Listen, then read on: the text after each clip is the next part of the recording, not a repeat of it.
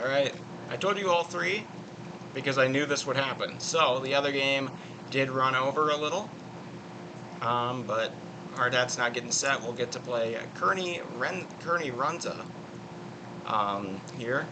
It seems like Nebraska always seems to have a sponsor on their name.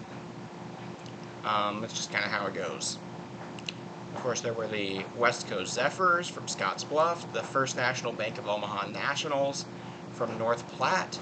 Lincoln Southwest was the Pinnacle Bank, Lincoln Southwest Silverhawks. So the three that we played from Nebraska all do that. This one does too. And so Kearney Runza.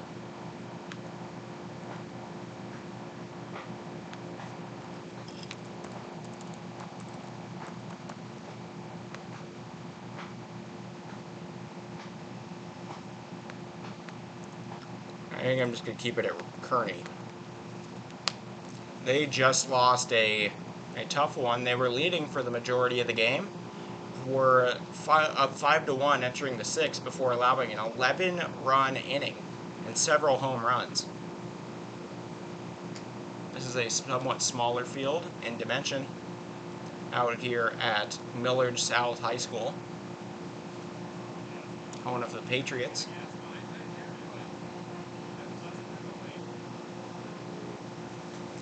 Hardhats have made the trip. It was only 3 hours from Yankton to here. We kind of split it up that way all night. Now you might notice in the bottom left of the scoreboard, this is the College World Series Legion Tournament. And we are in pool play. We'll be playing two of our games back-to-back against Kearney Runza and the Bryant Black Sox of Bryant, Arkansas. Hello, all of you. Glad to see you. First day here, we will be doing this tournament all the way to Sunday. Tomorrow we'll have a very early one, 9:30 Central, 8:30 Mountain. And then the boys get a little bit of a break. They might go to a College World Series game that night or day.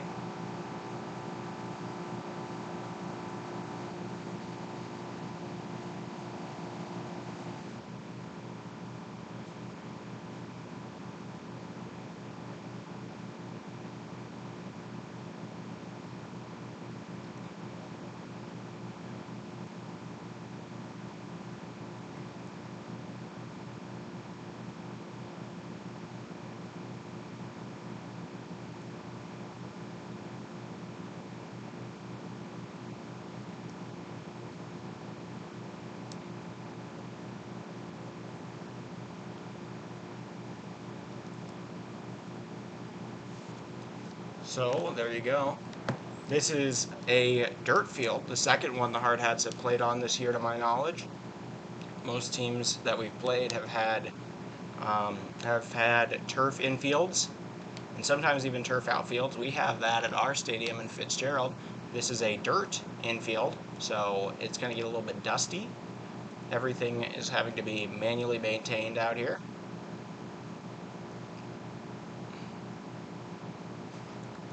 See the Hardhats warming up there and left. Hopefully we'll have lineups at some point soon. I believe a coin toss is in gear to see who gets the first thing. See who gets who's the home team between Kearney, Runza, and Post 22.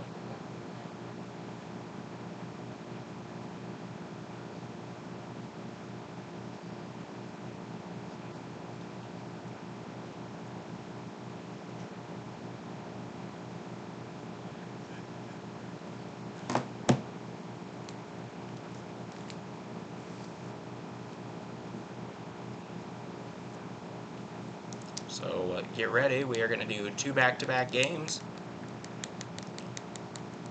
Like I said, Kearney Runza just lost here. I'm not entirely sure how the pool play works, so I'll pull it up and give it a shot. See if I can see it based on the screenshots I have.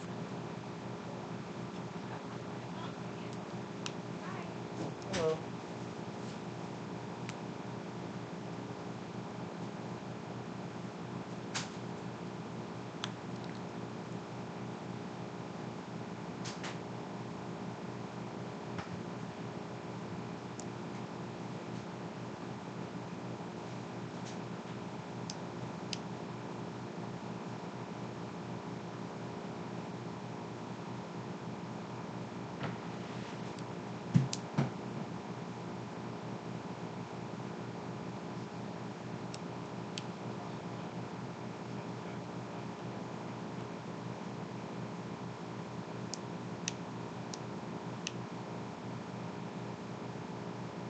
I'm not entirely sure the format, I'll be honest.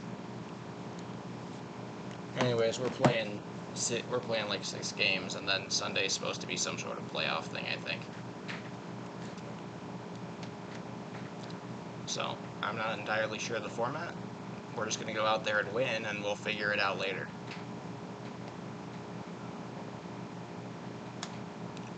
There is a courtesy runner in place. All games are 7 innings. Mercy rule is 8, leading by 8 or more after 5.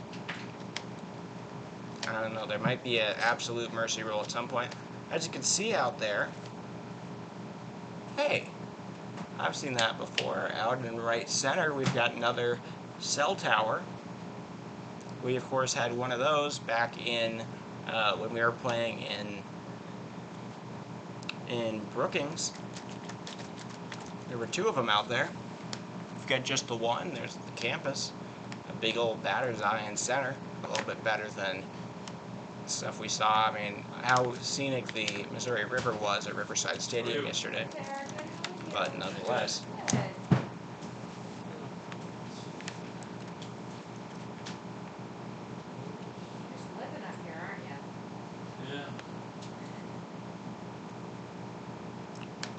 So yeah, Kearney Runza, getting set. I'm gonna keep on looking into all of this.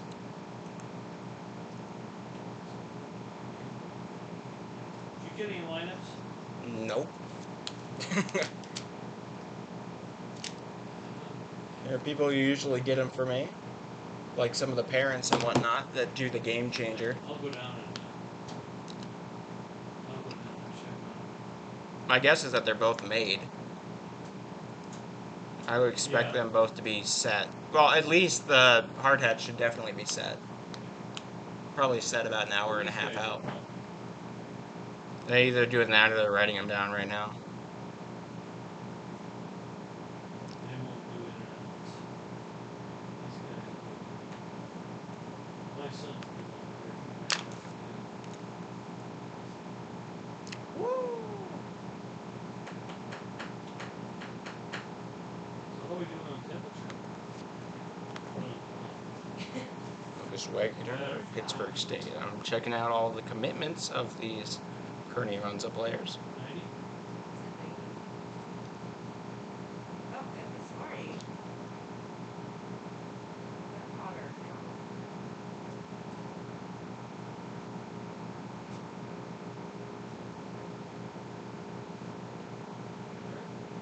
You are helping. Name. Jennifer Hart. Hard. Yep. I guess.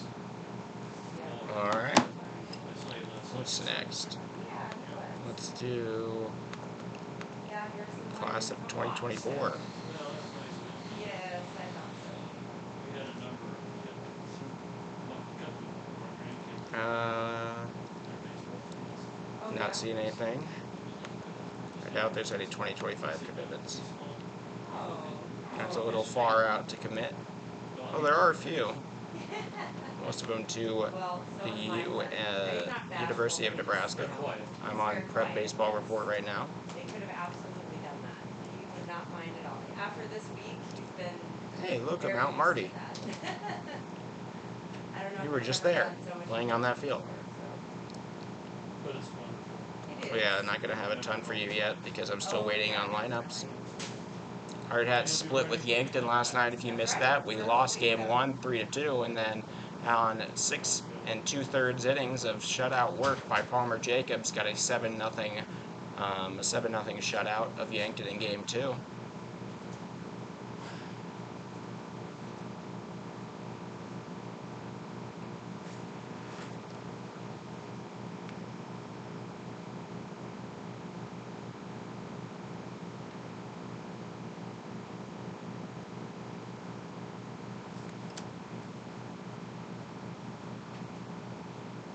Okay.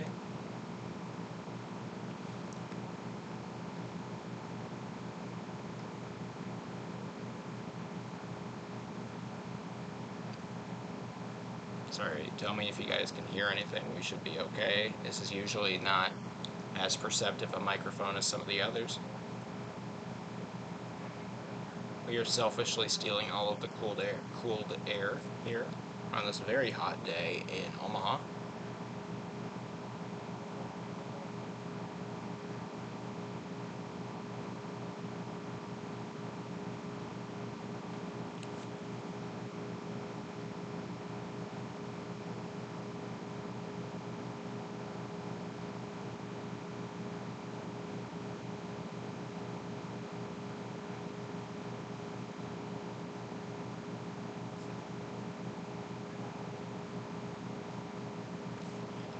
Okay.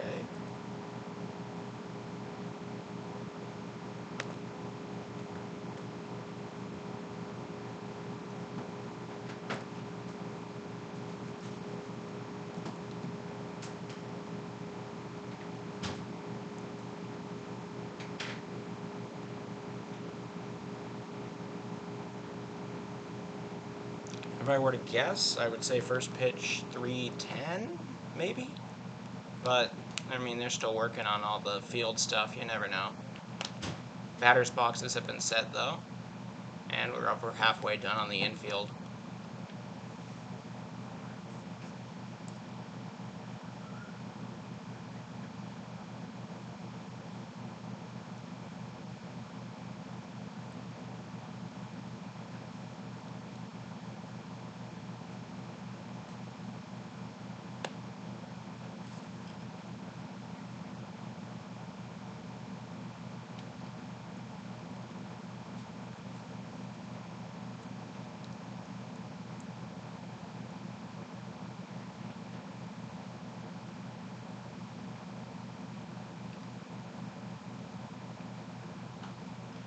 Mm-hmm.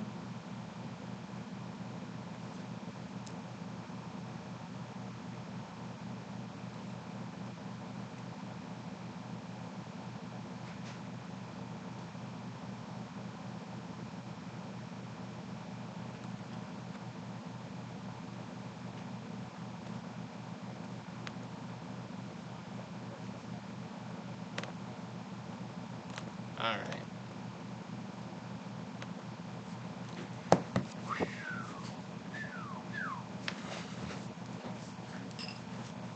Coach Torvey giving his old swing a test out there. Okay, audio all good. Nice to hear. Because I would like to stay warm. Or sorry, stay cool. I felt about staying warm last night, dear God. The ink didn't have the AC turned to 65, and it's very rare, but it was a little strong.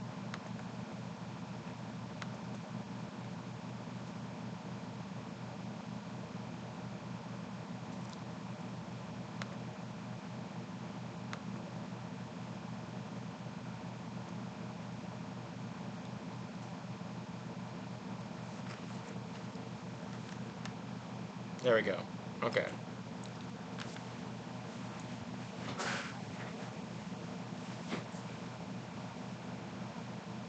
Got the Hardhats. It's maybe a little bit hard to show. I got really low.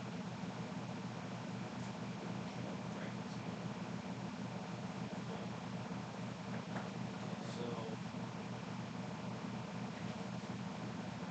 I don't know if they're the visitors. They have to do a coin toss, right? Yeah. Well, I'll put it down here. Oliver did it before. Yeah. Oh, you got it. Okay, that's easier than this. There we go. That's the real one. Thank you. I think he's getting the other ones. All right, that works. Okay, Thank you. McKnight, I appreciate it, Darren. Roberts. Yep. I'll stick around for you. Yeah.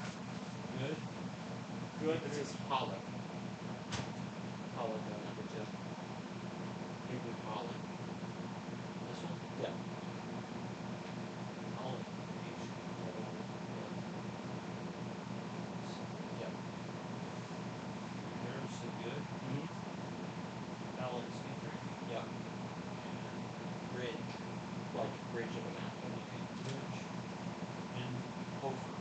In Hofer.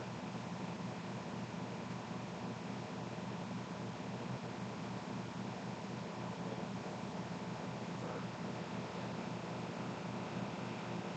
Aaron. Roach. Yep. Kate. Is it Crossway? Yep. Steve Farley. Farley.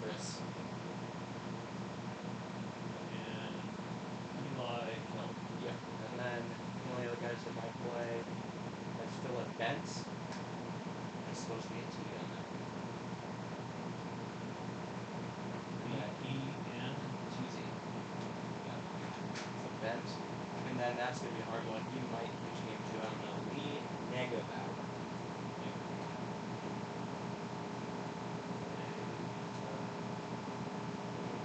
Dylan Marsh. Now he plays with Willis Lemmer. It's like almost as if there's 2 M's. Norman Jacobs. Declan Makeley. Yeah.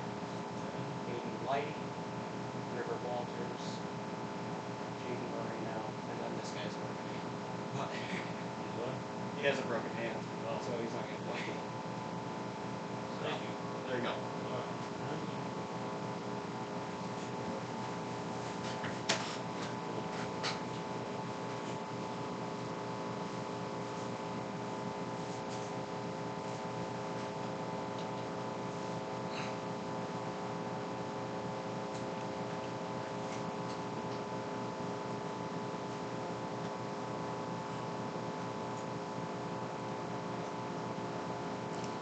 Hope you all are nice and ready for some afternoon baseball.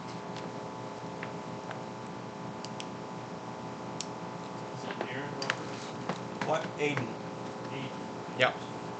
Yeah, I know handwriting's a little hard there. Alright. There we go. I still don't know which side of the, if we're home or away though, so. You said that's the home dugout? Usually that's.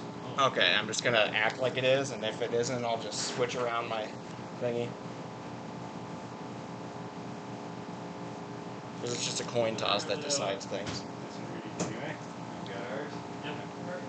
Thank you. Thanks, guys.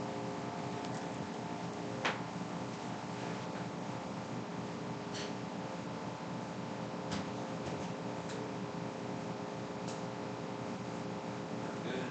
Alright. There you go.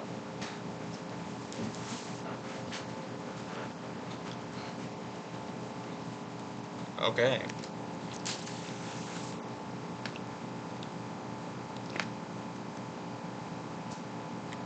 So now I've got all of our lineups. Good, good.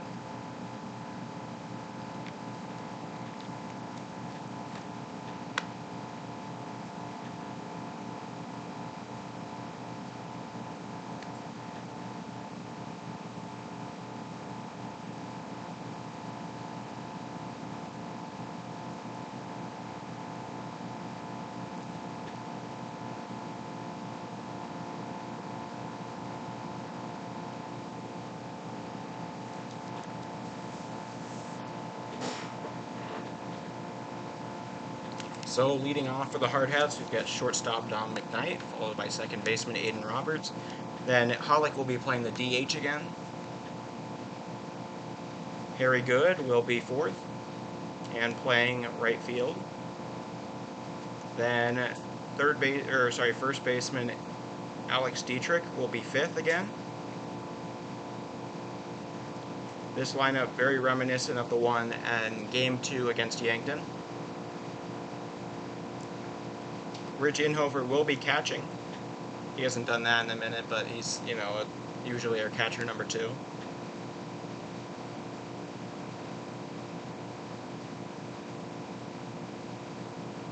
He also batted really well in Game 2 of the Yankton series last night.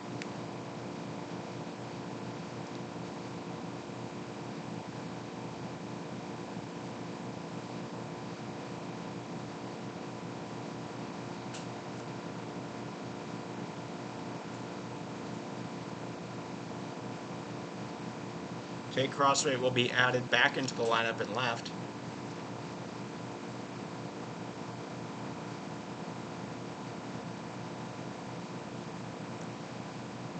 And Zeke Farley will be playing center again and batting ninth again.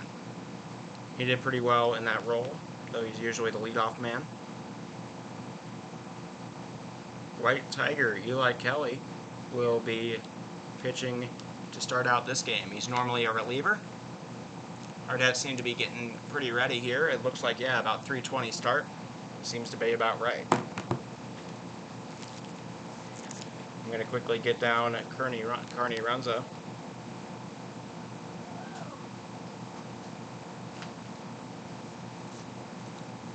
Oh no, they're just fielding balls now, so maybe 3:30.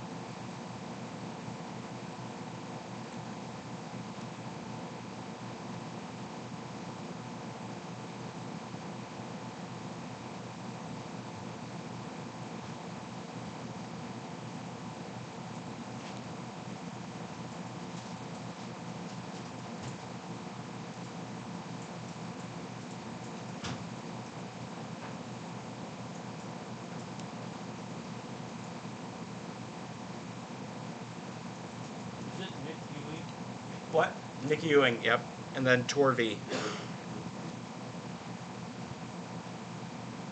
And who? Kelvin Torvey. Like there's an extra E on the end. Corby. Yeah, instead of Torv.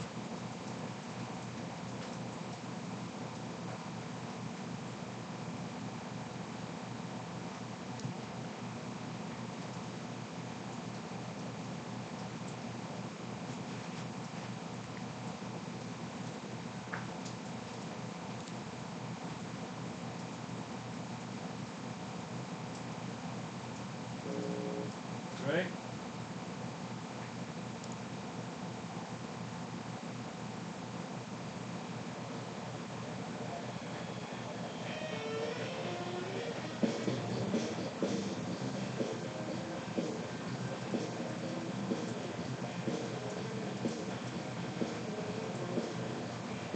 Oh yeah, these are easy names.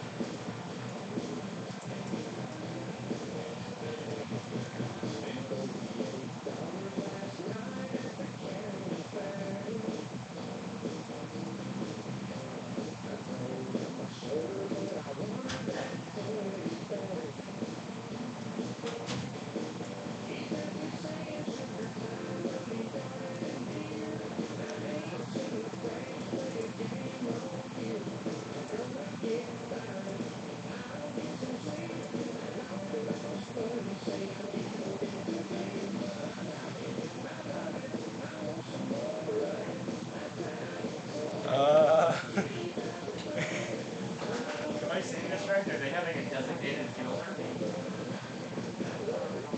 Aren't we have a designated fielder? We have both a DH and a pitcher in the lineup. We got a DH at 3 or 4, a pitcher at 5. Well, they're going to DH for the third base.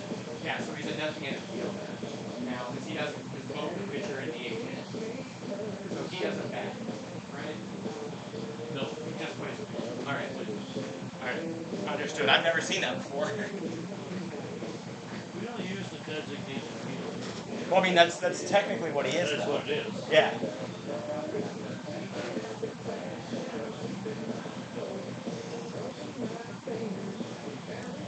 Okay.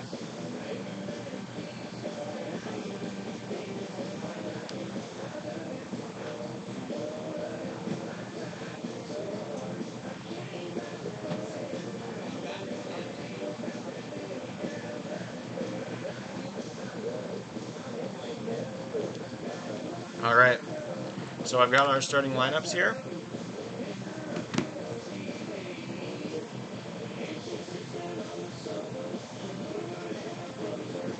So let me get their record real quick. I did take screenshots of that.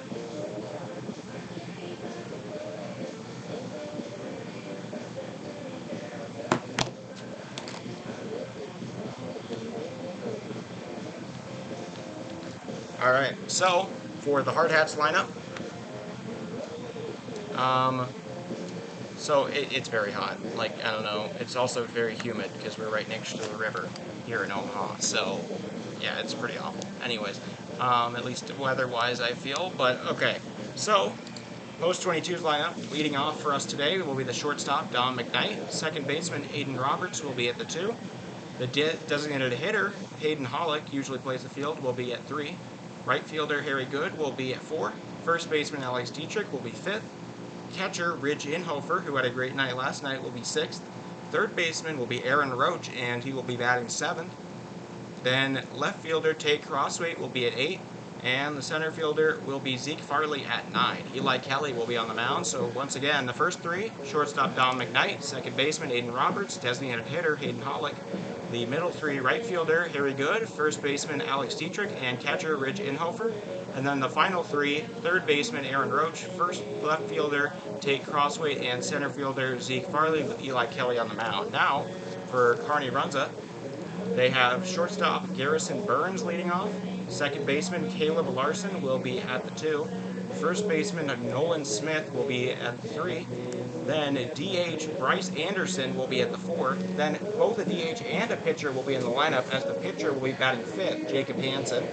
Then right fielder Jace Blattner will be at 6.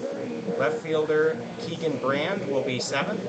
Center fielder Quinn Foster will be 8. And catcher Rhett Mundorf will be at 9. The designated fielder, because he isn't actually hitting and only batting, he isn't actually hitting, he's only fielding, will be Brody Arnold playing third base. Jacob Hansen will be pitching. So their first three will be shortstop Garrison Burns, second baseman Caleb Larson, and first baseman Nolan Smith. Their middle three, designated hitter Bryce Anderson, pitcher Jacob Hansen, and right fielder Jace Blattner. And then the final three, left fielder Keegan Brand, center fielder Quinn Foster, and catcher Rhett Mundorf, with the designated fielder being the third baseman Brody Arnold. There you go. Kearney Runza comes into this game 11-10. Hardhats come in at 26-16.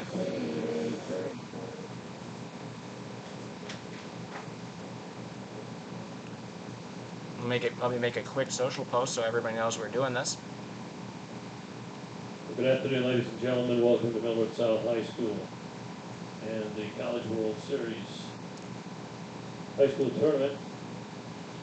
And our site, game 3 this afternoon, features the Kearney Runza team out of Kearney, Nebraska. Post 22, the Hardhats out of Rapid City, South Dakota. Here's the starting lineups here for the visitors on the scoreboard, Kearney Runza.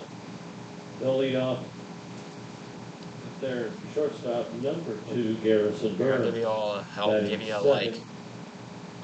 Second baseman, number 5, Caleb Larson. In the third spot, the first baseman, number 11, Nolan Smith. Batting 4th, designated hitter, number 17, Bryce Anderson. In the fifth spot, the pitcher, number 13, Jacob Hansen. Batting 6th, in right field, number 9, Jace Blattner. Batting 7th, left field, number 10, Keegan Brand. All right, my lovely mother Siobhan has met us here. We have family. The Fells originally from Omaha. They're stationed out here. My dad is from this region. He graduated from Creighton Prep, I believe, in the class of 89? 90. So the class of 90 at Creighton Prep. And that's actually one of the host locations in this tournament. We will not be playing there. That is the lone host location we are not going to be playing at. Well, I don't know what happens on Sunday. I have no clue how this thing is going to work that wise. But it looks like it's going to be this. They might have just done a coin toss right now. They're definitely exchanging the information here. So pretty much the same lineup as last night, except because Gridge Inhofer is catching instead of Philip Bentz. That means that Inhofer can't play center, which means that Zeke has to play center, and that means that Tate Crossway has to play left. So that's what that is. Farley's going to stay at that 9-hole spot. He batted leadoff for most of this year, but he is going to be staying at that 9-hole. He did pretty good out of that situation last time. I don't know what Coach Torvey wants. And then Dom McKnight does substantially better with nobody on the base paths, where he can bunt single freely. When he does that, it works out pretty well. So I understand doing that. And we're moving back to, I believe, real starters starting games. I believe we're going to do that a lot this tourney. We used to have relievers opening and then starters filling in. We did Palmer Jacobs for 6 2/3 innings last game. And then Eli Kelly is somewhat of a reliever, but he has not been the opener in any game so far. And so there you go. We are all excited here and set. Out comes the Hardhats. I can't help but notice Dom McKnight with a little bit of a tucked-in shoulder there. Some extra arm being shown. Eli Kelly, White Tiger, going to come out to pitch. He has the lowest ERA on the team. For the Hardhats on the field. He's normally the long reliever, but he will open up this game and at least pitch a bit. He is starting pitcher quality and does pitch starting pitcher quantity as well. He just usually backs up when somebody, when they really need to get out of a jam or something. He's a pitch to contact, soft contact kind of guy. He's a zone filler, so that means he throws a lot of ones that just kind of miss barrels but force soft contact, so he doesn't usually use up a lot of pitches in his starts. So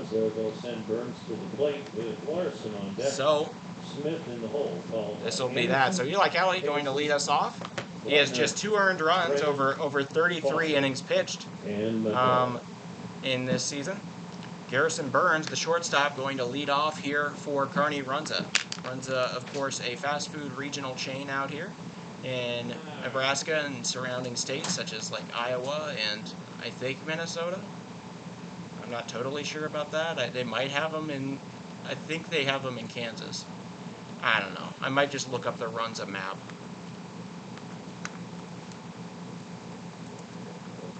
Anyways, they're not in Rapid City is all I can say, but they are a Midwest staple. So, there is Runza's more or less just in Nebraska. There are 2 or 3 in Iowa. There is 1 in Kansas. There is 1 in Colorado Springs, which is news to me. And then there are 3 in western Nebraska over by nearish to Cheyenne. All right, strike 1 given there for Eli Kelly. He's going to start us off with a strike. That's always a good thing. He does throw mostly strikes, very few balls. He's a zone filler, like I said. Oh, somebody's setup of a camera and shadow just fell apart as that one is fouled off of the netting. Kearney Runza. Well, every team out here in Nebraska seems to have a single sponsor. We know the West Coast Zephyrs from Scotts Bluff, the First National Bank of that one grounded up the line and foul. Just barely. Roach able to handle it. This Hardhat team has been playing tremendous defense lately. They have allowed just 1 error over the last 4 games, and they allowed none in Yankton. So they played a perfect defensive game the last 2 games they played. The only error in that 4-game stretch coming out of Palmer Jacobs' pop-up against West Fargo. So their defense has really improved since Brandon Valley, which was a 4-error affair. That curveball misses a little high, make it 1-2.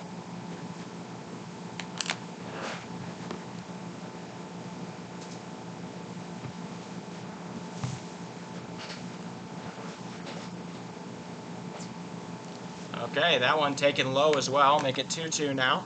Eli Kelly coming out. He has not pitched since that Brandon Valley series. Wait. No, he pitched. Did he pitch? I think he might have pitched a little against the Stars. That one taken high. They say he's safe. There was a little bit of a swing there, but nothing enough to register a strike.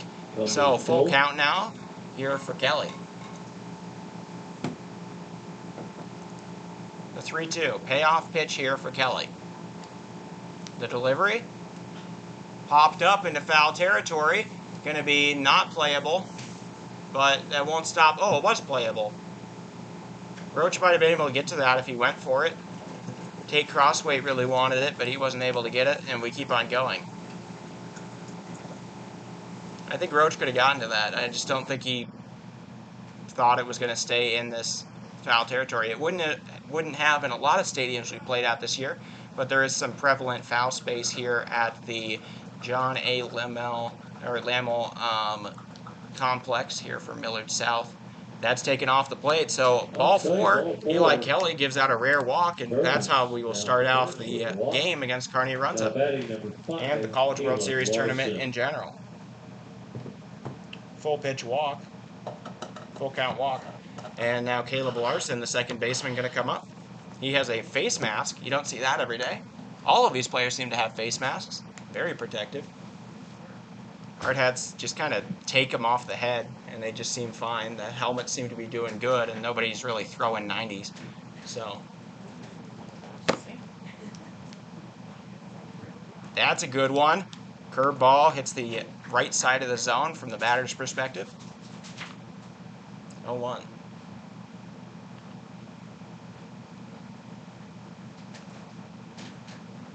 Kelly, a senior. That one skied up into shallow left. Dom McKnight going to be called off of it. Crossweight makes the out, so first out recorded here. Fly out to left. Larson flies out to left field for the first out of the inning. Nolan Smith, the second baseman, going to, or the first baseman going to come up. Nolan Smith, you're right. Nolan Smith, the first baseman, going to be the third hitter.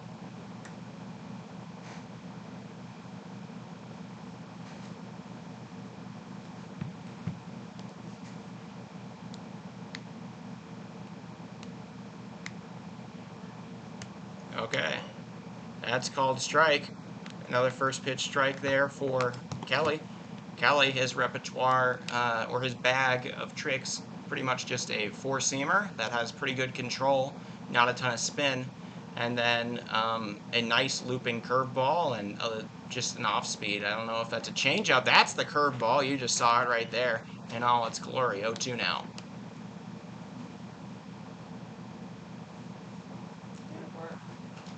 All right, 0-2 here for Kelly. Got the man on first. Inhofer, probably the second strongest arm out of our catchers. That'll be a foul ball. Though he can catch guys, he doesn't do it quite as often as Philip Bentz, but don't tell Runza. He's still a very good catcher defensively. He plays center field too, so you don't see a lot of catcher center field types. He played center in that game against Yankton. Runner goes. He will reach. The ball kind of not properly handled there by Inhofer. That'll be ball one. So a stolen base from Burns. So that's the first stolen base in this here. Now Nolan Smith faces the 1-2 here for Eli Kelly.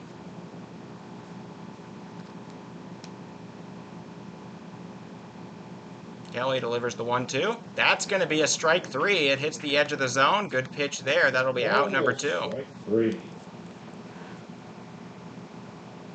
Loading up number 17, Bryce Anderson. Bryce Anderson, the DH, going to come up.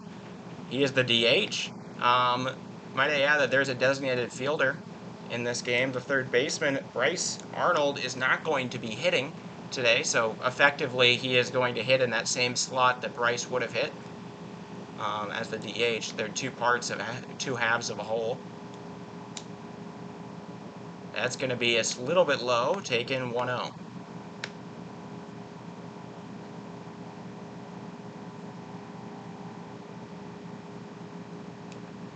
Anderson here, wearing that 17 number, so does Kelly. He also comes in as a left-hander. Should have a slight advantage against Kelly.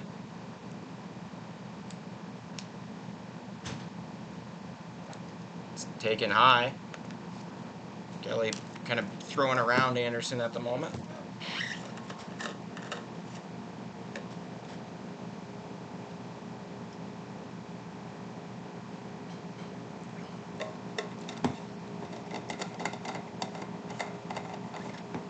All right, the DH now looking at a 2-0 to Kelly.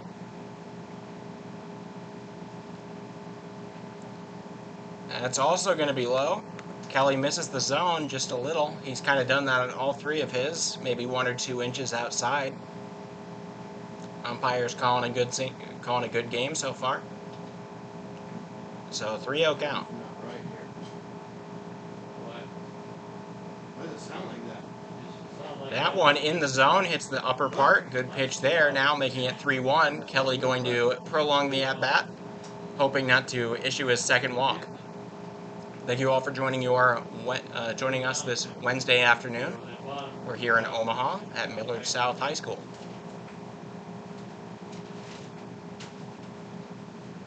That one is skied into right center. Good, wants it, he gets it, and that'll be out number 3. So the Hardhats allow one man on base, nobody scores, and nobody hits. So to recap that inning, to recap the top of the first, Kearney Runza goes no hits, no runs, no earned runs, no errors, 1 man left on base. It remains 0-0. Going into the bottom of the second, Hardhats will get their first, or bottom of the first, Hardhats will get their first turn at the hitting side of things. Leading off will be Dom McKnight, or as he likes to be called, Slick Ick. He's a pretty good defensive shortstop and a very good contact hitter. His bunting among the best out of anybody I've seen. I believe he hits somewhere near 620 with that bunt, if I were to guess. He's really good at getting bunt singles. He's a fast guy. He always puts the bunt down the third base line, and it just usually sits there in between. The best thing about his bunts are it gets to a place where the catcher and pitcher don't know who's getting it, and that's just enough time of hesitation he can get there. Or the third baseman and the pitcher, or the catcher and the third baseman, whatever. He hits it right in between guys, and nobody calls for it, and he usually reaches base via that. Bryant is in left, Foster in center, and Blattner is in right. Who's Wagner? Hanson on mound behind the dish. All right. Is Mondor. So, Nick Ewing gonna walk over to first, Torvey over to third. Our great coaches. McKnight gonna go up to Aiden Roberts. They're gonna just talk a little, get ready. The pitcher here for Kearney Runza is Jacob Hansen. He's also the 5-hole hitter, which tells me he sometimes plays the field, if I were to guess. Anyways, Hansen going to pitch here. This is the second game of the day for Kearney. This is the Hardhats first. They will play their second game right after this against Bryant Black Sox of Bryant, Arkansas. Taken off the plate, 1-0.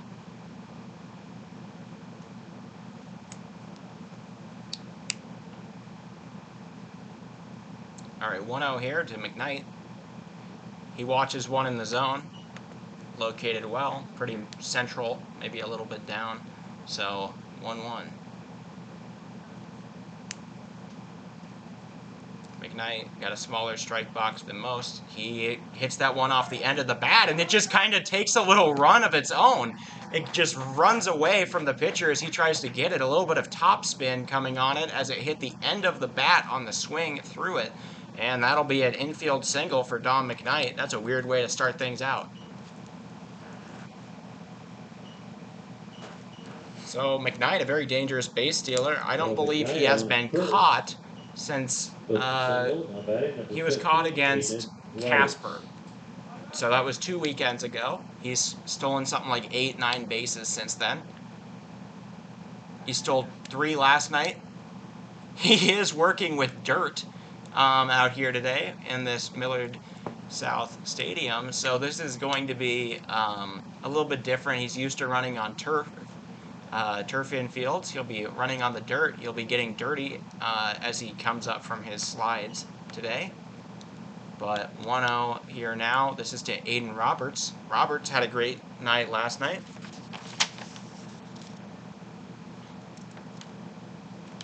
Roberts went 2 for 3 in the second game and 1 for 3 in the first. So now Dom takes off. He will be safe. Throw doesn't get to the second baseman, so a stolen base right back at Kearney. He evened the score there. Gets over to second. Don't be entirely shocked if he heads for third. He did steal both second and third last night in Yankton. So now Aiden Roberts looking at a 1-1. He took the strike there to allow Dom to get over to second. The shortstop really kind of wanted a throwback there, a pickoff attempt. There goes Roberts. He puts it right over into the gap, and that's a way high throw. McKnight going to come around to score. Now Roberts headed for 2. He's getting the signal to run all the way to 3, and he will hold up there. So an error on the pitcher trying to make the throw to first will allow Aiden Roberts to get over to third, and the Hardhats score their first run of the game there. A real disaster there for Kearney. Puts the Hardhats on the board. Still no outs in this game. McKnight from first, Comes around So a and successful scores. bunt single turns Now into batting 3 number bases on 28, the error. Pollock. So Roberts will not get the RBI because the error brought in Don McKnight, but nonetheless, Hardhats take the lead. Now Hayden Hollick takes one off the plate there, looking at a 1-0. Hollick, Mr. RBI, he leads the team in RBIs. He had 8 in a single day against Fargo Post 400 last weekend. And he'll take a strike there on the edge of the plate. Good pitch. Hansen trying to cool himself off and get his first out. A pair of bunts have, a bunt and a really weird top spinny runaway hit. Kind of ran away like a mouse in a cartoon. Just sort of moving those legs and just barely taking off. So 1-1. Pollock bounces that one back. So 1-2 here. Yes. Pollock normally plays the field, but I think Coach Torvey said, well, for Game 2 at Yankton last night, we hit really well, and Pollock was a DH, and we didn't make an error, so why mess with something that's working? So 1-2 here. Pollock watches one. That hit the edge of the plate. Good pitch there from Hansen. Will get his first out. Pollock down looking for the first out of the inning. This umpire has not missed a call, in my opinion, so far today. I think he's been very good so far. We'll see if that can hold up, but always good to see an ump that's calling a good zone. He also is not noticeably hanging behind the catcher on any side. I've noticed that when umpires hang over the left shoulder of the catcher, that right side of the plate gets elongated a little. So 1-0 now. This is Harry Good.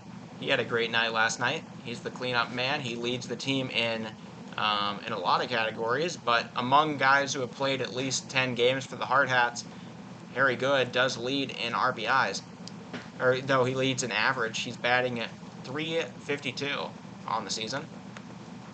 He's headed to a junior college in Sterling, Colorado after this, with hopes to go D1, I bet. So he'll take ball 2. So 2-1 now to Good. The cleanup man trying to bring home the speedy Roberts. He can probably do so with a strong hit ball to the outfield. Taken low. There will also be an extra... Those balls will start getting gritted up as they hit the real dirt here, as opposed to the turf, which kind of, I don't know, you get a little bit of skid and it's not that bad. Very few replacement balls on turf, but out here on the real mound, it does change things. So 3-1 now. That's going to be called strike. Oh, come on, get it back, Harry. He was a little premature on that. That one hit the edge of the zone, and that'll be full count now. So 3-2-1 to Harry Good. He makes sure that his bat is okay. He did throw it back there. So payoff pitch now for Hansen. Jacob Hansen delivers. He gets him swinging, so that'll be strike 3. Harry Good thought he had to walk. He comes away empty-handed, and that'll be out number 2. So Hansen strikes out 2 in a row. And Alex Dietrich going to come on up. He wants to bring home that extra run over there. Hardhats only got 1 in the first of their game against Yankton in Game 1. Then they got 1 in the second, and then their bats went quiet for a lot of innings, eventually leading to a 3-2 loss. So they've got to make sure they keep their foot on the pedal against every team that they've faced this year.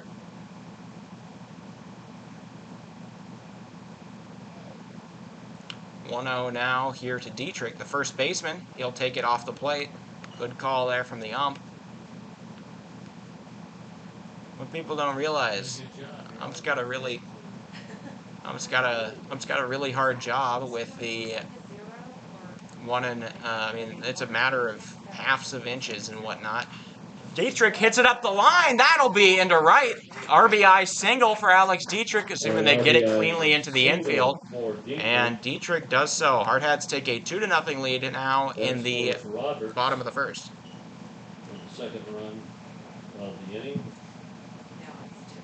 Now I see it's 2. That's So hard to read. So, Ridge Inhofer gonna come on up. He only played one game in Yankton last night, but he went 2 for 3 with 3 RBIs and a walk. So I think he did pretty well. I think that's a pretty fair assessment. 2 for 3 with 3 RBIs. He made the Instagram. He made all of it. So there you go. If you haven't seen that, we have Yankton highlights up. That gets away from the catcher. And running over to second will be Alex Dietrich. He advances on the wild pitch. Dietrich did legitimately steal a base in a double steal with Harry Good in Game 1 against Yankton last night. Ridge Inhofer was called upon to play center in that Game 2, that 7-0 win against Yankton. He does that sometimes. Taken, called strike right at the knees. Good one there for Hansen, makes it 2-1.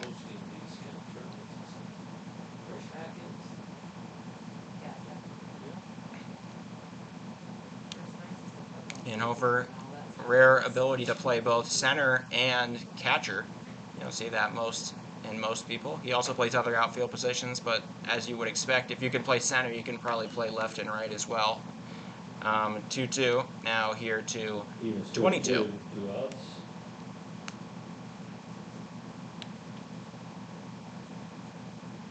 Alright, the 2-2 count. 2-2-2 with 22 at the bat. Hardhats have scored 2.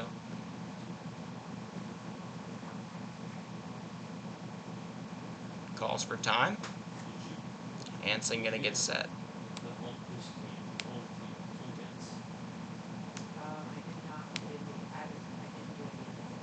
He drives one into right. Will it get down?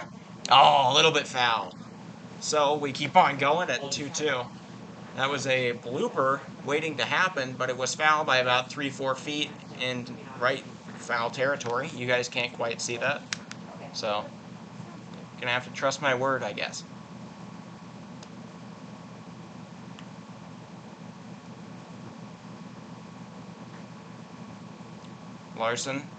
Hansen takes a little bit of a break, takes a deep breath, gonna get back to his at-bat here. Does not want to allow more than 2.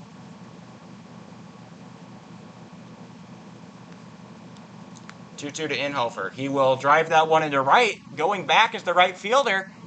He makes the grab. So out number 3 recorded. End of the first inning. Hardhats able to cash in on 2 runs, and they enter the top of the second, leading 2-0. Recap that inning. Hardhats get 3 hits. So 3 hits, 2 runs. Neither of them earned. There was that one error on the pitcher. You guys know my opinions on pitcher errors. And 1 man was left on base. If you aren't familiar, I believe that if you yourself, the pitcher, make the error, those should still be earned to the pitcher because it was still on you. That's my opinion on all of that. But I don't know, scorebook keeping has been around since before the automobile, so I can't exactly say that. I can't exactly try to uproot the tradition. Hardhats are going to come out for their Eli Kelly going to come out for his second inning of work. He allowed just the 1 man on that leadoff full count walk to Garrison Burns. The 5-hole hitter and pitcher, Jacob Hansen, going to try to help his own case here and lead off this inning.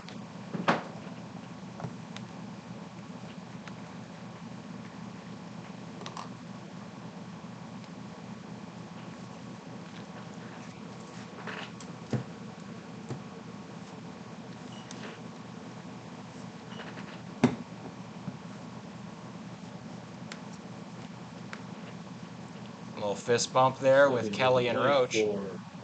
He scratches his back. It was a little bit itchy, apparently. And so the pitcher, Hansen, going to come up wearing his face mask. 15 yards if you grab on that one.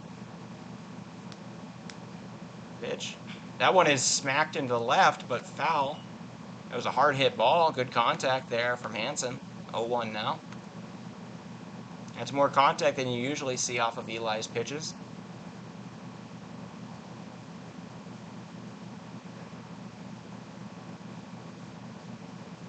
0-1 now.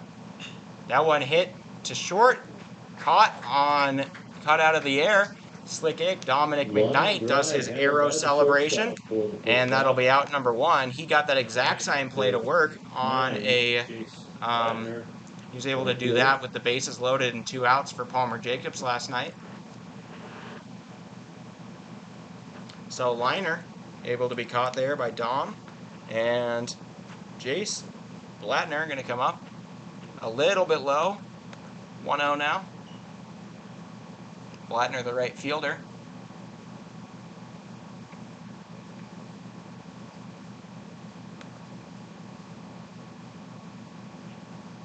And it'll be down and away, make it 2-0 now.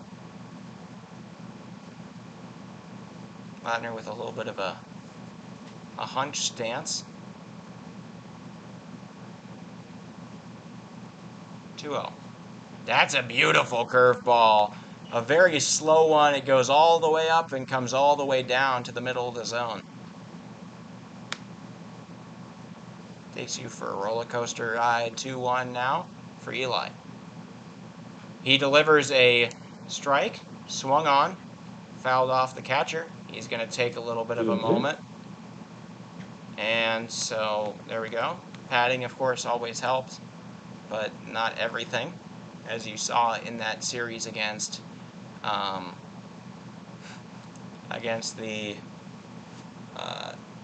Pier Post 8 in their series 2 weekends ago. The 2-2. Swing and a miss! Eli Kelly gets him on the breaking ball. Out number 2 recorded. That is Eli's second strikeout of the game. Puts 2 outs on the board. Keegan Brand going to come up. Keegan Brand, the left fielder, is going to come up to bat now. Eli Kelly has not allowed a hit so far. He's gone through the majority of the order now. That one is popped into right. Good wants it. Out number 3 made. You can see all of the guys start to run off the field as Harrison Good closes in. They all trust him to make the out. And so end of the top of the second. 1-2-3 inning. So 1-2-3 inning. No hits, no runs, no earned runs, no errors, nobody left on base. It remains 2-0. Hardhats looking to build on their lead in the second. Aaron Roach will lead us off.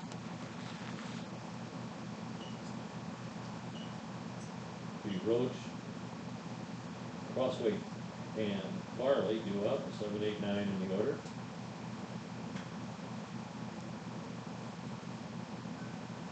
So Aaron Roach currently batting .300 with a .410 OBP. He started out the year really hot, cooled off a little since then.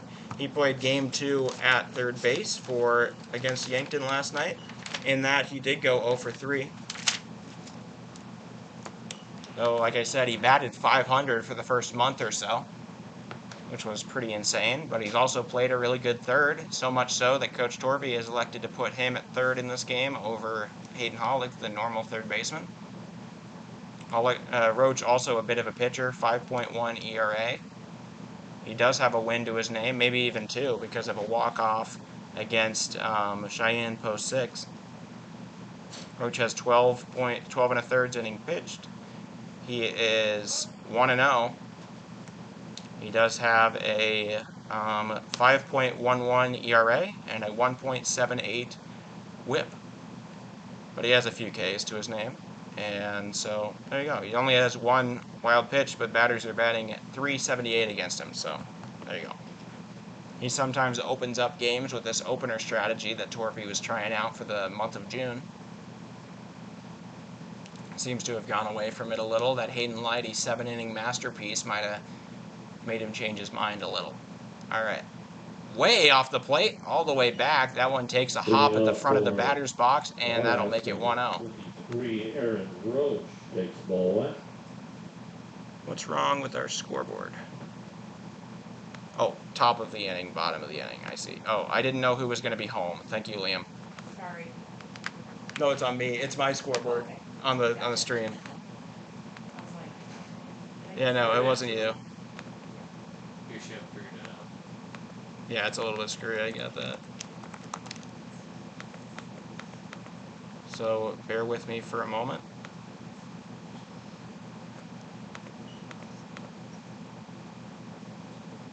Make it 2-0. 2 balls, 1 strike.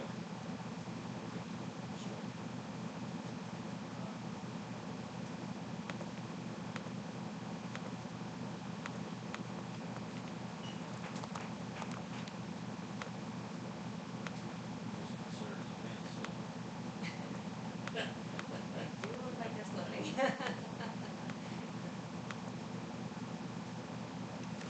All right, there you go. So ball 3 issued by Hansen. So 3-0 now, or 3-2 now to Roach. Full count. We've got that. Thank you, Eli, or thank you, Liam, for giving me that. So it should be all corrected now. And Roach fouls that one off. We can stay at the full count.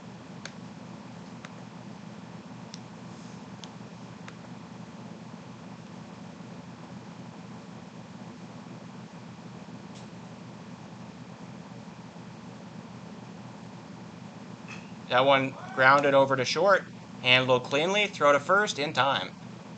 So just about able to keep his foot on the bag there is the first baseman for Kearney. That is Nolan Smith.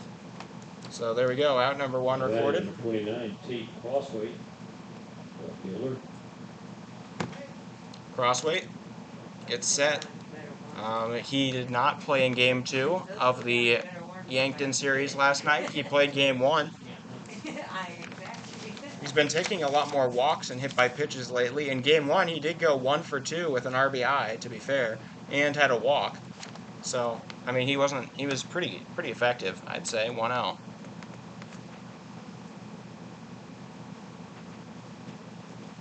That was also a flawless defensive lineup he was in Game 1 of that Yankton series. Didn't allow an error in either game. He drives one up the middle. Second baseman gets it, makes sure it's in his glove, throws to first in time. He seemed to be a little bit questioning as to whether or not he actually caught that. But he looks down, he sees a white sphere, and he says, good enough. So, out number 2. Second baseman, 4-3 in the scorebook. 2 outs. Now batting number 28, Zeke Farley. Up comes Zeke, the normal leadoff man for the Hardhats, All-State last year in South Dakota. And he will come on up. He's a great walker. He's the great guy to start off and get a base runner in this inning.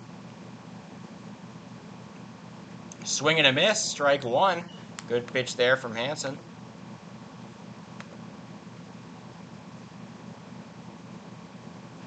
Farley out of the 9-hole last night. Went 0 for 2 with a walk and a run. So 1-1 now, he'll take a ball.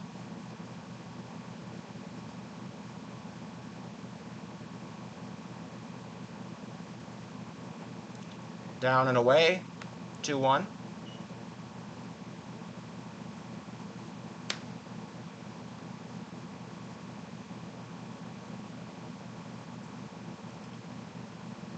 Takes one in the dirt. Now a 3-1. Now I say in the dirt and it's real. It's usually in the pellets or whatever you would call it. 3-1. In the rubber. In the tires, whatever you're going to say there. All right, 3-1.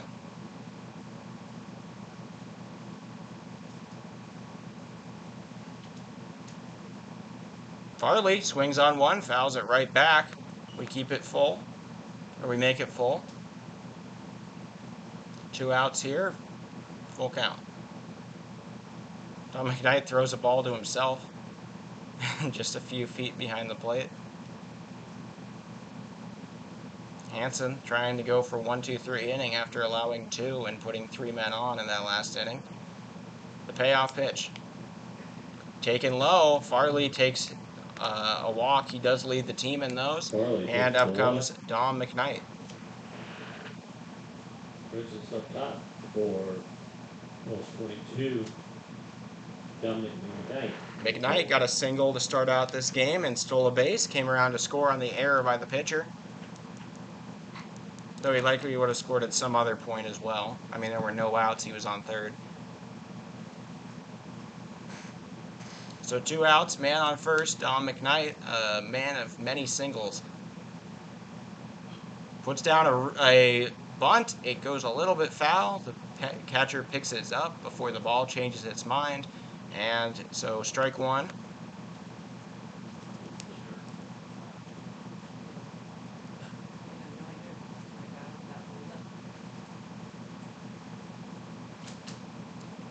McKnight, he can swing and get hits. He's really good at getting bloopers or finding a way through the gap. But, yeah, there you are. So 0-1 now for McKnight. Ooh, that'll take one off the arm. Hit by pitch. Put a man on first and second. Aiden Roberts comes up. He reached on a bunt single his last time up. And came around to score on the single by Alex Dietrich. So for the second time, Dom reaches base. Both of those players, Zeke Farley and Dom McKnight, two of the best base stealers on this entire team. Farley leads the team in stolen bases. I believe he's at 30 now. McKnight played fewer games than him. That one grounded over. Shortstop gets it. Throw to second in time, so that will end the inning. Hardhats were able to get two aboard, though. So after 2 innings, the Hardhats still lead 2-0. They'll hand it back over to Eli Kelly for the third. To recap that inning, Hardhats got no hits, no runs, no earned runs. There were no errors. 2 men were left on base, and it remains 2-0.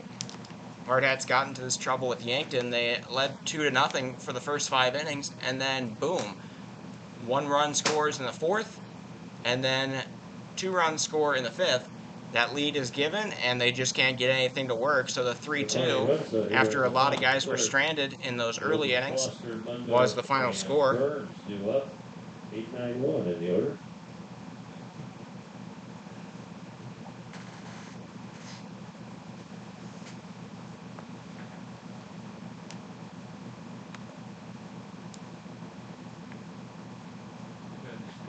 Kelly going to come back out. He has just allowed the 1 base runner on the game and has a surprising amount of Ks. He's up to 2 Ks in 2 innings. That's more than normal. Like I said, usually just a soft contact pitcher.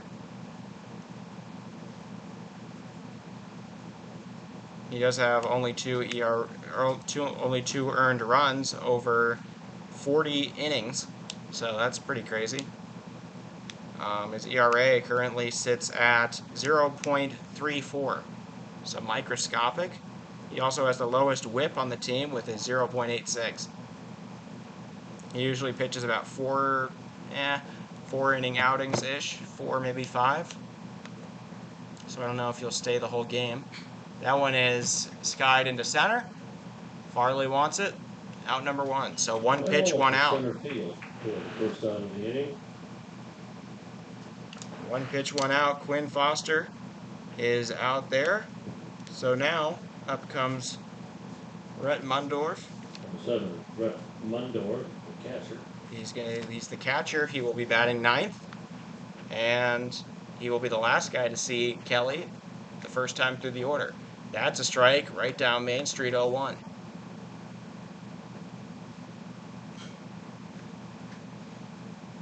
There's a little bit of wind heading from first base to third base. That's a strike 2, bottom of the zone. Well framed by Ridge as well, but it was a strike nonetheless. 0-2.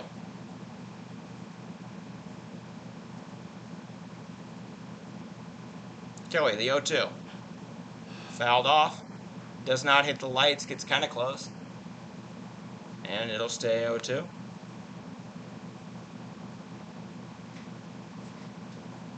Mundorf looking to get the first hit of the day for Kearney Runza. Breaking ball, popped into foul territory and out of play. So, back to 0-2 again.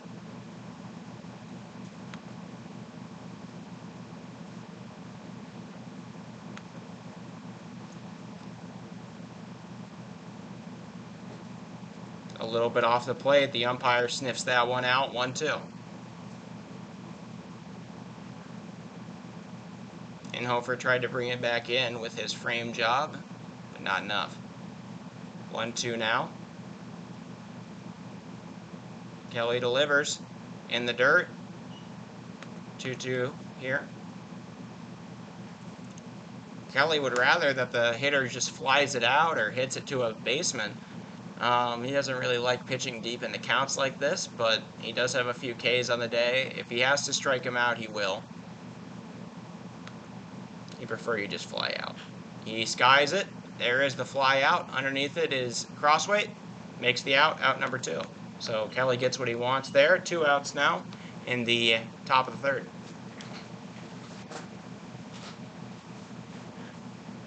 Lindor flies out to left field for the second out of the inning. Brings us up top, number 2, Garrison Burns to the plate. So, the only man to reach base so far for the Hardhats, Harrison Burns, going to. That's a beautiful curveball. Bloops its way in on the looper. And so Burns, the only man to reach a base so far on Kelly. He got a walk on a full count to start off this game. Kelly not taking any chances. First pitch strike. Second pitch is driven into left, and it will get down. So that'll be the first hit for Kearney Runza today. A single from Burns. And maybe that'll inspire something here. Now batting number 5, Caleb Larson. Maybe that will inspire a little bit of confidence in this Kearney Runza lineup as Eli Kelly goes for the second time through the order.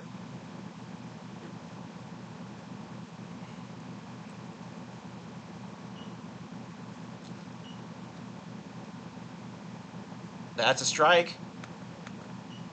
Watch out for Burns. Burns did steal second when he reached first on the walk earlier today.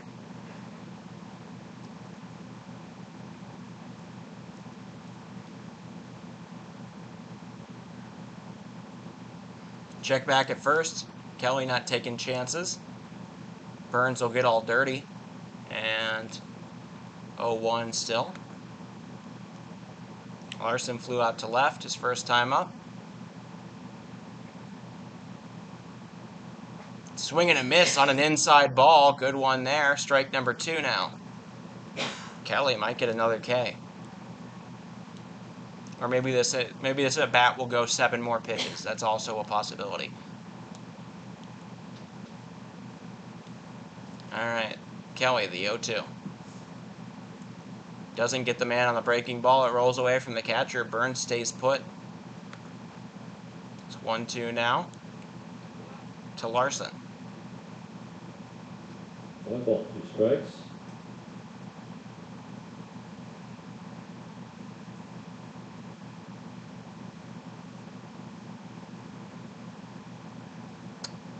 Pick off, not successful. Kelly sending a message.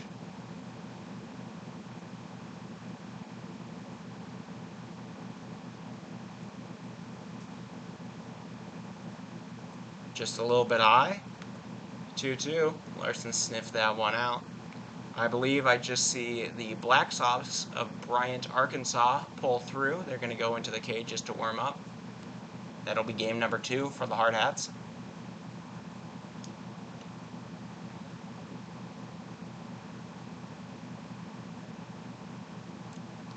Just a little bit low. Count runs full. Larson all of a sudden a little bit scared to take any swings.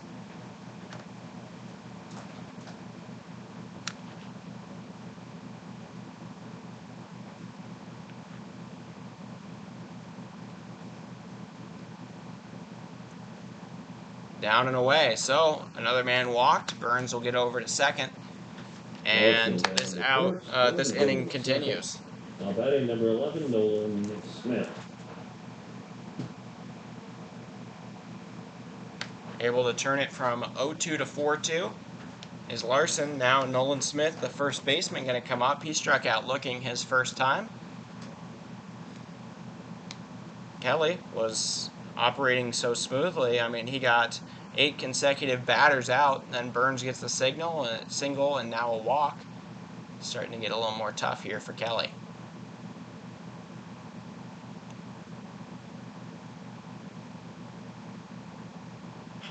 grounded across the third base line and foul. The runners will have to return. And that'll be 0-1 now.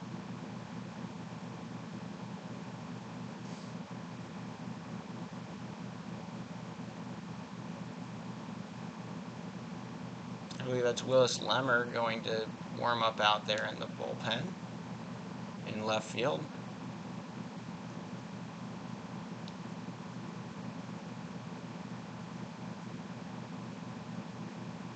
Throw off the plate. 1-1 now. Seems that the game plan has gotten out here for this team. Seems like Kearney Runza has decided that, well, whenever we swing, we get out. So maybe we just make him throw more strikes at us and we only foul him off. Could be an effective strategy for a soft contact pitcher like Kelly. But he will fill that zone. That's a swing and a miss on the one in the lower area there. So 1-2 now here to Nolan Smith. Smith was one of the strikeout victims earlier in this game.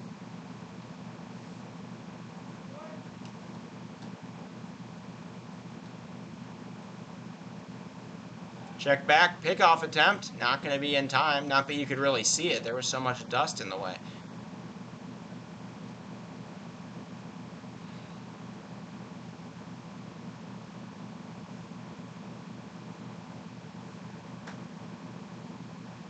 That one right down the middle, fouled out of play.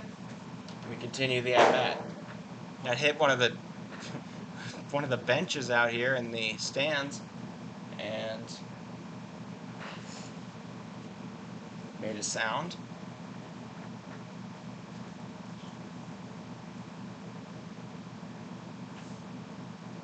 One, two. Kelly gives him a breaking ball that would have landed in. Smith able to foul it off.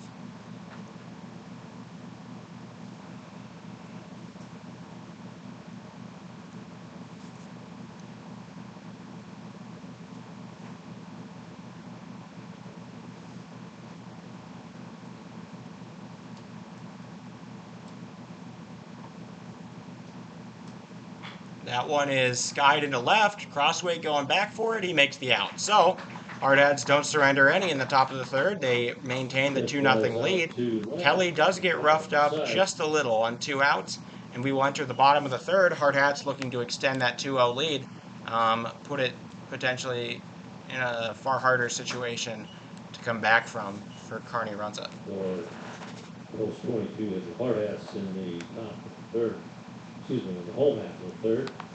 It'll be Hollick, Good, so, and to recap the top of the third, Kearney got 1 hit. They scored no runs, no errors, no earned runs. 2 men were left on base. It remains 0. Remains 2-0 here for the Hardhats. Coming up to start off the third inning, he seems to always be leading off innings nowadays, which is kind of weird because he's, the RBI man, Hayden Hollick.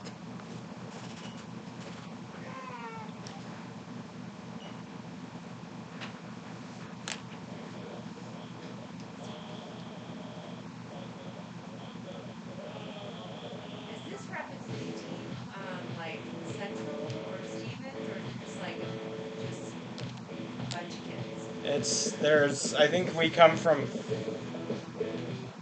I think we're only 3 schools. I think we're 4, because we're St. Thomas More, the Catholic one. Then we are Stevens, and then what's the Cobblers? Is that Central? I can't remember which one that is. I'm not sure. And then I think there's one more we're allowed to have, but we don't use it because they don't. I think that's correct. I think it's Rapid City Christian, but we don't have it. I think we might, if we have one guy, we have one guy from there. Gotcha. So they just try out and play? Oh yeah, and we've got a youth system. Yeah, okay. And whatnot. So yeah, it's there's a few high schools, and there is another one in Rapid City, the Rapid City 320 Stars. Oh, okay. So it's split between. No, that's different. So it's split between those two, where we share the same turf. Oh, okay, gotcha. All right, Hayden Hollick will lead us off in the bottom of the third. That's going to be a little bit high. He'll take it for ball 1.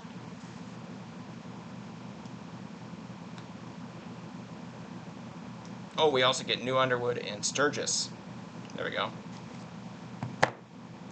That's going to be a little bit high. Taken for a ball.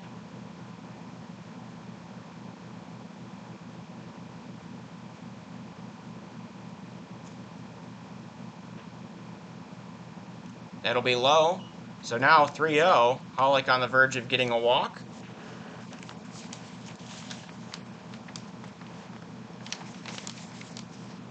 He got a walk against Yankton and proceeded to come all the way around with the help of a sac bunt and a double by Harry Good. So first strike given there from Hansen, so he'll have to wait on the walk if he plans on getting it.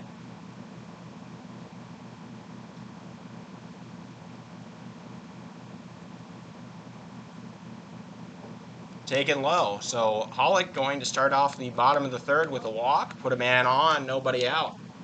And coming up now is Harry Good, the cleanup man. Brings up the right fielder, number 14, Harrison Good.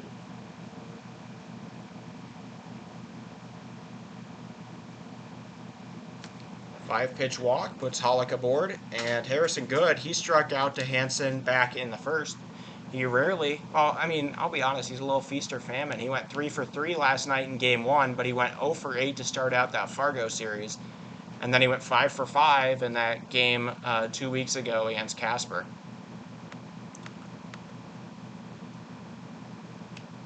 He's one of the best hitters on this team, though, if not the best, so 1-0. Taken inside, it will not hit him. It misses him just barely. You could probably feel a little bit of a breeze coming off that ball. 2-0 now for Good. Hansen not locating tremendously well.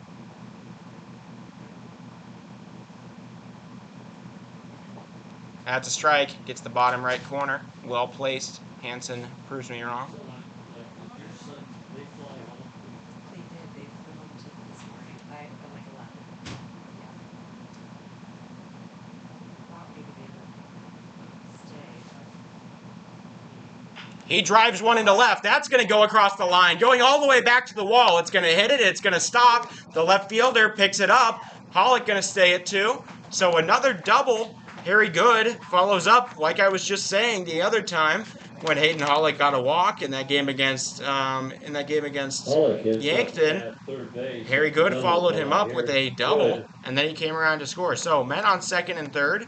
Still nobody out on the double, Harry Good. Now Alex Dietrich going to come up. He's 1 for 1 and already has an RBI in this game. He could add 2 to his collection if he does something here.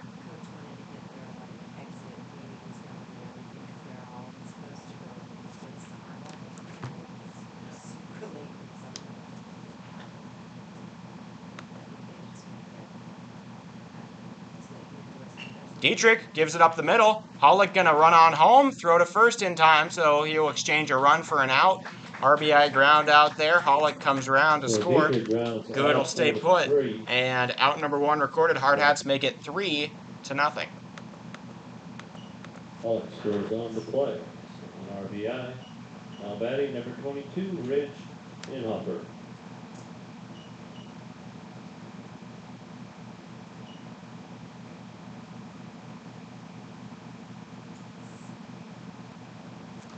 So now Good sitting there on second. Ridge is going to come on up. He flew out to right his first time up, but like I said, he had a really good time against Yankton in game 1. He'll take ball 1, or game 2 against Yankton, prompting him to stay in the lineup here and catching for Eli today. They check back, pickoff attempt, not in time, but not tremendously far off. It was a good attempt there from Hansen. Oh yeah, we have a homeschooler. I forgot Dylan Marsh homeschools. So, there you go.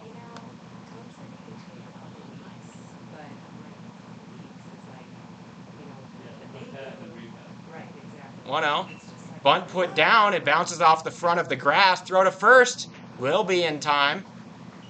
And so the bunt put down advances the runner to second. I think we're going to call it a sack, maybe. I'm not totally sure how that'll be ruled, but anyways, ground out. Number 23, Aaron Roach.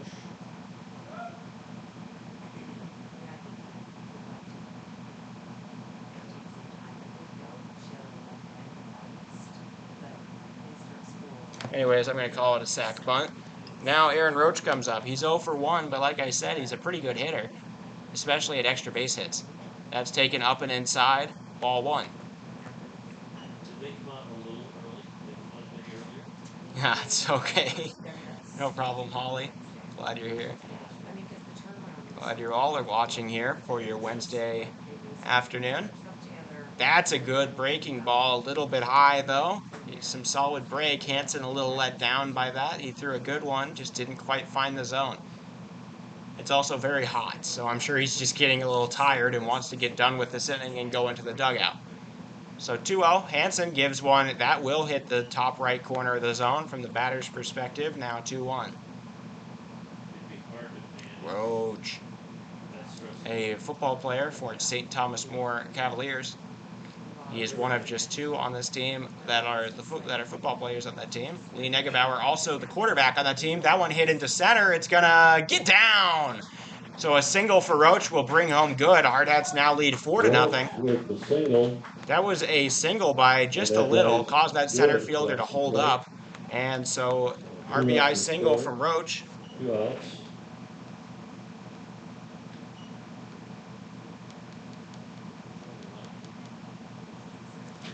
So now, Hardhats up to 2 hits in the inning. Roach still on first. Tate Crosswhite comes to the plate. He grounded out to second his last time up. The lone lefty in the lineup at the moment. We have others. Lee Negebauer sometimes DHs. That's going to be right down the middle, so strike 1.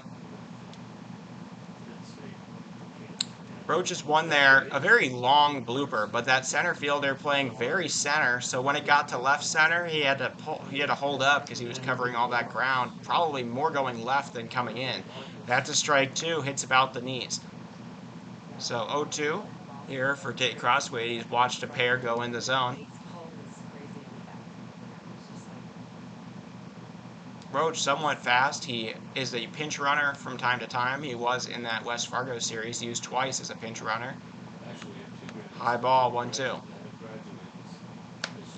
I mean, he doesn't like lead the team in steals, but he's not too bad.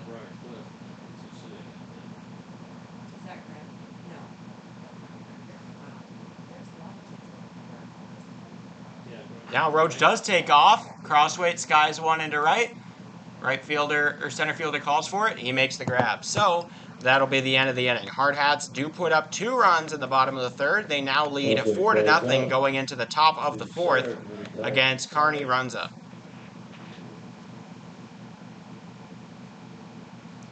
So to recap that inning, Hardhats put up 2 hits. They scored 2 runs. Both of them earned to Hansen. No errors, and 1 man was left on. So it remains, or now it becomes 4-0. And out comes Eli. He's pitched a great job so far, just allowing the 1 hit, 3 base runners. Woo! Look at Palmer go. He puts it on he rolls the bat onto his foot. He does a little bit of a soccer trick. That was very cool.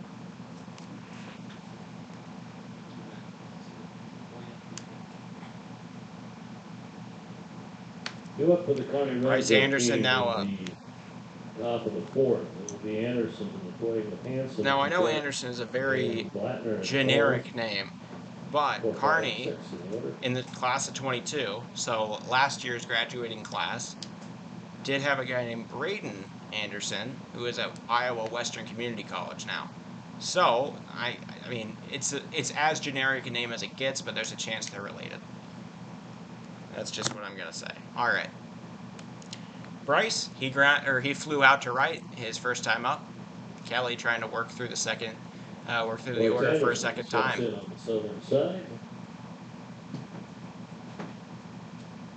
That'll be taken for a strike. Hits the very edge of the plate. Kelly good at getting ahead in the count.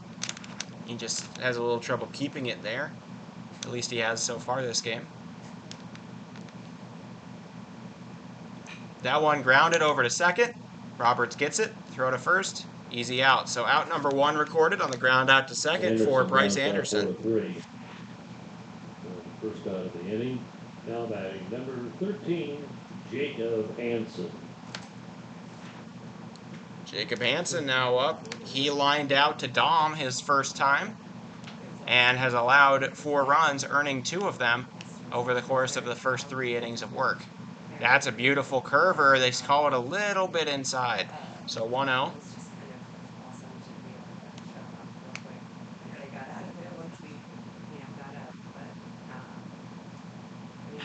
That one grounded up the line. Roach handles it. The fast one, throw to first, easily in time. So out number 2 on 4 pitches. On 4 pitches, Eli Kelly retired 2 outs.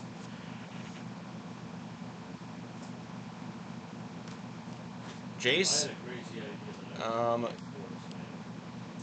Blattner now up. He struck out swinging his first time. The only man to do that today on either team, I want to say. That's a strike. That curveball finds the middle. I know that a lot of these guys are intimidated. They don't know if they're going to really time up that beautiful curve, so they kind of just watch it. Eli uses that to his advantage and gets ahead in the count. So now 1-1.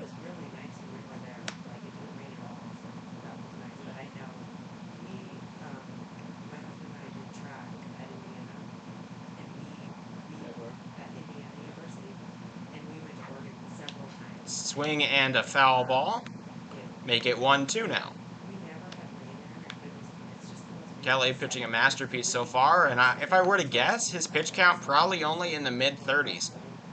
And he might be through 4 innings here, so there's a chance he goes full game. The 1-2. Swing and a miss. There's his second strikeout of the day for the hitter, Jace Blattner. And that'll be the end of the top of the 4th. Eli Kelly goes 1-2-3. Doesn't allow a hit, doesn't allow a run. None of them were earned because none came in. No errors, and nobody left on base. Hardhats enter the bottom of the 4th with a great 4-0 lead.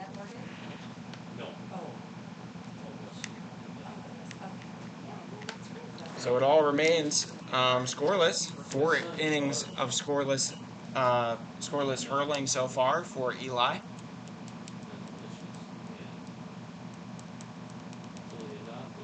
Stick around between games. We'll get to talk with my lovely mother Siobhan as they all get set. So keep around for that. That's going to be before our Bryant Black Sox game.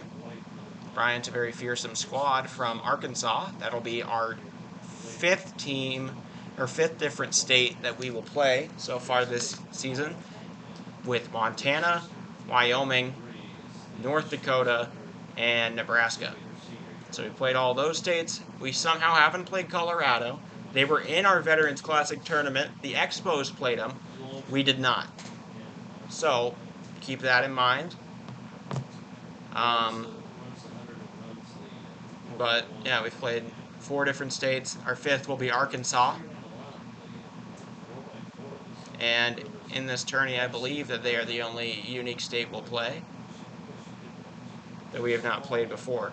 We almost got to play Wayzata from Minnesota, but they canceled on us. So that's a frowny face. We might get to see them in the Gopher Classic. In the Gopher Classic, we will for sure see a Minnesota team, and we will probably see maybe even a Wisconsin or a Michigan.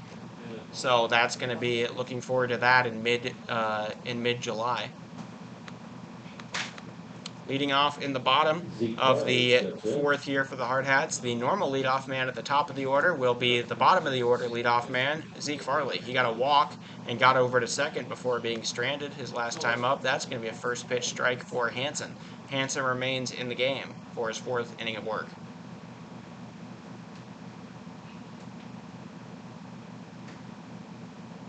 Ooh, he jumps out the way, does a little hole in the wall pose. He gets up, and umpire checks on him. He will pass the bat away. They say it hit him. He think it hit him in the arm there. He did. You can't say he didn't try to get out the way there. You definitely can't say that. He jumped around, made a funny pose, but did get hit on the rogue ball from Hansen.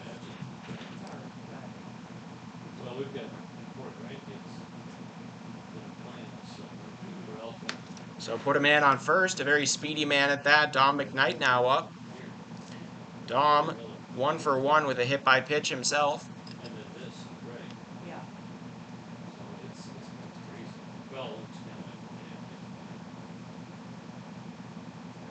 That is way off the plate in the middle of the other batter's box. They are playing some bunt defense here for Kearney. They're being very careful against Dom. Dom has not gotten a bunt down successfully in this game so far, but he's given it a few tries, and he is a good bunter. He pulls that one back. It was low, 2-0. This is like your own.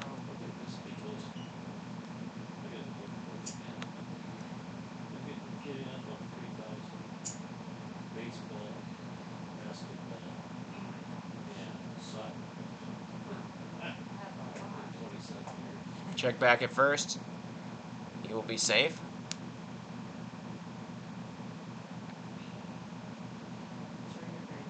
So Farley gets back safely. Hansen staring down our hitter. Hardhats have played one team in Nebraska before this, that being Lincoln Southwest, the Pinnacle Bank Lincoln Southwest team. Hardhats came all the way back from being down 7-2 or 7-3 in the bottom of the 7th. They scored 5 unanswered runs and walked it off in a real rally. That's a strike, gets the inside of the plate. So 3-1 now for McKnight.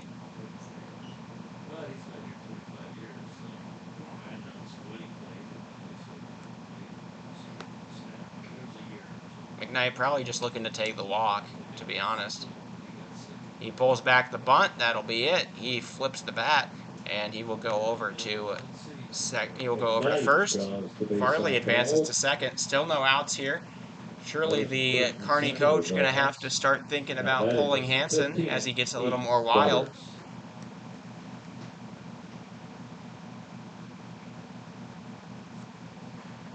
He hits Farley, and then he walks McKnight. Aiden Roberts is 1 for 2 on the day with a single and a run. That was a bunt single. That should be noted. They might be playing some in the corners defense here, but I don't think they should, because honestly, if I see the third baseman come in and I have Zeke Farley on second base, I am just taking that bag while nobody is covering it. Bunt put down. Clean bunt. Fielded by third, and not going to be in time. So a bunt single. Aiden Roberts gets another one of those. Bases are loaded for Mr. RBI, Hayden Hollick. Batting number 20, Hayden Hollick.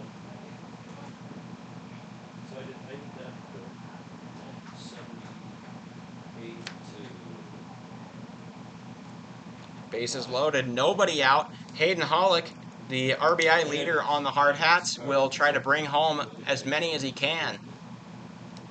He is 0 for 1 in this game. He has a walk.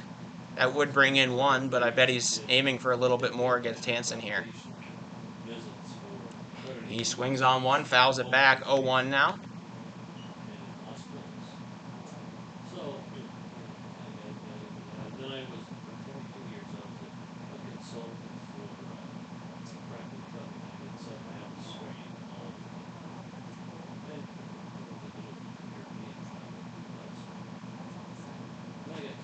Good pitch there. That'll be strike 2 to Hollick. Hollick got to watch out. He was a strikeout victim back in the first to Hansen on a strikeout looking. That was the first out of that inning as well. Bases are loaded. He would hate to... I mean, he's salivating right now with all those runners on the base pads. He'd hate to come up empty. He takes one low. He thinks about it. He cocks his bat a little. 1-2 now.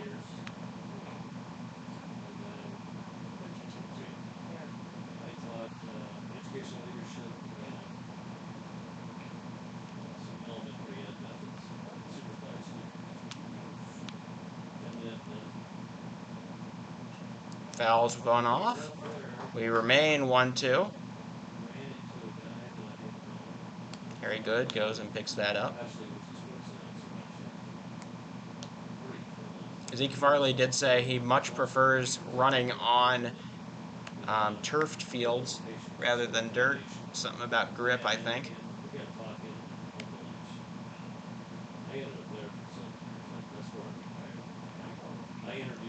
Called strike 3. Hollick a little surprised by the call. He takes his second strikeout looking and does not bring in any. Strikeout looking.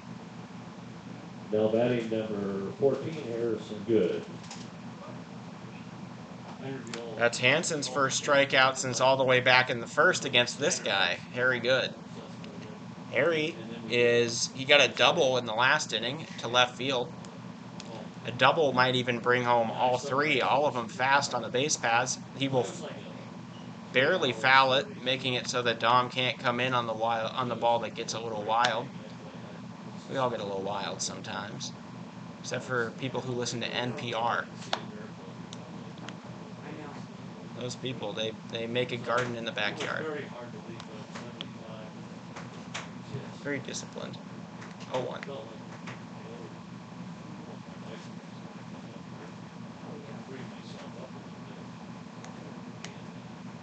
Ooh, high pitch taken and swung on. Harry Good comes up empty. 0-2 now here to him. He could also get struck out here by Hansen, possibly. A real change of pace for Hansen. Hansen was throwing a lot of balls early in this inning. Now he's throwing nothing but strikes.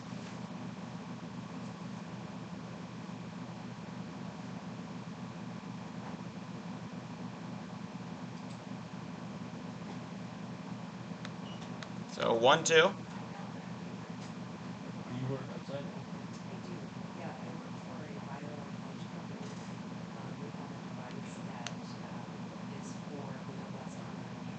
All right, 1-2 here. The 5G waves might be getting in the heads of some of these players, or so Facebook tells me. That one is hit deep into left. The center fielder going after it. Left fielder grabs it, and the throw into third, not going to be in time. That will be a sac fly. They're going to hold off on the throw to second.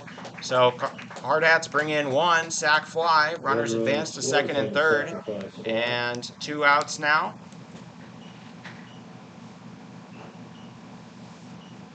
So you sell that service?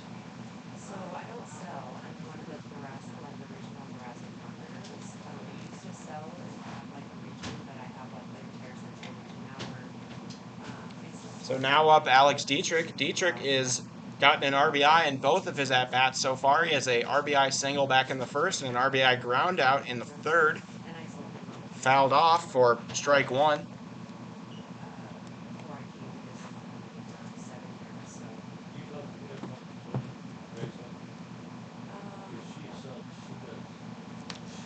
So men on second and third. 0-1 here to Dietrich, the first baseman. Fouled away. So now we're looking at 0-2.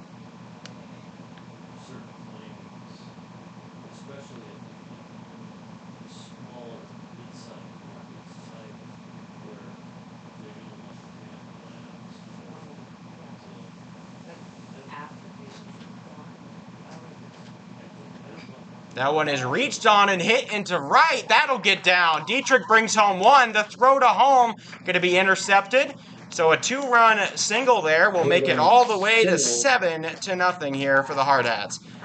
Dietrich up to 4 RBIs on the day. He is 2 for 3.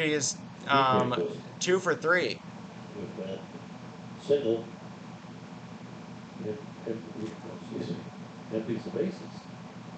It's him on first, number 22, Ridge Inhuffer to the plate.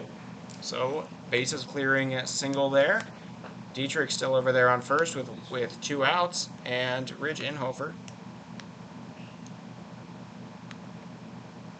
I don't think there should be any connection issues. I'm on school Wi-Fi. If there is, take it up with Nebraska or Omaha Public Schools. That's what I'm saying. If there's any connection stuff, because I'm connected to the school Wi-Fi. Oh, yeah. I should be all good. It's Millard Public Schools, not Omaha. It's which? Millard. Millard. Okay. All right. Millard Public Schools. Yeah, we should be okay. 1-1. There. 1-1 now here to Ridge Inhofer. Inhofer 0 for 2 in this game, though he had a great night in Yankton last night. He swings on one. Looked like he might make some contact there. He does come up with wind, 1-2.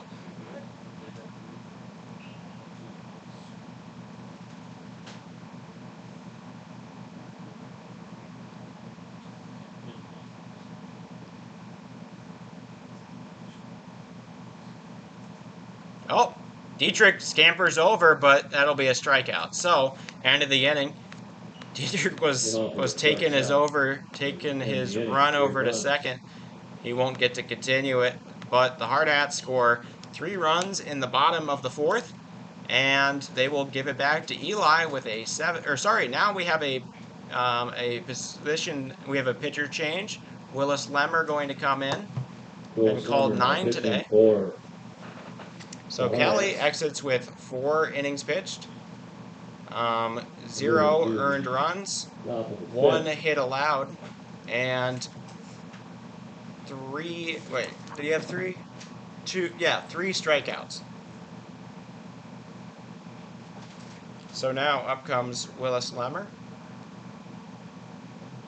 Lemmer got his first win of the year last game in Fargo, when Lee Negebauer bailed him out of a bases-loaded situation in the bottom of the 5th against the Fargo post 400 Stars.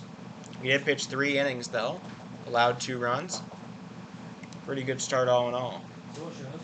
So to recap, the bottom of the 4th, Hardhats get 2 hits. They score 3 runs. All three of those earned to Hansen, Jacob Hansen. No errors, and 1 man was left on base. 7-0 the score now. That was the final score of the game against Yankton last night. Got a pretty good score here for the Hardhats. And it is, just for the record, in this tournament, 8 runs after 5 is the mercy rule. So if the Hardhats can keep if Willis Lemmer and the Hardhats can keep this Kearney Runza team off the board in this top of the 5th, and then they go into the bottom and score a run, that would mercy rule.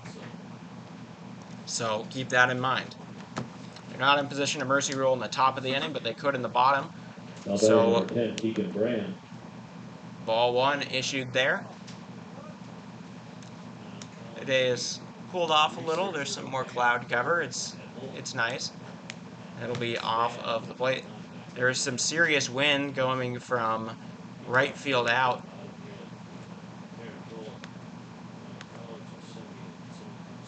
That's a strike.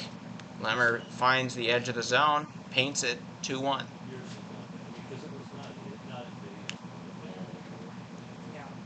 Black Sox I see over there wearing white. That's going to be a swing and a miss. Lemmer gets the whiff there from the hitter Keegan Brand. Brand flew out to right his first time up against Eli Kelly. This is Lemmer's first batter faced. Gives him one. That's a swing and a miss. Foul tip, I guess they're going to say. Anyways, that's a strikeout number 1. Strikeout swinging for Keegan Brand. Willis Lemmer gets his first K of the day, and that'll be out number 1 in the top of the 5th.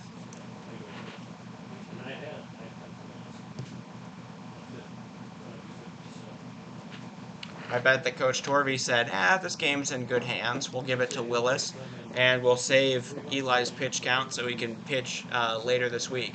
That's a great breaking ball right down the middle. Oh, throw goes a little wild from Ridge. He's going to ask Aiden to go get it for him. He does. 0-1.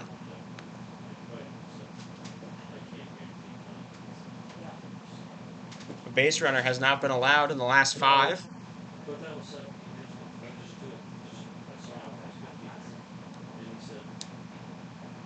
Slightly high, taken for a ball. 1-0 to Quinn Foster. This is better than his last time up. He is now his first time up, he swung at the first pitch he saw and flew out. Ooh, that one hits him. No, it doesn't. I guess it narrowly misses him inside, so 2-1. The at-bat continues. That was very close. I really did think it hit him, but he didn't feel it. No contact was made. All right, off the plate now, 3-1.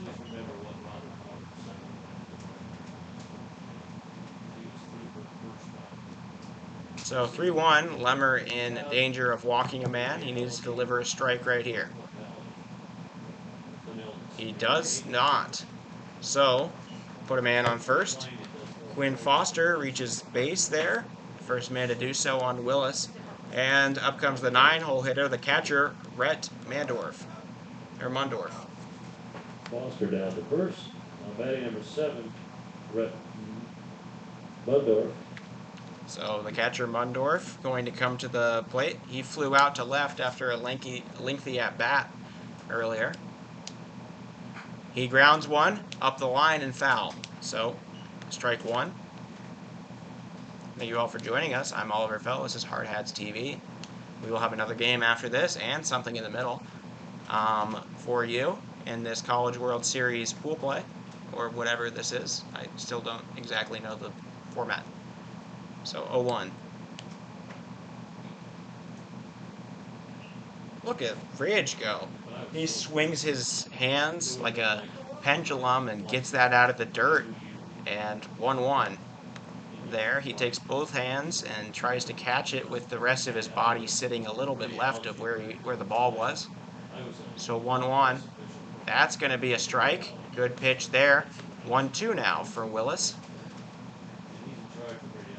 Lemmer, a senior. He just graduated. About 3 weeks ago, I'd say. Maybe 4 weeks ago.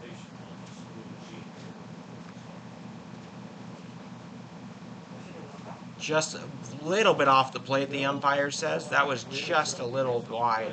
Whatever that breaking ball was, it broke slightly too hard to hit the zone. So 2-2 now, here to Mundorf. Lemmer, the 2-2. It is hit into left, and it'll get down. So a single there for Mundorf. 2 men reach base now, still 1 out in the top of the 5th.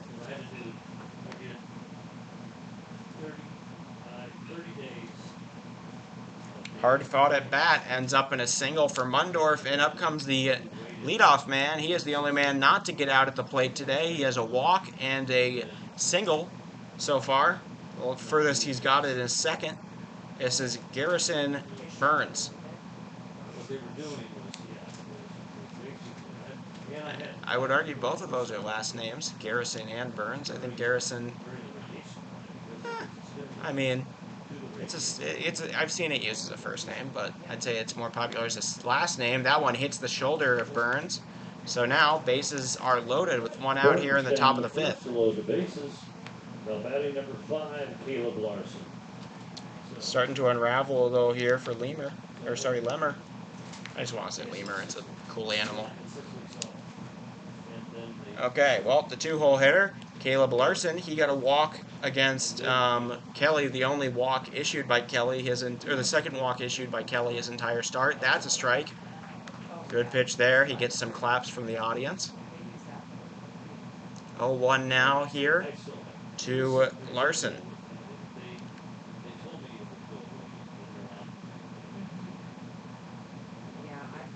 A little bit low, able to be handled there by Ridge. That'll keep the man from third from coming home, so now 1-1.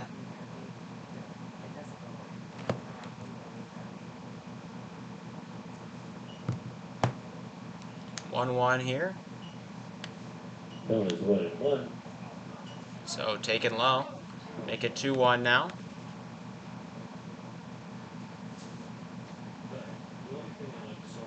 Larson took a 8-pitch at bat to full and then a walk earlier. Duck and cover situation for Larson. He wouldn't have to worry too much. He is wearing a face mask. But 3-1. Well, I don't think Lemmer's fastball hits anything more than 81, 82. But nonetheless, a bruise might be in store. That's taken high. He'll walk a man in. So the first run comes across for Kearney. Base on balls. Larson moves down to first. And there's still 1 out. So Lemmer allowed the first 3. Out comes one of the coaches here for the Hardhats. It's not me.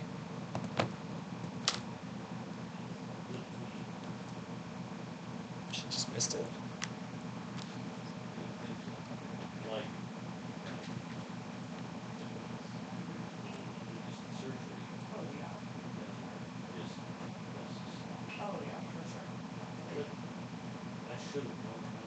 So I would argue that the Hardhats don't need to really worry about the mercy rule at this situation. They just need to worry about keeping the score down and maybe going 7.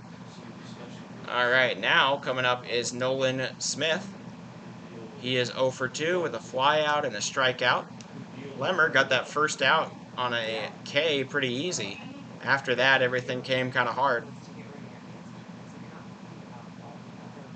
That's off the plate. Inhofer gets it. He stands up. He's at Mesa Community College down in Arizona.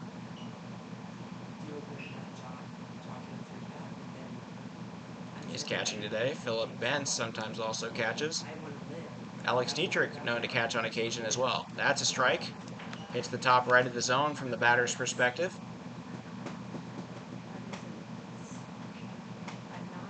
I think it might be the 5G waves. They've been getting to him from that cell tower and right.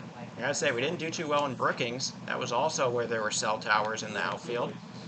I'm not telling you they make you play worse baseball if you're a road team.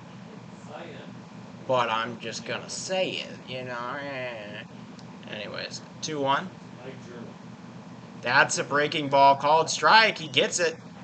Inside corner. 2-2 now. Lemmer could really use an out here. He'll take a sac fly, I think. But he really needs to get that second out. The 2-2. Lemmer gives him one. Swing in the dirt. Strike 3. Second strikeout there for Lemmer. And that'll be out number 2. Smith is down on strikes. Now batting number 17, Bryce Anderson. So nobody advances. Now comes up Bryce Anderson. He is 0 for 2 as well with a ground out to second and a fly out to right. Lemmer would just love to get out of this inning. If he only allows one, that's fine. The Hardhats might be able to walk it off in the bottom of the 5th. You just can't let it get any closer than 4 runs. That's a beautiful strike outside corner. Lemmer locating those corners right now. Hitting the edges of that zone.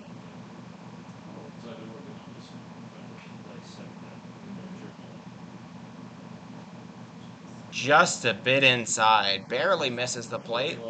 And 1-1.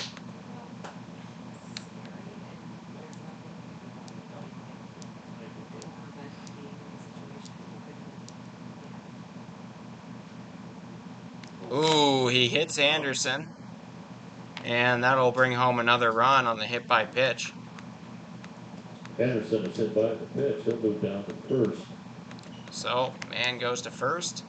Coming in to score will be Rhett Mundorf. Mundorf across the plate.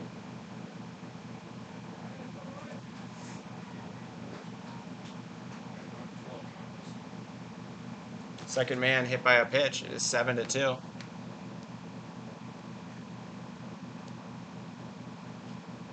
Ooh, they call it high. I thought it was pretty close. 1-0.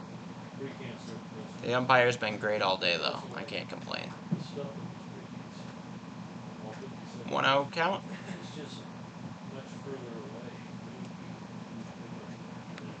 2-0 now on the one in the dirt.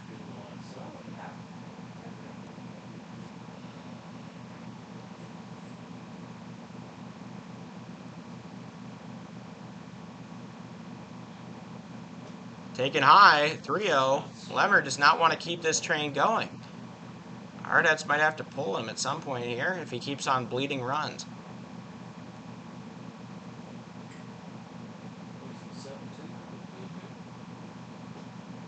Called strike, gets the inside of the zone. So now 3-1. One moves to 3-1.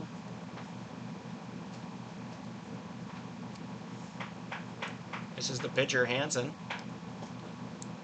All right, well, there we go. Another one comes in. Hansen draws the walk. And they're going to come check in on Lemmer. They might just throw Roach in there for the final out, if I'm not mistaken. That could make sense to me. They move Hollick to third. Roach comes in. Lemmer's night is, or afternoon is over.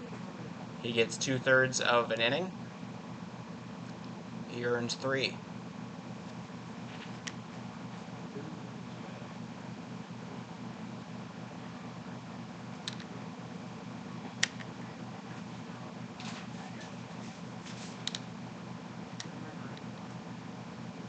So Garrison Burns gets his first run of the day. Bases are still loaded, and Now the yep, bump that's right. for the Hardhats, number 23, Aaron.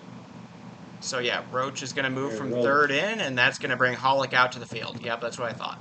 Okay, Hollick's going to play third. The pitcher now Roach. Hollick comes in to take Roach's spot at third as he moves to the mound.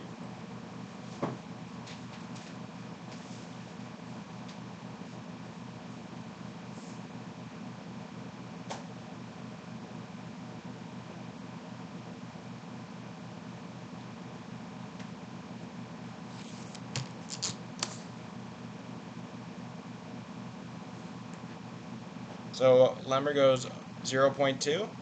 He earns 3 runs at least.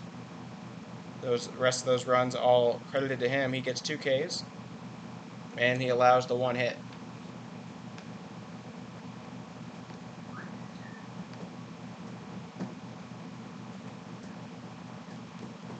Aaron Roach going to come in now, trying to get that final out. Weird as it is to say, that the man at home represents the tying run in this game. Hardhats were just trying to get out of here, I think. They're putting in Lemmer. They were hoping he could keep the runs down and they could maybe score a few in the bottom to make it an 8-run lead. Now the lead suddenly in a bit of danger.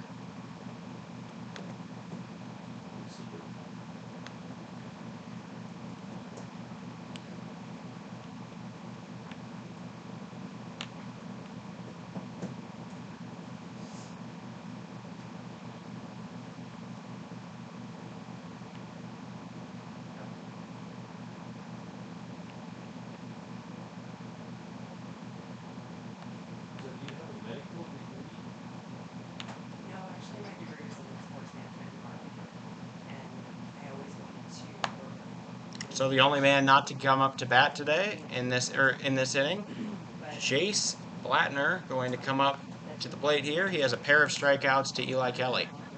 Roach gives him strike 1 on the inside part of the zone. Good pitch there. 0-1 now. Roach does have a propensity for strikeouts, but he also allows quite a few hits. That one grounded up the middle. Roberts does not get it. It bounces over his glove. That's going to score 1. So 4-7. Kearney, like I said, knocking on the door here. Tying run goes to first base on the single.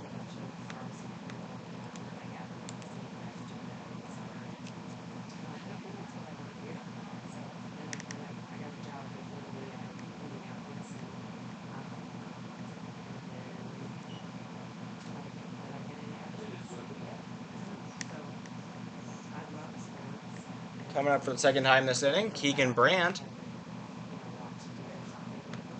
Keegan got he was the strikeout at the beginning of the inning for Lemmer. He represents that first out that kind of lingered over the setting here for most of this game. A double could tie this. It's really been a catastrophe of a top of an inning here. That is a strike. Roach delivers there.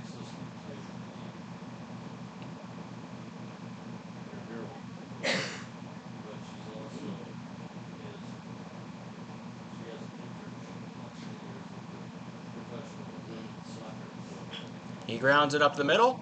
McKnight gets it. Throw underhand. He makes the out at second. And that'll be out number 3. So the Hardhats surrender 4 in the top of the 5th. That's a big issue there. They're going to try to extend their lead again in the bottom of the 5th.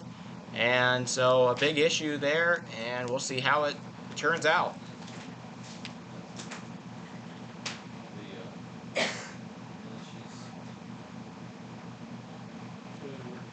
So to recap the top of the 5th, 2 hits for Kearney Runza, 4 runs, all of them earned to Willis Lemmer.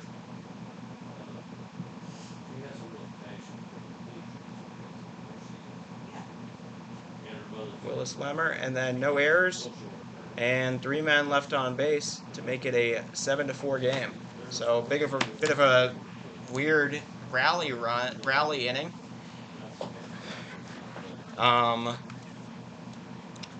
With the pulling of Eli Kelly, Kearney Runza goes from 3 base runners in their first 4 innings to 7 in their 5th. So, I mean, that's kind of wild.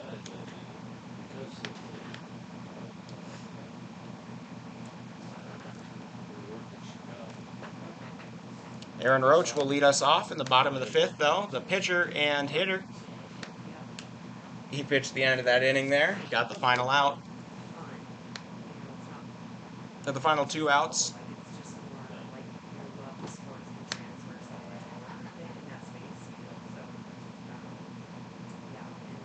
And so Roach is 1 for 2 on the day. He has an RBI single back in the 3rd that brought home Harry Good.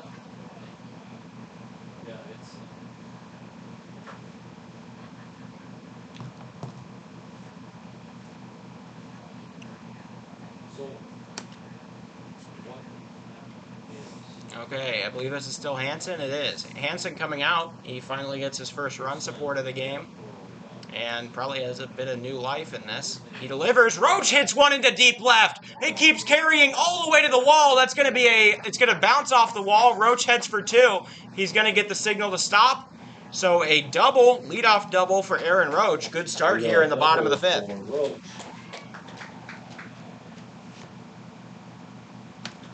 Leadoff double for Roach, a big factor here. Now Tate Crossway is going to come up to bat. He is 0 for 2 in this, but he has done a pretty good job all in all.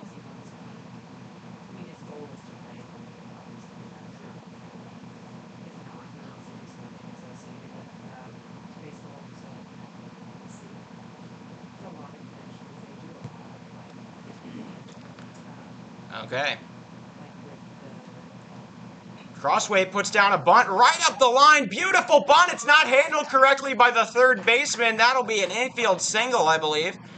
And, wow, so that advances the runner to 3rd. A very good bunt. I believe that's the first bunt single I've seen from Tate Crossway this year. Maybe the 2nd. He's not exactly that guy. I believe that was supposed to be a sacrifice bunt. And so, oh. What's going on? What happened? He didn't go foul.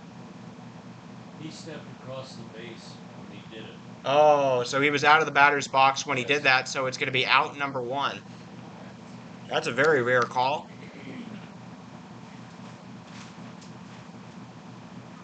I don't even know the abbreviated code in the scorebook for that, so I'm just going to put out of box. So out number 1, and Roach has to go back to 2nd.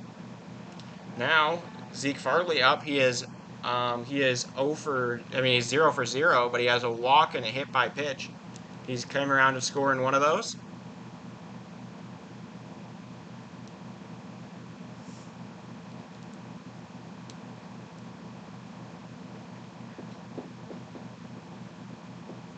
Swing and a miss on a breaking ball. Good pitch there from Hansen.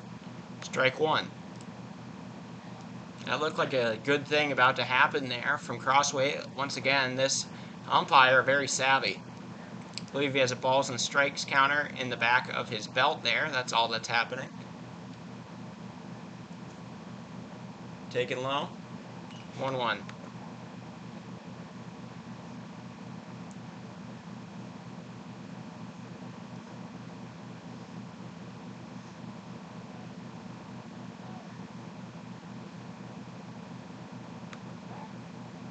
Farley, a dangerous base runner. Takes one high. Roach, kind of dangerous? I don't know. Less so, we'll just say.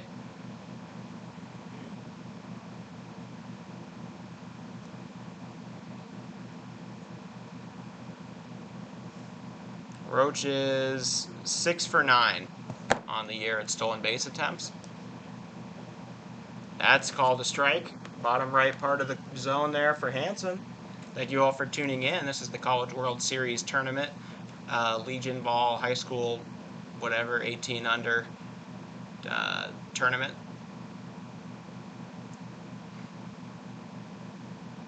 Out here in Omaha, Nebraska. Fouled off. Keep it 2-2. This is at Millard South High School in the John A. Lamel Complex. We are playing the Kearney Runza Kearney Runza, they are post 52, but nobody really uses the post numbers out here. So 2-2. Farley hits one up the middle. That'll get through. It gets into right. Roach going to get the signal to stand there. Farley just goes for second because he wants to. He's going to get tagged out. Ooh, a little bit of a base running error there. He just tried to challenge the pitcher. And the pitcher had the ball in the infield while Farley was only about halfway to the bag. So out number 2 on the Farley error on the base paths. That won't go down as a real error, though. And so he got a single, but he got caught going for extra at second. The order number 21, Dom McKnight. So McKnight now up. Dom is he is 1 for 1 with a walk and a hit by pitch. He's reached single in about every single way you can. He's reached first in about every way. And so they're going to come out. They're going to pull Hansen. Hansen goes 5 2/3. And the reliever will come in. So, or sorry, not 4 2/3 in that. So he goes 4 2/3 innings. He allows 7 runs. He earns 5 of them. So 5 earned runs. And I mean, he would earn Roach if Roach came around. He has 3 strikeouts. I believe. Yep, 3 strikeouts. And allowed 6 hits.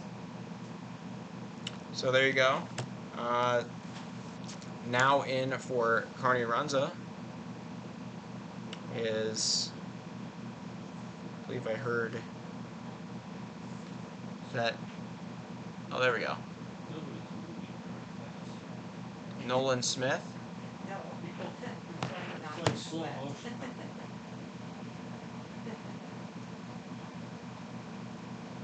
So Smith was the first baseman before. Now in at first will be number 14. That is Derek Nonhoff.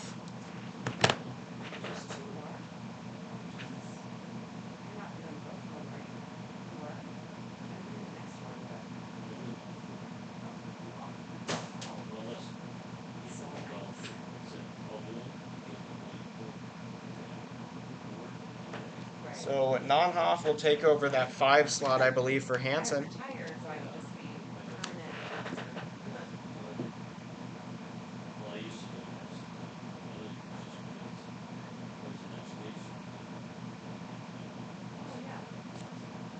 So Nonhoff going to come in and play first. Smith headed to the mound in order to face the leadoff man, Dom McKnight. McKnight trying to bring in his insurance run, as suddenly we need those. Takes 2 high, 2-0. It should be noted right behind him is Aiden Roberts, who is 2 for 3 on this game, with a pair of bunt singles. McKnight behind that one, 2-1.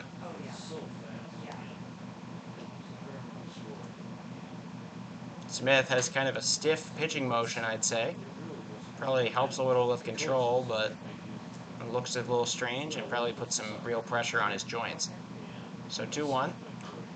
McKnight flares that into left, and Roach forgot there were 2 outs. He tries to tag up, and that'll be out number 3.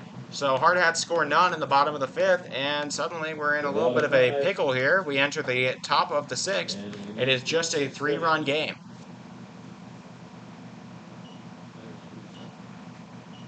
So at the bottom of the 5th, Hardhats get 2 hits. They score no runs, no earned runs, no errors. 1 man was left on base, and it remains 7-4.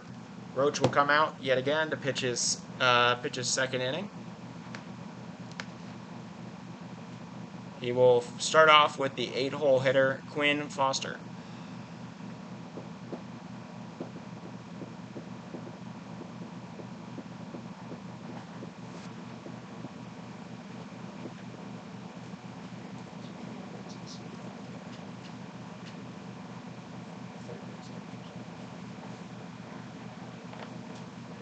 Okay.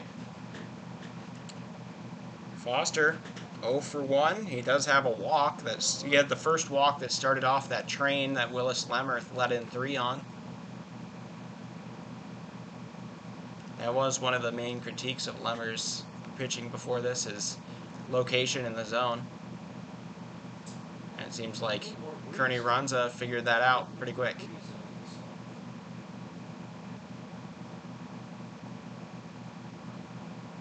Thank you all for joining us.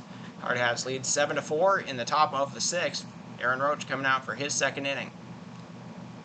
Nobody in this game, or 1 error in this game at all. Coming in the 1st inning on the pitcher. Jacob Hansen for the for Kearney Runza. Stepping in for Kearney Runza, number 4, Quinn Foster. Yep, Quinn Foster going to start off in the bottom of the 6th, or the top of the 6th. That's taken off the plate.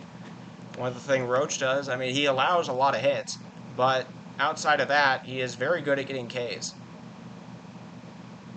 So 1-0, Roach delivers. That's not a strike? Okay, 2-0. I felt like the guy was really kind of over the plate there, but it was taken for a ball, so 2-0. That is a strike. So 2-1 now. Foster getting set. And no, you are not getting a fast one. Bryant is not getting a fast one. That one is lined up the gap. Put down the left field line. It'll get all the way to the wall. Crossweight picks it up. And Foster gets a leadoff double the same way Roach did. That's no guarantee of runs, though, because Roach had that leadoff double, and he got stranded at 3rd. Double. But they give him a taste of his own medicine, putting Foster on 2nd, and Rhett Mundorf going to come up. He got a walk in, or he actually got a hit in the last inning. He got a single. One of just 2 to get a hit in that inning. That one is popped into left.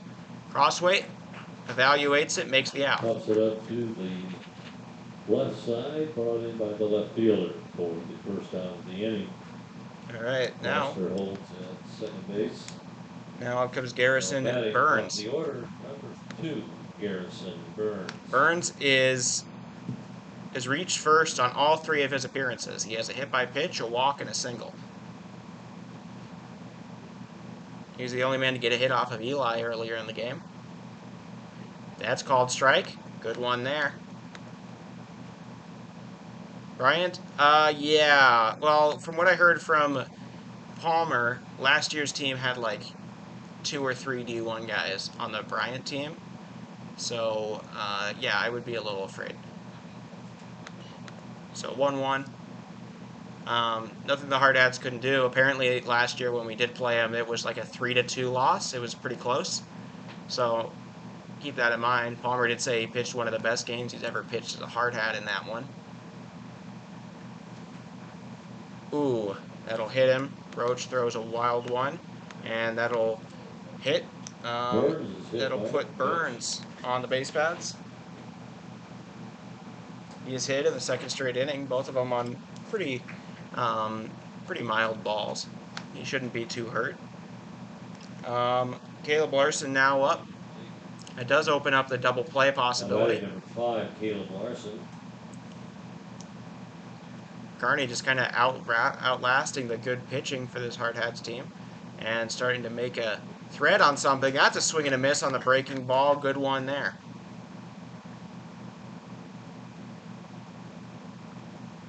Larson 0 for 1 with 2 walks, and one of those walks being an RBI. That one gets the top of the zone. Good pitch there from Roach. So back-to-back strikes on the breaking balls, one swinging, one looking.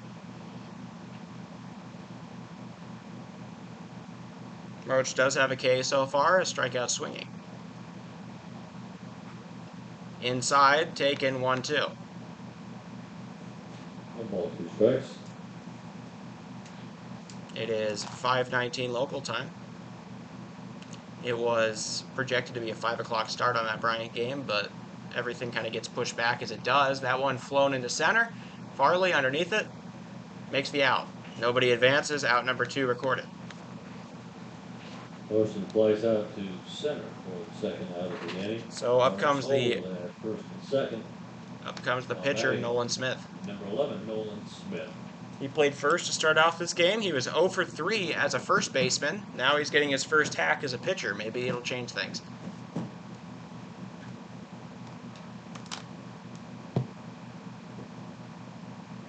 Taken up and inside. He has a little limbo move. 1-0 now. Roach got to be a little careful, but he did get 2 outs in pretty good fashion, both flyouts. If he can get both of those if he can get one more of those, he would strand the runner. Taken off of the plate, 2-0. That one was in between the edge of the plate and the other batter's box. That was a close miss. 2-0 now.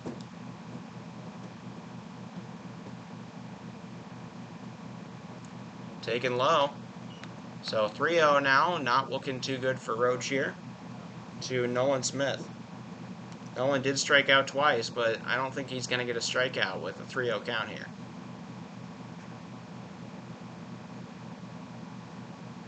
That one called strike inside. Good there, 3-1.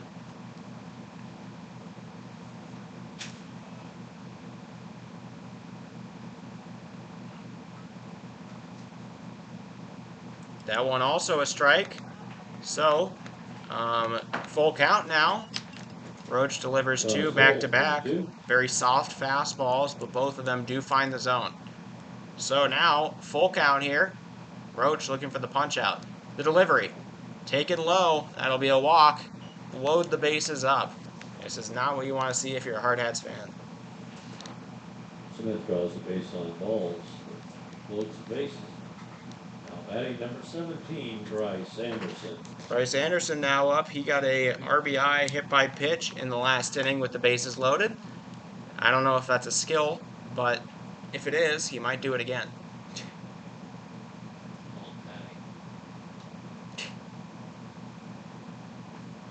Called strike. It's the edge of the plate. Good one there for Roach for strike 1.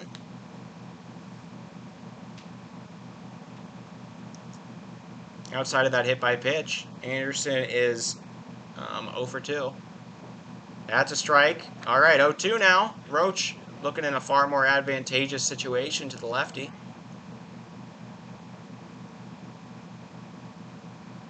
He still hasn't allowed a run in this inning. As weird as that is, because he has allowed 3 of the 5 guys to reach base. In 3 different fashions. A hit by pitch, and a walk. He drives it up the first base line. It's knocked down, and that'll be one-man scoring. Oh, they almost waved home.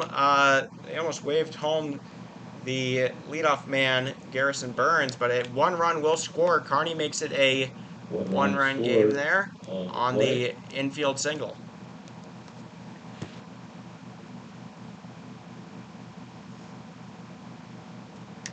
That man, Quinn Foster. So now comes up Jacob Hansen. Hansen was the pitcher. Or no, this is not Hansen. This should be Mondorf, right?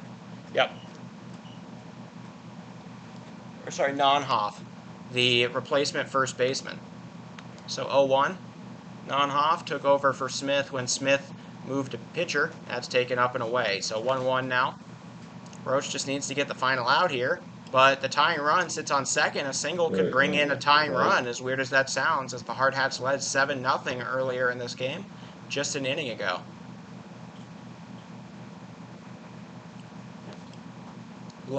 Low pitch there, 2-1.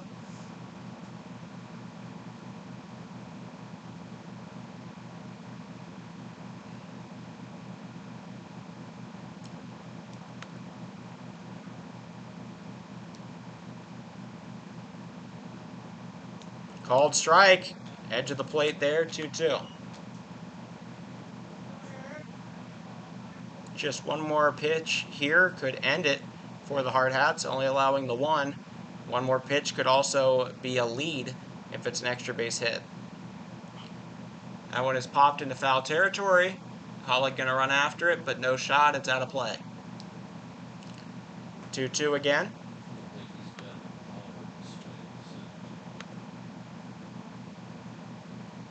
Non-Hoff. Waits.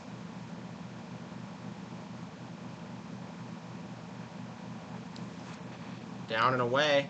Full count. Hardhats in desperate need of an out here.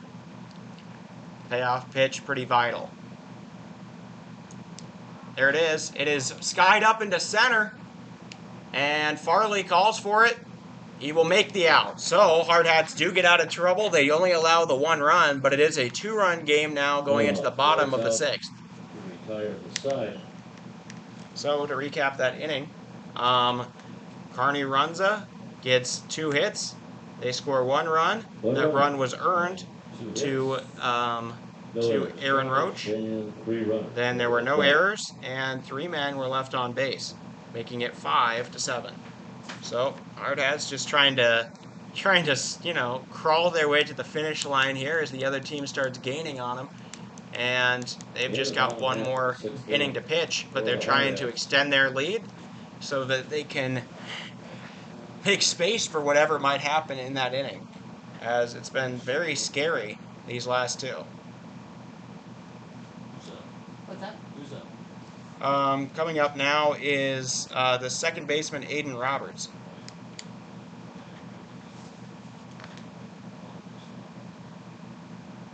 Roberts, 2 for 3 on the game. He does have a ground out to second. His other 2 were both singles on bunts. So with the empty bases, Roberts to the plate with Hollick on deck and good. Nolan Smith will come out for his second inning. Starting to be a scary game. Thank you all for joining in. If you are just joining, Hardhats led 7-0 in the bottom of the 4th. Willis Lemmer allowed a little bit of a walk train. 4 runs scored in the top of the 5th. And then Roach got out with just 1 run allowed after loading the bases with 2 outs in the top of the 6th. So it's 7-5. Hardhats have played a very good offensive game. The 5G is starting to get to them. They've still got another game to play.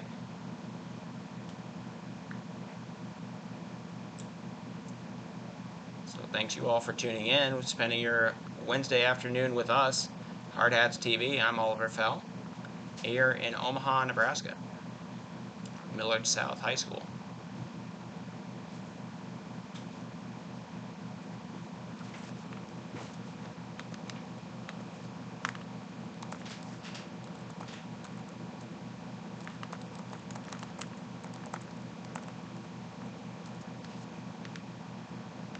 Number 15, Aiden Roberts steps in. I wasn't going to.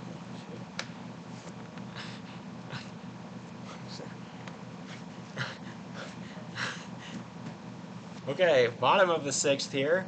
Roberts takes the first one for a ball.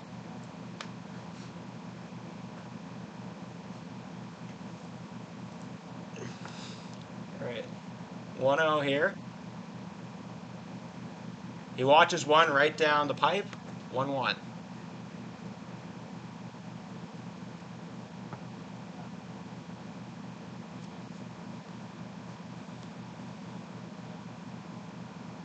Down and away in the dirt, make it 2-1. That one now a scuffed ball.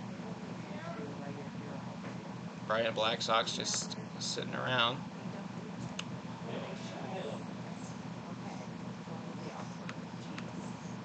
So the 2-1 now to Roberts. Puts down a bunt, he misses, and that'll make it 2-2. Some other players here for this that have graduated from Miller South over the years. The location of all 3 of our first 3 days of games. That is going to be all the way up until Friday night. Former MLB player Rick Heiserman. That one grounded over to short. Backhanded grab from Burns. He throws to first. That'll be the first out. A slow-mo, another one of the slow-mo out calls by the umpire. He's got a style, so out number 1. So Hollick now up. Hollick 0 for 2. Pair of strikeouts looking and a walk, but those were both up against the previous pitcher. Taken away. So yeah, Rick Heiserman, former St. Louis Cardinal pitcher, came from Millard South. Bruce Benedict, a catcher for the Atlanta Braves in the 80s. He made 2 All-Star games, also for Millard South. That one smoked over to short. Burns throws it way high. It'll get away. Hollick headed for second. He will reach safely, no throw. And so out number, so that'll be a single.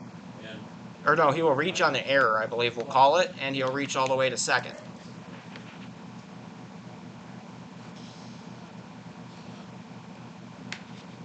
So that'll go down as an error on the shortstop. And Hollick will reach second with 1 out here.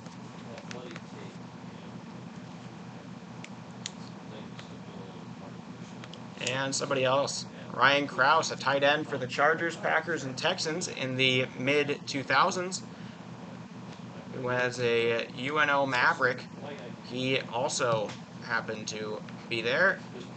Bryant Dunsing, a pitcher for the Twins, Orioles, and Cubs in recent memory. He was a gold medalist at the Baseball World Cup for Team USA. He's also a Millard South alumni. So Hollick there, 0-1 now to Harry Good. Good! Drives that one into deep left. It's going to keep on going. The left fielder not able to make the grab. It'll get up against the wall. Hollick catches third, and that'll be a double, RBI double. Harry Good adds 1 more insurance run here in the bottom of the 6th. Still 2 outs. Double. And so, yeah. For Good. That's Good's second double of the game and his second RBI. That run will go unearned to Smith, though, due to the error by the shortstop. Alex Dietrich now up. He has 4 RBIs so far today. He's had an RBI on every one of his at-bats. He got a single with an RBI in the first, a ground out with an RBI in the third, and a 2-run single earlier. He hits that one into the gap. It curls back to left, and that'll be his 4th RBI hit. Nobody covering first, doesn't have to worry about getting back too soon. But now, RBI single, Hardhats take a 4-run lead. They're starting to rebuild that lead they lost. Good, crosses the plate. For the second run of the inning. Now batting number 22, Rich Hopper. So, Good now having a very Dietrich having a very Hayden Hollick-like night. He has 5 RBIs in this game on 4 RBI hits. That's pretty crazy. Or 4 RBI appearances. One of them was a ground out. But now, first pitch here to Ridge. He will take it inside. That'll make it 1-0.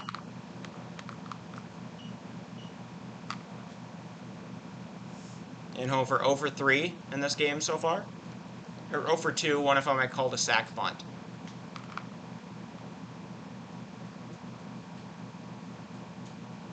That's a very slow fastball. It finds its way down the middle, though. 1-1 to Inhofer.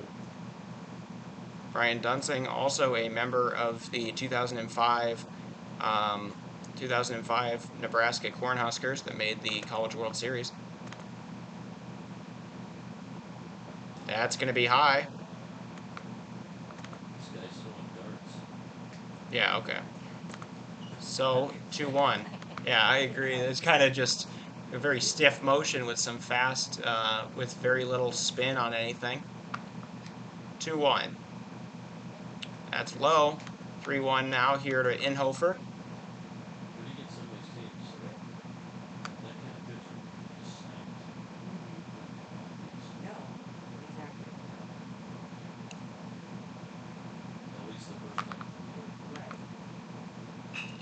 Inhofer pops that one into center.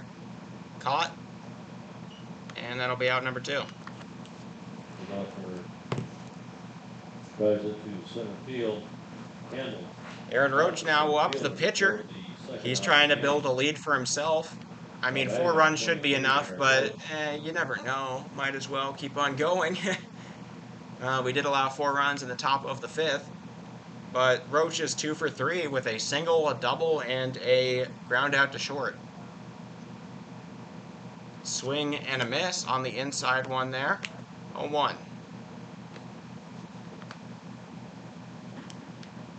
I know most of you have gotten the drill by now, but if you're tuning in and you don't normally do, likes help people see this that are not in the community, and that's pretty cool.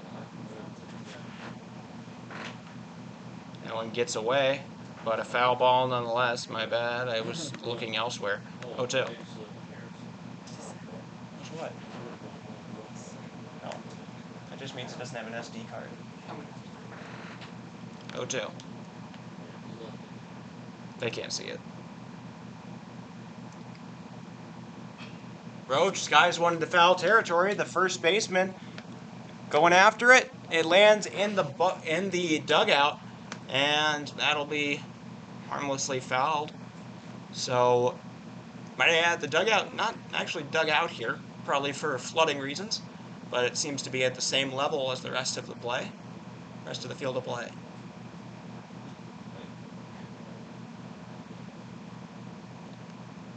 I don't know, the cubby hole, maybe, you'd call it. 0-2.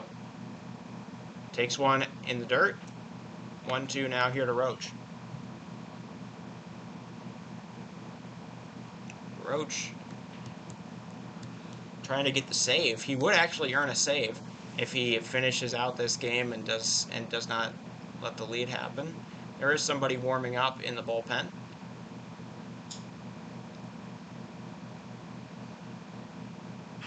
Roach hits that one deep into left field. It's carrying all the way back and off the wall. So that's going to be a double for Roach.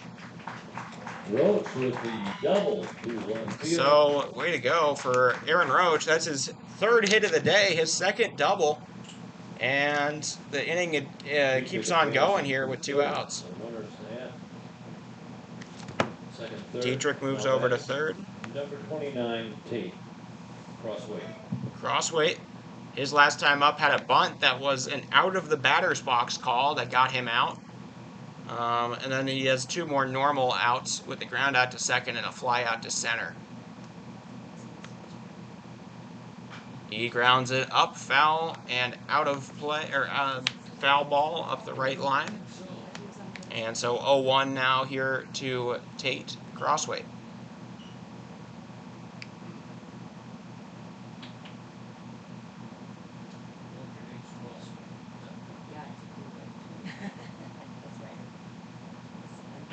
He flares that one into the gap in left center. Left fielder gets it. That'll be the final out. So, Hardhats score 2 more. They give themselves a 4-run lead entering the top of the 7th. To recap that inning, Hardhats get 3 hits. They score 2 runs. 3 hits, no errors, and 2 left on. Both of those, or sorry, one of those runs earned to Nolan Smith. There was 1 error coming from the shortstop Burns, and there were 2 men left on base. It's 9-5. Roach going to come out for hopefully his final inning of work. You up for? And he will face the here in the lower half of this order. He'll face the 6, 7, and 8 hitters in the 7th, trying to close this thing out. We are significantly over what the projected time was, but that is to be expected as the time things just kind of build up over the course of the day. They project for 2.5 hours with a 30-minute, 20-minute break in the middle there. So it takes a little bit more. I mean, it takes some time in between, and then everything's expected to go 2 hours, and then as you know, one goes 2:15, and then the next goes 2:20, and then one goes like 1:45, and then whatever. They build up over the course of the day, so these later games are going to be significantly later. There is a 7:30 game played today, and we will have a 7:30 game here on Friday. So it's called 7:30. It might be even like 8:45. You never know. because that's the buildup of the entire day from 9:30 all the way to the 7:30 game. So there's 9:30, 12, 2:30, 5, and 7:30 games here in this tourney. If you want to know the schedule, we have this game, the next one, and then tomorrow at 9:30 and nothing else. So just the 9:30 and then the day is done. So don't think if you want to catch a game you can just skip that one. But 0-1 here for Roach. But yeah, then we got the 9:30 and then Friday we wake up again early, 9:30 then. And then we have a 7:30 at the end of the day. So the first and last games of the day. And then I think we just get like a 2:30, but over at Millard West for Saturday. And then I don't know how the rest of this works. I don't know how, if there's a playoff, if this is pool play, if we're even in a pool, if we just kind of play our games. But whatever happens Sunday. So off the plate there, 1-2. It is by virtue a tournament. So you would think that the playoffs would be in some way play-inable. That one is fouled off. So it stays 1-2. I don't know the specific format though. And we do kind of switch pools on day 4. And we don't play everybody in our pool. I don't know, it's kind of strange. 2-2, that one off the plate. Here to Jace Blattner. Blattner fouls that one off. We keep on going. Pitch number 7 of the at-bat upcoming.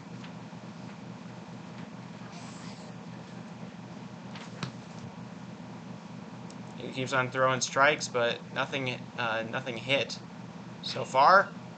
That nearly changed. Whew! About 6 inches foul there. Blattner nearly got an extra base hit on that one. Ball being brought out for the ump. He's got to feel hot. Just kind of wants the game to end, if I were to guess. He gets a 15-minute break in between games.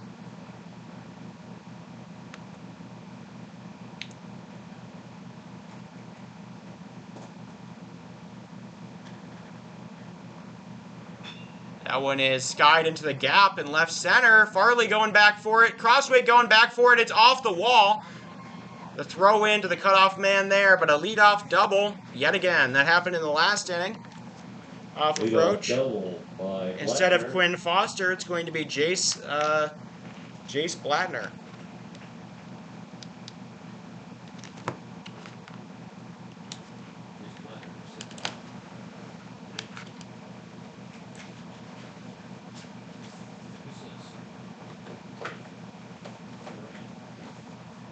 Okay.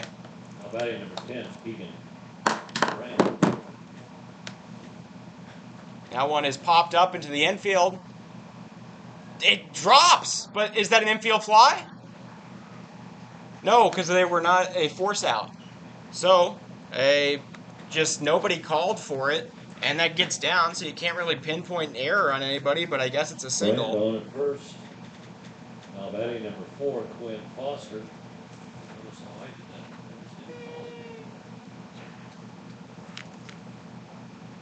So a weird infield hit there, and men on first and second, no outs.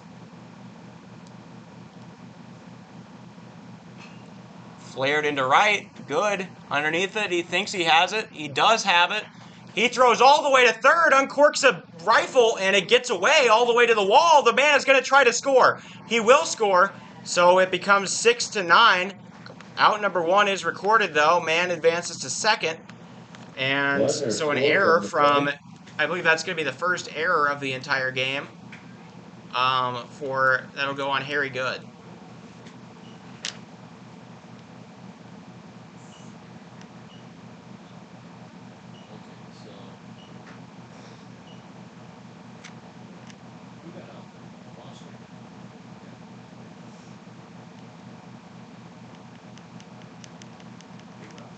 First error of the game occurs there on Good. 7, Rhett Mundorf. That was out number 1.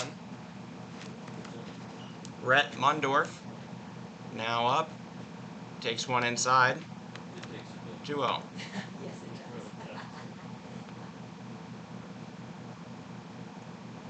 does. Hardhats just need to get out of this game. They've been limping to the finish, but they're hoping they can they can collapse over the finish line in a minute. Popped up. Is somebody going to call for it this time?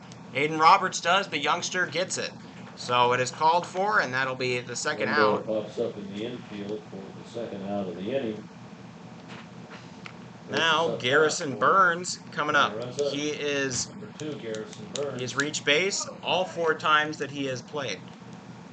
Or all 4 times he's come up to bat. 2 hit by pitches in the last 2 innings. He might get a third. That shoulder been used. That's a swing and a miss. Strike 1.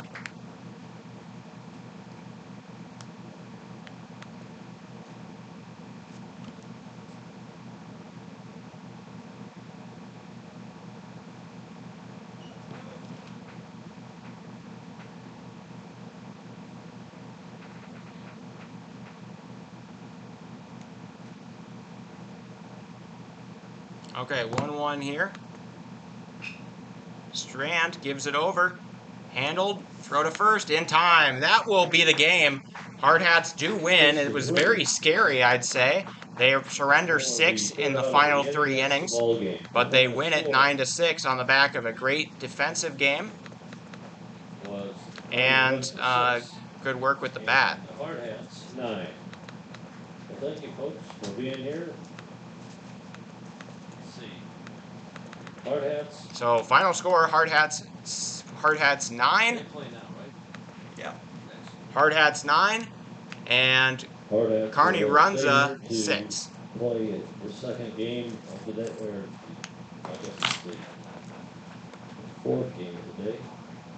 Taking on. To recap that top of the 7th, 2 hits, 1 run. That run was unearned to Harry. Unearned. There was 1 error on Harry Good, and there was transition period. 1 man left on base.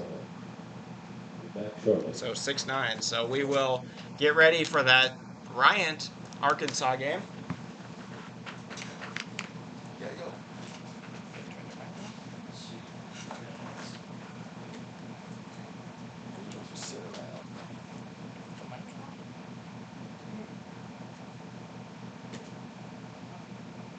I've learned nothing.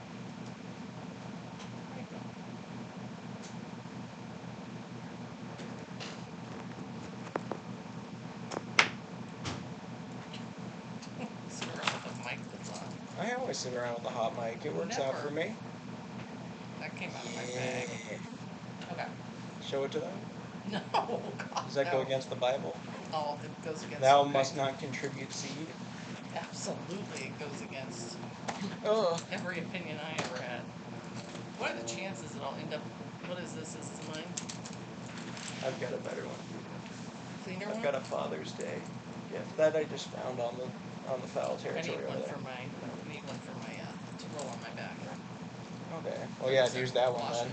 I mean, yeah, wash it because it's probably covered in gunk that'll get your shirt all bad. Yeah, that's fine. But I've got a Father's Day gift as well. You do? Mm-hmm. Oh, I'm so delighted. I didn't get a Mother's Day gift, so I'll take a Mother's Day gift. Yep. It's All right. cool. It's Except for sentimental. you It's got the came. whole thing. Fine. I came to muck us out of the basement some. Alright, you have my water bottle and the big Yeti. Oh my gosh, where'd you get all those? Did you just buy a sticker pack? Yeah, when I was in Jackson last week. You just bought the whole sticker pack. You didn't even go to any of these. Those are all the ones I've been Oh, to. really? Yeah, I didn't put any on there that I haven't been to. You've been to the Black Canyon of the Gunnison? Yeah. I didn't go with you. Channel Islands, yeah. Mm-hmm. Well, with Jay. Yeah, but those are all ones I've been to. Not all with you, but definitely all myself. There's like... What's this one? What? Biscayne? That's one I wanted to take you to that's in Miami. Oh. That I haven't been with you. You've done White Sands as well? Yeah, okay. That's not hot, is it? What? That mic? No. Alright, fine. I won't be sharing all that.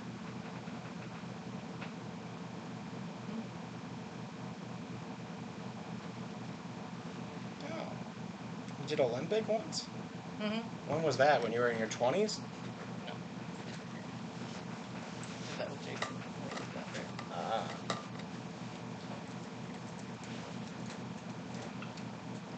You were a little baby boy. Anyway, alright, so I'm gonna go because she said they are gonna sit around and look at each other until that is not hot, right? What, the water? No, the mic. Why can't I No. see the end? Where's the tail? Thank you. Show me the tail. They're gonna sit there and look at each other until I come, and then they're gonna eat. So I have to go. Yeah, okay. I understand. They're not gonna eat, and then I can show up when I'm ready to. So, alright. Alright, I will bring back whatever you'd like. So you tell me what you want, and I'll bring it back for you. Alright? It's nice to have your mama. I know. So nice to see you. Are you gonna hug me? Sure. I mean, I haven't gotten a hug. I crossed states and all kinds of things to see your buddy. I mean, you only crossed one border. Shut up. I could have crossed 3 and you didn't even know it. You did. I was in Wyoming in the last week. I've been in multiple states. That's true. You know how many states I've been in the last week? Yeah, true. Good point. They're just not the same states. This is a lot of states. I've been in 4. Alright. I've been to both sides of South Dakota, which are arguably different states. Alright, so you're all set for your cousin's night next week. I don't know what's wrong with you. Alright, so I'll be back later. So we're drinking dinner, and then I'm coming to see you. But John Nance, you're there as well, so it'll take me a little while to get back. And then you're just gonna, I'm gonna run to the hotel so that I can get my key and stuff. I'll do it with the team. Yeah. And then I'll probably head out and come over there a little I before. have no idea how late you're Yeah. I shouldn't be, well, it's only 5:50. This game starts probably 6:15 then. If you do that, then you're looking at, assuming about 2 hours 15, then we're in the hotel at 9:45. I get over there. Is it even worth showing up if it's after 10? I don't know. Probably not, because that's probably, I don't know, but they're starting to play the tournament. Yeah, I know. I told them that wasn't going to happen today, but I have a lot of time tomorrow. Yeah, I understand. He knows that. He knows my schedule. Who's he? My father. Oh, your father's not coming till tomorrow. Oh. Is he? Anyways. Anyway, he's coming tomorrow morning sometime. Look at my hair. There is a lot of your hair. Yeah, I bought you some shirts and I brought you some shorts too. All right. I'll see you later, bud. Woo!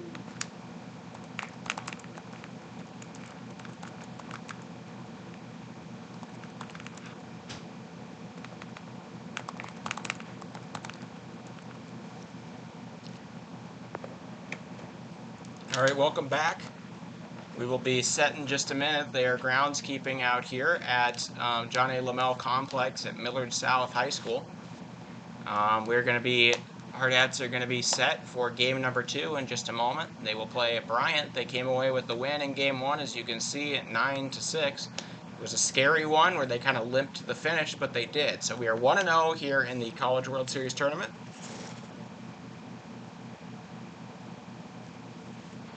Improving our record to 27-16. Kearney moves to 11-11.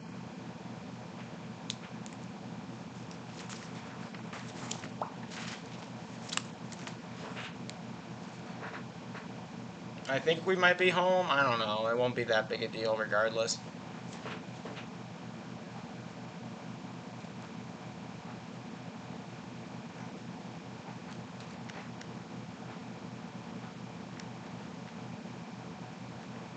(27-16) on the year. That's pretty good, I would argue.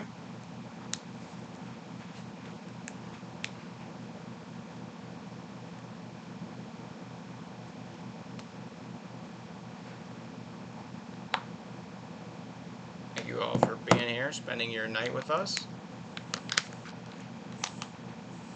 I'm looking for some commits at the moment out of Bryant,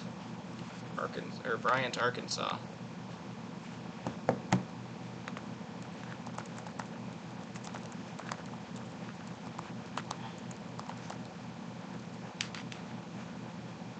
Bryant High School.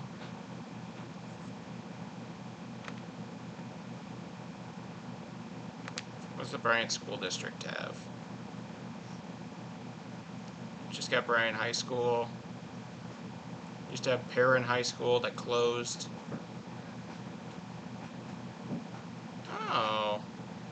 Travis Wood comes out of Bryant. Travis Wood played 7 years in the MLB with the Reds, most known for the Cubs, where he was an all-star, and then he was a World Series champion. So, there you go. He did not attend college. He was the 60th overall pick and came from Bryant. So, there you go.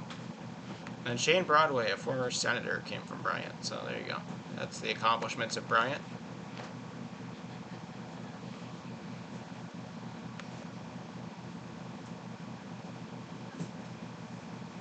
Bryant High School, 2,429 students. That's pretty dang close to what Millard South has.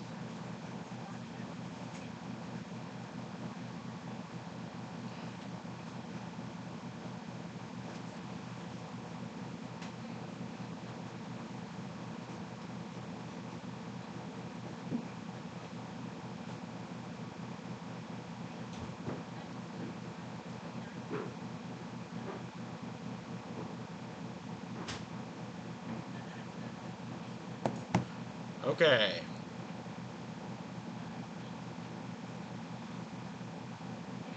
What? Whoa! The Rocket League team for Bryant, Arkansas won their first state title in the first year that it was offered in spring 2019. Their esports program for Rocket League currently tied for most wins in the nation's all time. So, pretty big deal. Shout out to my esporters out there. And then Evan Lee, a former Bryant Black Sox, he's in and out of the majors right now. He plays outfield and pitches. He made the majors with the Nationals last year, pitched a little, had a 4.15 ERA and 7 strikeouts. And he went to the University of Arkansas.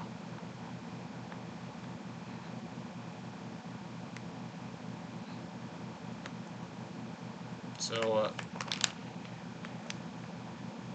Bryant High School, I believe the only major high school there, so I'm just going to look for Bryant High School. I am very proud. That's going to be unrelated. Anyways, let's look for this year.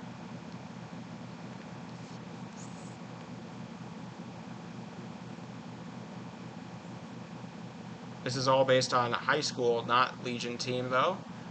And so I believe this is mostly just that school that I saw, Bryant and then Bryant Christian, as the two ones there that are most of this.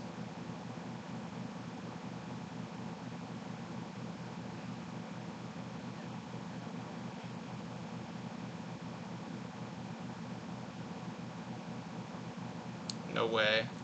One of their players goes to Seark. I found it really funny. They're the Seark Sharks, southeastern Arkansas. That's pretty cool. They have a very funny logo, if you've ever seen it. Oh, there we go. That's just one. So then 2024, do we have any in Arkansas? We do. Woo! We've got a person from Bryant that is planning on going to the University of Arkansas. Gideon Moats. I'll get you the lineups and whatnot. I'm just dilly-dallying until we do that. So a future Razorback on this team. Possibly. I don't know if he's actually going to play. It actually plays Legion ball.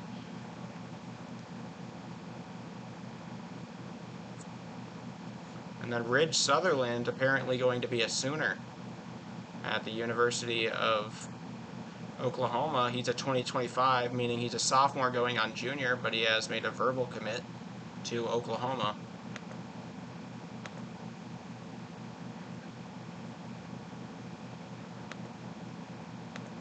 We'll see who, maybe they have a super senior or two on their team.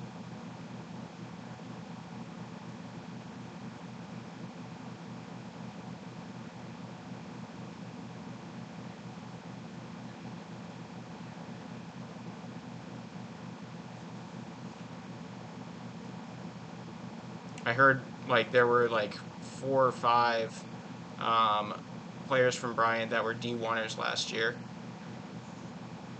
And that was what I heard from Palmer Jacobs.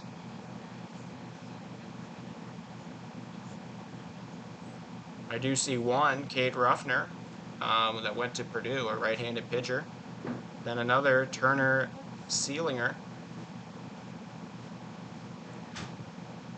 who was that 2022 class and went to UALR, or now they're known Little Rock, in the Sun Belt.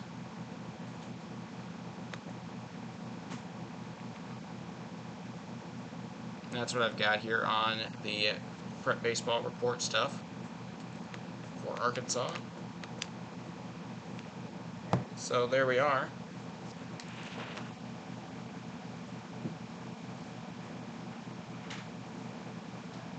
So they're going to be the Bryant Black Sox, wearing a White Sox kind of thing, which is the second team we've had that have been White Sox-inspired uniforms. We had the Cheyenne Post 6 Sixers, who wear 6 like it's socks, and it's kind of cool, actually. I like what they do. They've just got a great program in general. Let me see what they have for Bryant's record. They were 6-5-1.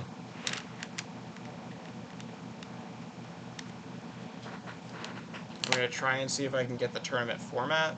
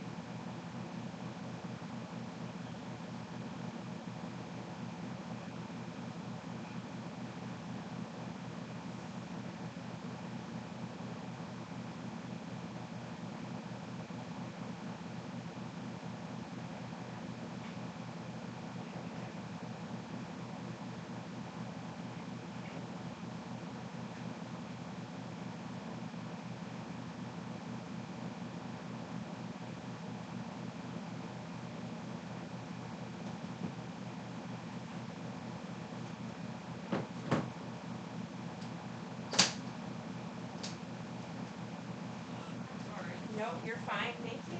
Yep, that's Okay, perfect. Alright, we just got the Rapid City lineup, I believe. You look at that? yeah. Alright, thank you.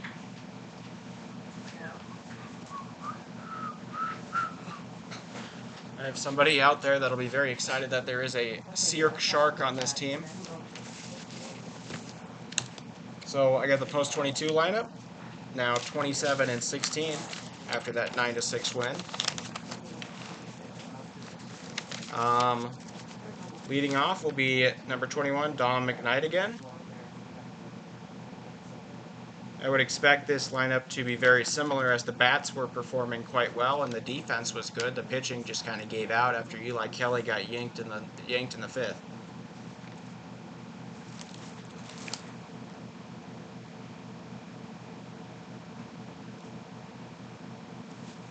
Aiden Roberts will be batting second again. Hayden Hollick will be. Can you tell Pat that his lineup card? Yes. There, thank you. Then Hayden Hollick will be actually playing the field this time. He'll be playing third.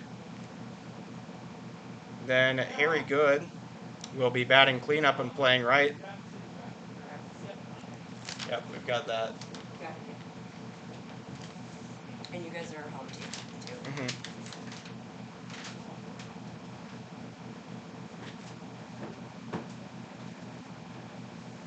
Okay, we are the home team. That's good. Good to know. Let me reset that scoreboard for you all.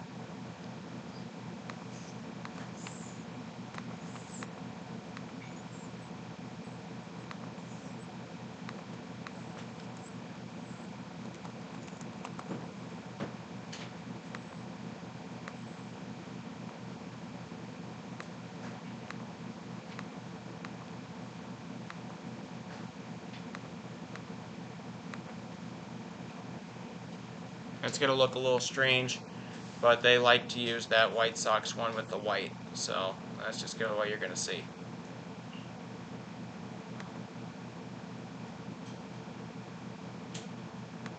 I just want to keep it white in the background so that you guys can see that it is indeed whites, that it is indeed the whites that they are wearing.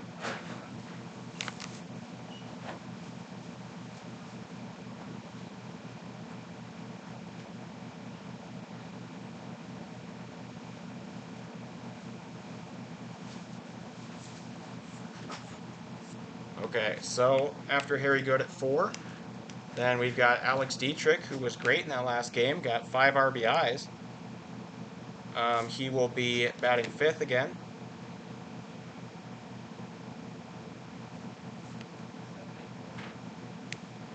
Then Aaron Roach will be DHing instead, so they're just going to do a little swap-a-rooney. Roach will be DH, and Hollick will be at 3rd, so they're just going to choose Hollick's glove out there. Roach also moves up in the order 1 slot to the 6th. He was playing 7th.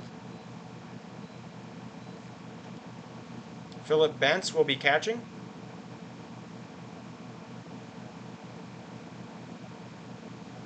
Then Ridge Inhofer will be playing center. Coach Torvey really likes the way he plays center.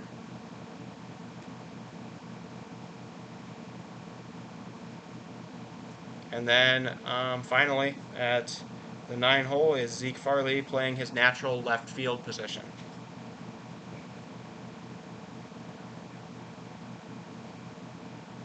And on the mound will be the ace, Lee Negebauer, Negatron.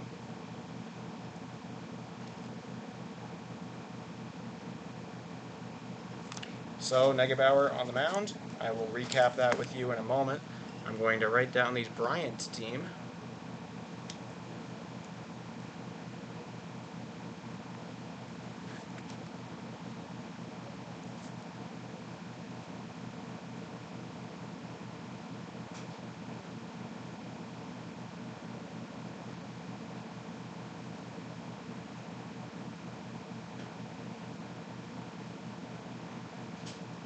Start fresh.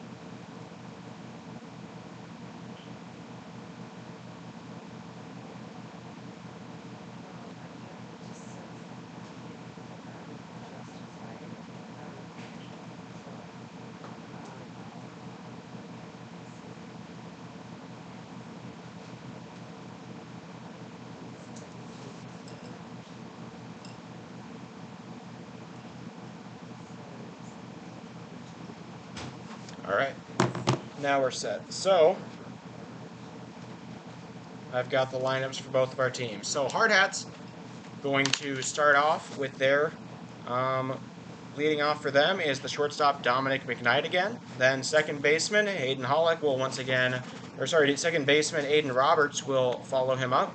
Third baseman Hayden Hollick will be batting third again. Then cleanup once again will be right fielder Harry Good. Then first baseman Alex Dietrich will again be at 5 in the 5-hole slot. Designated hitter Aaron Roach will be at 6. The catcher Philip Bentz will bat 7th. Then center fielder Ridge Inhofer will bat 8th. And then left fielder Zeke Farley will bat 9th. Then on the mound will be Negatron Lee Negebauer. So the first three, shortstop Dom McKnight, second baseman Aiden Roberts, third baseman Hayden Hollick. Then the middle three, right fielder Harry Good, first baseman Alex Dietrich, designated hitter Aaron Roach. Then the bottom three would be catcher Philip Bentz, center fielder Ridge Inhofer, and left fielder Zeke Farley, with Negebauer on the mound. Then for the Bryant Black Sox, leading off for them would be the designated hitter Braden Kogar. Then the third baseman Jace Ruffner. First baseman E.J. Keith will be batting third. The cleanup man will be left fielder Justin Miles. Then the right fielder J.T. Allen will be batting fifth. Center fielder Juice Ham will be batting sixth. Yes, you heard that right. Juice as in like orange juice, and then ham as in, pork. So there you go. Juice Ham, the center fielder. That's an all-time name. Second baseman Colby Duncan will be 7th. Then shortstop Ronrico Simmons will be at 8. And the catcher Hudson Thomason will be at 9 with Eli Berry on the mound. So the first three for Bryant will be designated hitter Braden Kogar, third baseman Jace Ruffner, first baseman E.J. Keith. Then the next three, left fielder Justin Miles, right fielder J.T. Allen, and center fielder Juice Ham. And then the bottom three would be second baseman Colby Duncan, shortstop Ronrico Simmons, and the catcher Hudson Thomason. And then Eli Berry will be on the mound for them. As the umpires shake hands with the managers, we should be getting all set and ready to go in Game 2 of this College World Series tournament.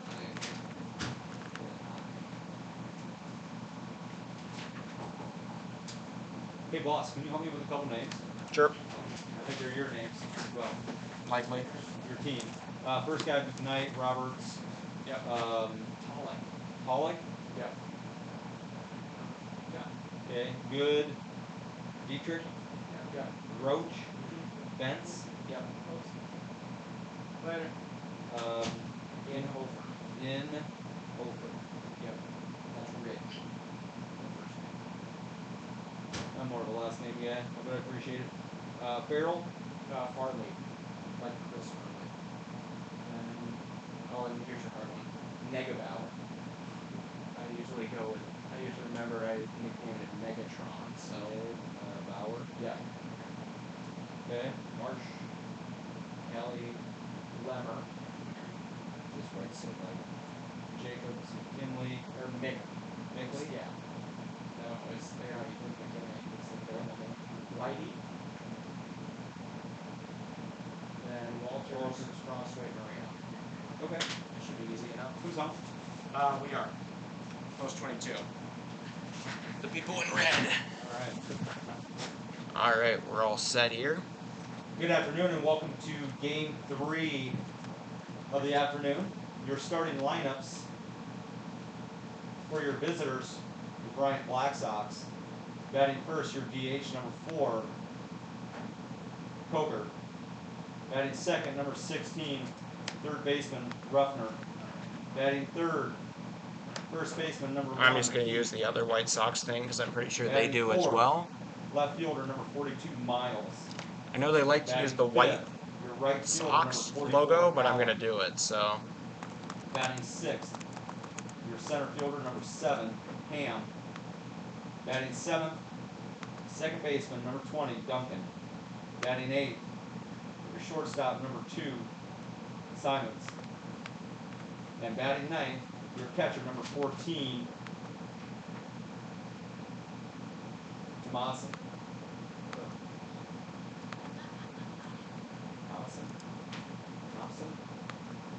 Thomason myself. that what you said? I Thompson? said Thomason, but I don't know. I don't know these guys. Pitching for the Black Sox today, number 10, Barry.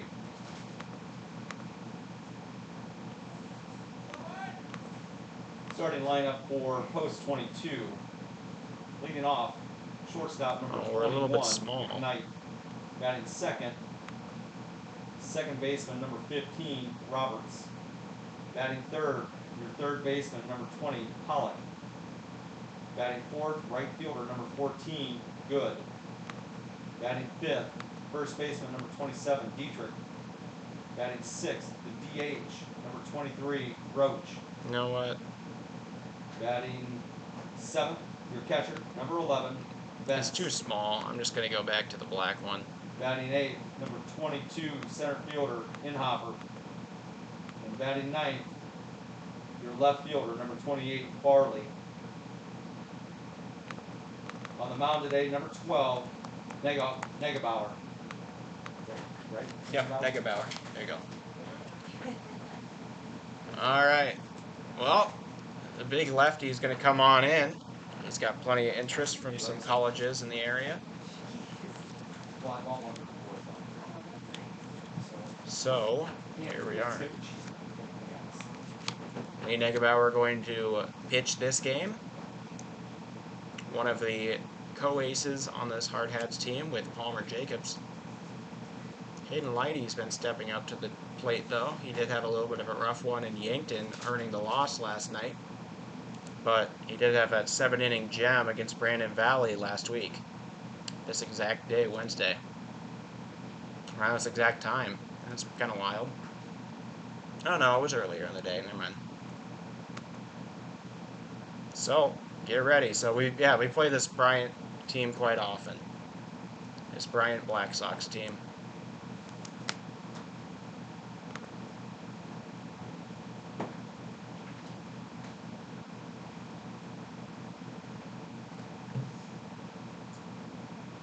You know what? You know they're in white, because you know we're in red. I'm just going to make it black so that the whole thing looks right in the top left. There we go. There you go. It's just so that the whole thing looks right. So don't be confused. They're wearing white, but their logo is, they like to use that White Sox jersey, White Sox logo.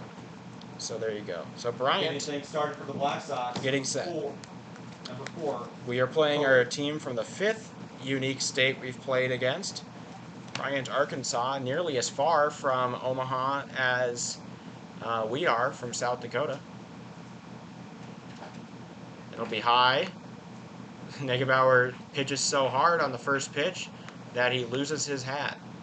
Of course, hard hats wear our hard shells in the field. That's slightly high. So 2-0 now here to the leadoff man for the Black Sox, Braden Kogar.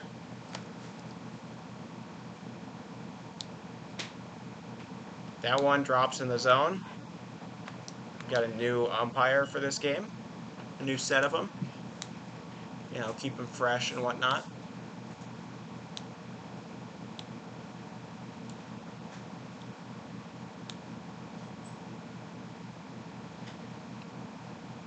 Does he go?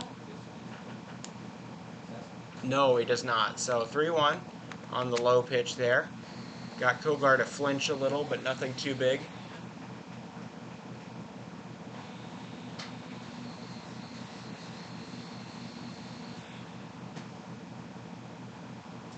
All right, the 3-1. Negebauer gives him one. Kogar hits it past the third baseman, Hollick. That'll be a single, leadoff single for Kogar. And that gets the first hit on the board on the first at batter. The leadoff single brings to the plate third baseman number 16, Ruffner. So Jace Ruffner now up, the third baseman. So did he go back to school? He's got the stirrups on. Figure out everything? Yes. He didn't have to go back to the heat. No, he did go back. Oh, okay, they stayed. Yes,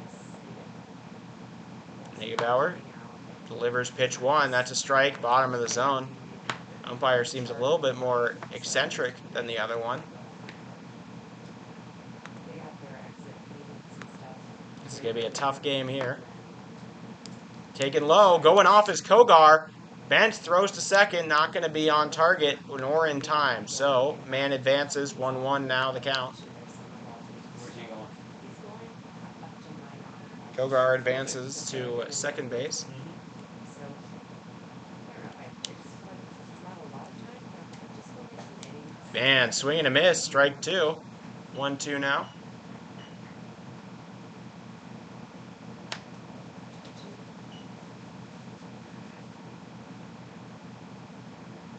Negebauer checks back the 1-2. Grounded foul. So stays 1-2.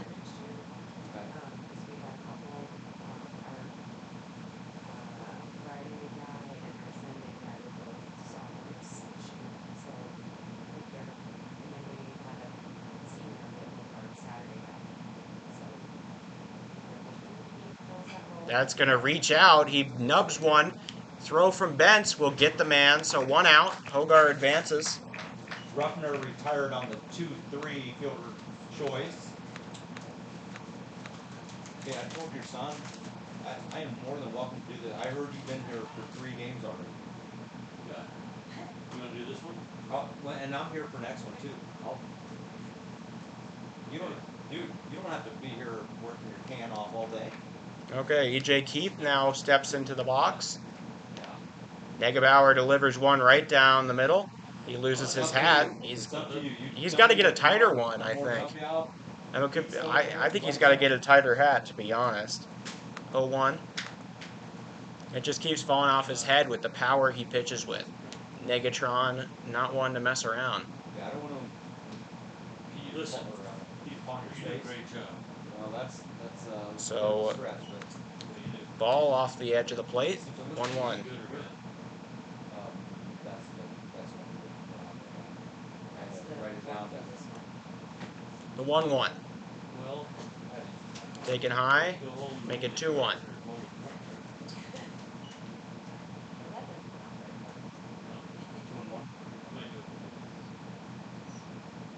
Negebauer, the 2-1 to E.J. Keith. Pence hops up in the air for that one. Does a little bit of a Mario punch jump, and 3-1. First baseman Keith Nice to talk with you. getting set. Yes, you too. Have a good, I'm sure I'll see you over the weekend here. That one is popped up into shallow right center. Inhofer gets it. He's going to throw home.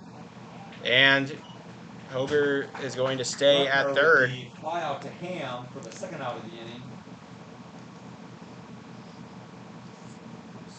So Inhofer gets that out. Ham is on the same team. So Justin Miles, the left fielder, now up. Miles Now getting ready. number 1, first baseman Keith. Nope. It's Miles. Yes, I'm all discombobulated. Yeah. After talking. All right, 2 outs, man on third. Negebauer getting set. Delivers the first pitch to Miles. It is popped out of play. 0-1 here. My bad, number 42, Miles.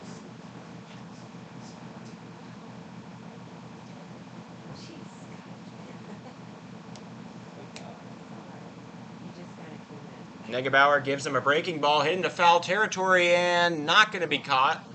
It was out of reach for both of our players, but 0-2 now. Negebauer handles. Hogar getting coached over there by his third base coach on what to do right now.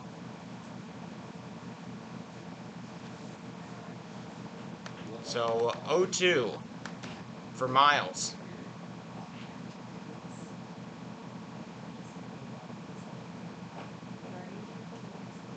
Inside and down. So 1-2 now. Our Blondie getting ready. 1-2 count for Negebauer. In the dirt, he swings through it.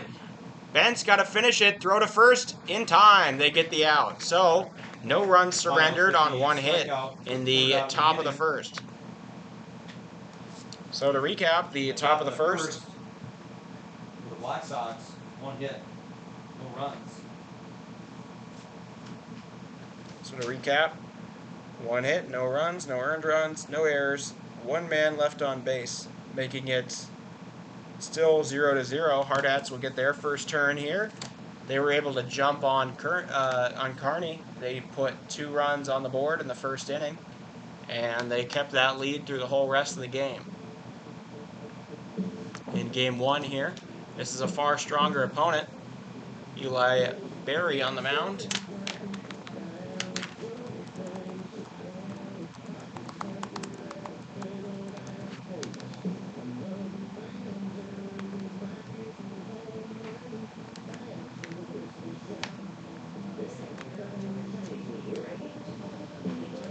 Berry, just a sophomore on this team. It was the right call.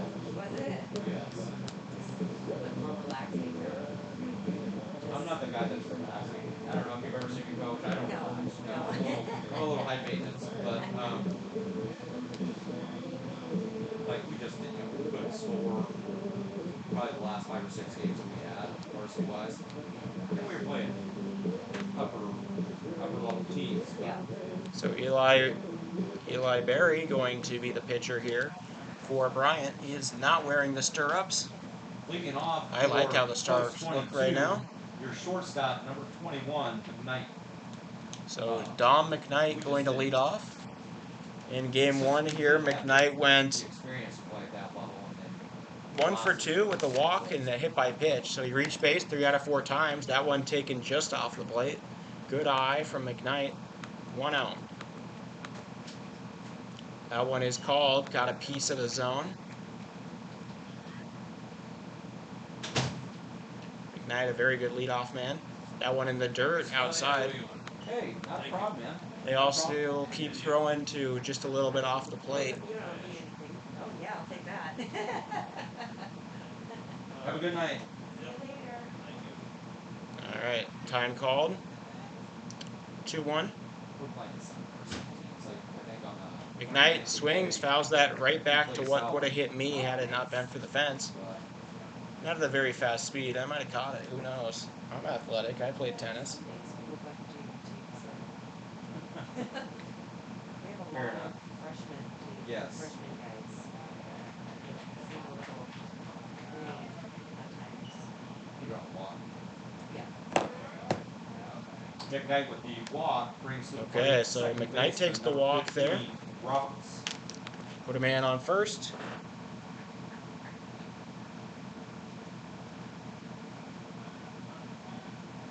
Nobody out. McKnight, a very scary base runner. The catcher, Thomason. The pickoff attempt kind of close, I'll be honest.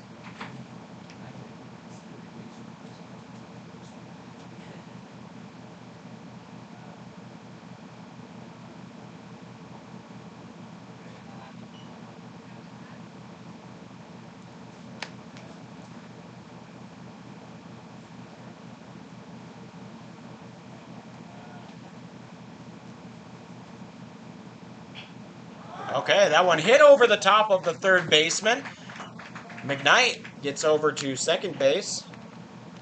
And that'll be a single for Aiden Roberts. Roberts with the single down the left field line brings to the plate your third baseman, number 20, Pullen. So Mr. RBI, Hayden Hollick, going to get set.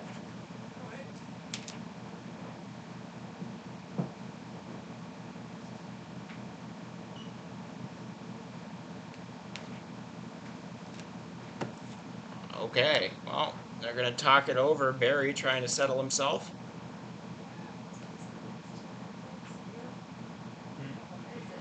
Hollick, the RBI champion on this Hardhats team, though he has done little in that, he has done nothing in that department in game 1 of today. That's a strike. I hope he didn't use them all up in Fargo. Last time he had a big RBI series against Gillette, he put up 6 and then he went on a bit of a cold slump. So 0-1. Called strike 2, right in the bottom right corner from the batter's perspective. Hollick took 2 strikeouts looking his last time is in the last game. Got to make sure he doesn't do that here. He'll take one off the plate, 1-2. Glad talking about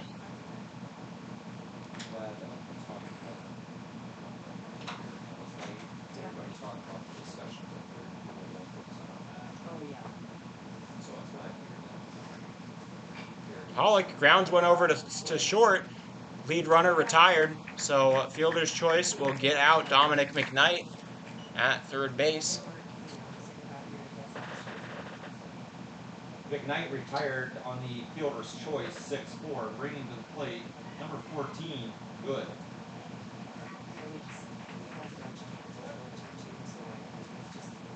So men on first and second, still 1 out.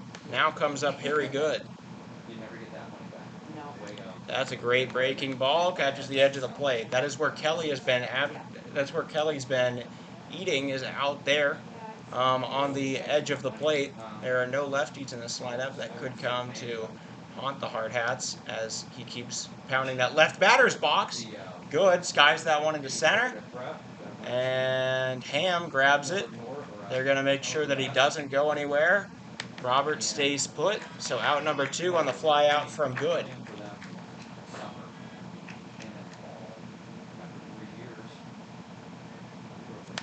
Dietrich coming up. Dietrich got a hit every single at bat. He got an RBI in every single at bat of his last game, with 3 singles and a ground out. He got 5 total RBIs. He's very hot right now. 0-1. Barry just locating on the edge, that right side of the plate from the batter's perspective, over and over and over again. That one reached out and slapped. Second baseman handles it, throw to first in time. So, just like the Hardhats, Black Sox get a few aboard and nobody comes in. So, in the first inning, it remains 0-0. Bottom of the first, 1 hit, no runs, no errors. So yeah, 1 hit, no runs, no earned runs, no errors, 2 men left on, and it remains 0-0. Negebauer coming out for his next inning of work. He will face the middle of the order, the 5, 6, and 7. JT Allen, the right fielder, will lead off the Black Sox in the top of the second.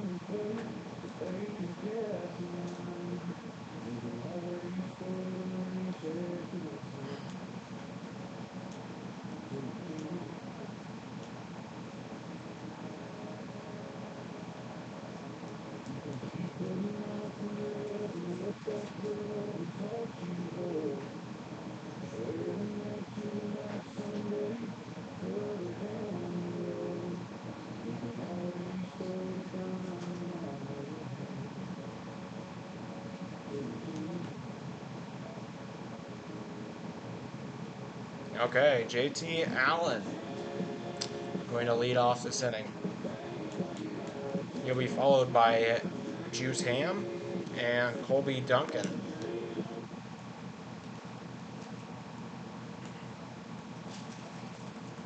Getting things started for the Black Sox, number 44, Allen.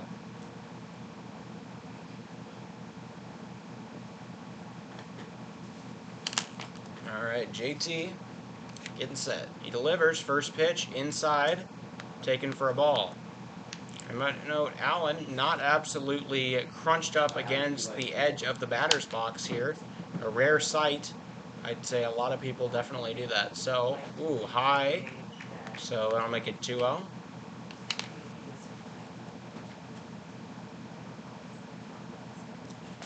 For Lee Negebauer. Negebauer allowed the 1 hit back in the first. That one is skied into right. Good underneath it. Makes the grab. All right, out number 2. I wonder when they're going to turn on the lights here. Or out number 1. It's getting a little bit shady and dark out here. It is 6:34 Central Time right now. Number 7, Ham. So here he is, the man, the myth, the legend, Juice Ham. He takes his first pitch up and away, so make it 1-0.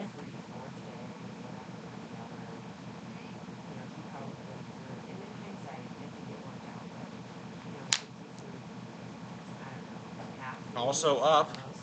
The exact same position, I would say, for Lee.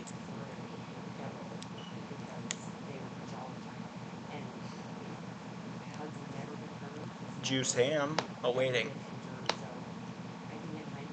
Swing and a miss. He gets him on the off speed, so 2-1 now.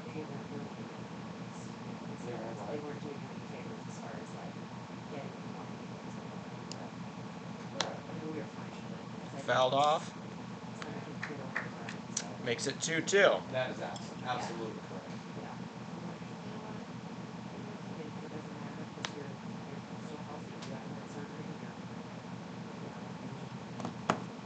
So the 2-2 now to Ham.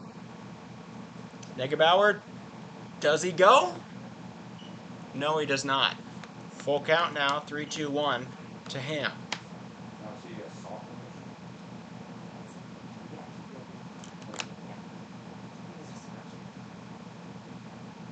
He grounds it up the line. Handled by Hollick. Throw to first.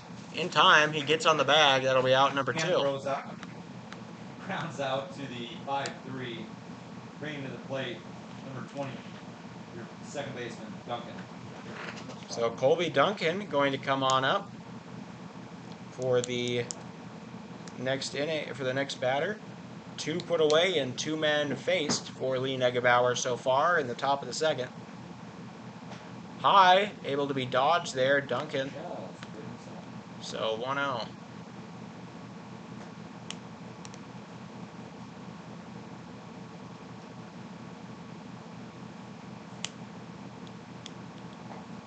Pitched low, make it 2-0.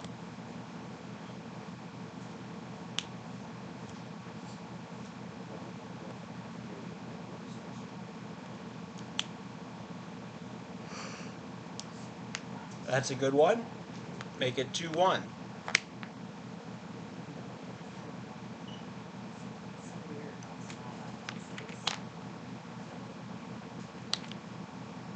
Two-one is high.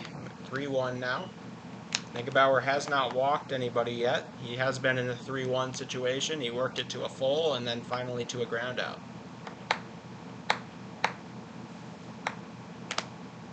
So Negebauer, the 3-1. It is softly hit into left center. Farley wants it, or sorry, Inhofer wants it. He will make the grab. So out number 3 recorded. Hardhats go 1-2-3 in the top of the second. Negebauer is cooking. Duncan with the fly out to center for the 3rd out of the inning. So no hits, no runs, no earned runs, no errors. no errors, and nobody left on base. It remained 0-0. Bottom of the second, Hardhats going to get another turn. They got 2 men on. They didn't do much with it their last time up. Aaron Roach will lead them off. Roach went 2 for 3 in the last game, he went 3 for 4 in the last game with 2 doubles and a single. So he was a very good hitter there. He will lead us off. He also got the save. He also got the save in that game. Eli Kelly got the win, but he got the save in the 9-6 game. He entered when it was 7-4 with the bases loaded. Back in the top of the 5th. I guess he entered with 7-3, but the bases were loaded, so you know that would, if the amount of base runners come in would make the game a 3-run game or less, and you entered and you finished it out and you won, then that is a save by rule. So I only know this because of fantasy baseball. Up comes Rocher. Now batting 23.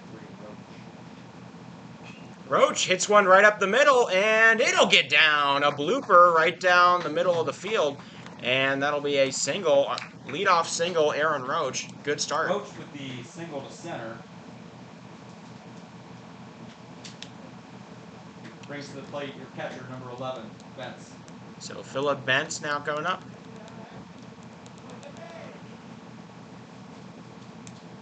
He pulls back a bunt. He takes a strike anyways. That one definitely in the zone.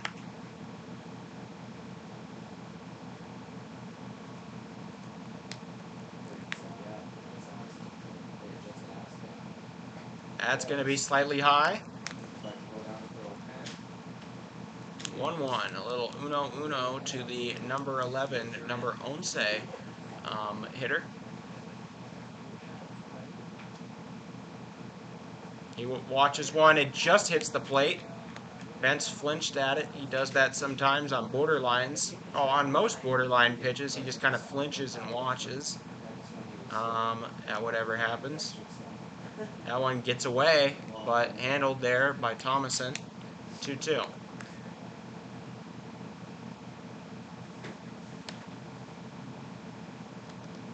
Roach, not the most dangerous stolen base candidate. Benz hits one right into the gap. That's going to get down. Roach rounding for third. He's going to get it. They're going to throw it to the cutoff man. Benz will stay at first, but a second single here. Runners in the corners. Nobody out. Hardhats closing in on their first lead of the game. Roach advances to third. Now batting your center fielder, number 22, Inhofer. Ridge Inhofer getting set.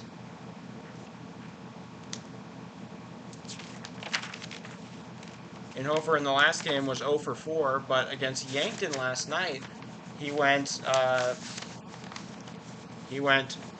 2 for 3 with a walk and 3 RBIs.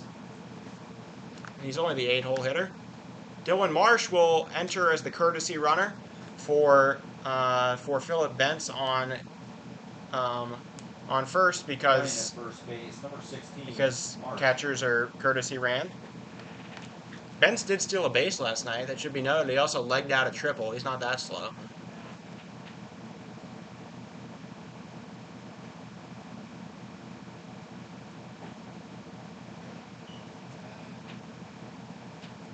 But anyways, that puts Marsh on first in Bentz's place. So 1-0. Barry delivers. It is grounded up the line. It gets past the third baseman. That'll be another one, a third single in a row, and that'll bring home the first run of the game. Hardhats take a lead 1-0 as Aaron Roach comes across. So that one was sharply hit down the line. It got just past the third baseman there. That is Jace Ruffner. And now that brings up Zeke.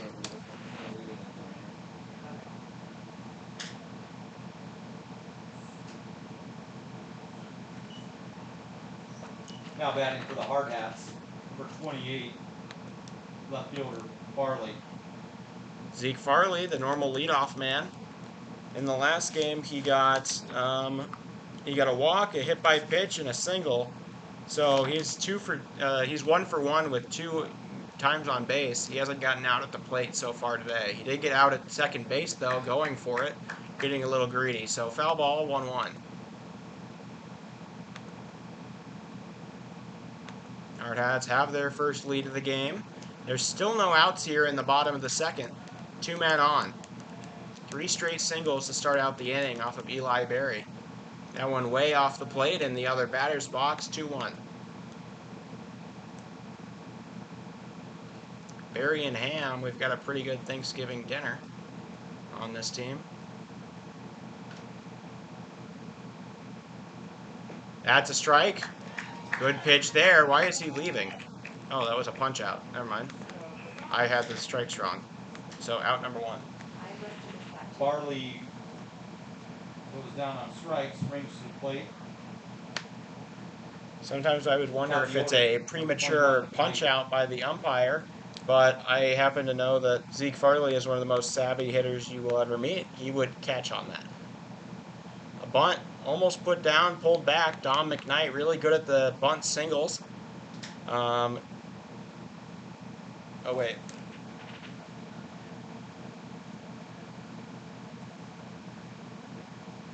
Okay, I messed up the Dom McKnight thing on my scorebook. So 1-0. They check back. They don't get him. I thought he might have been got, but to be fair, the shortstop was kind of standing in the way of the plate. Or of the bag at second base.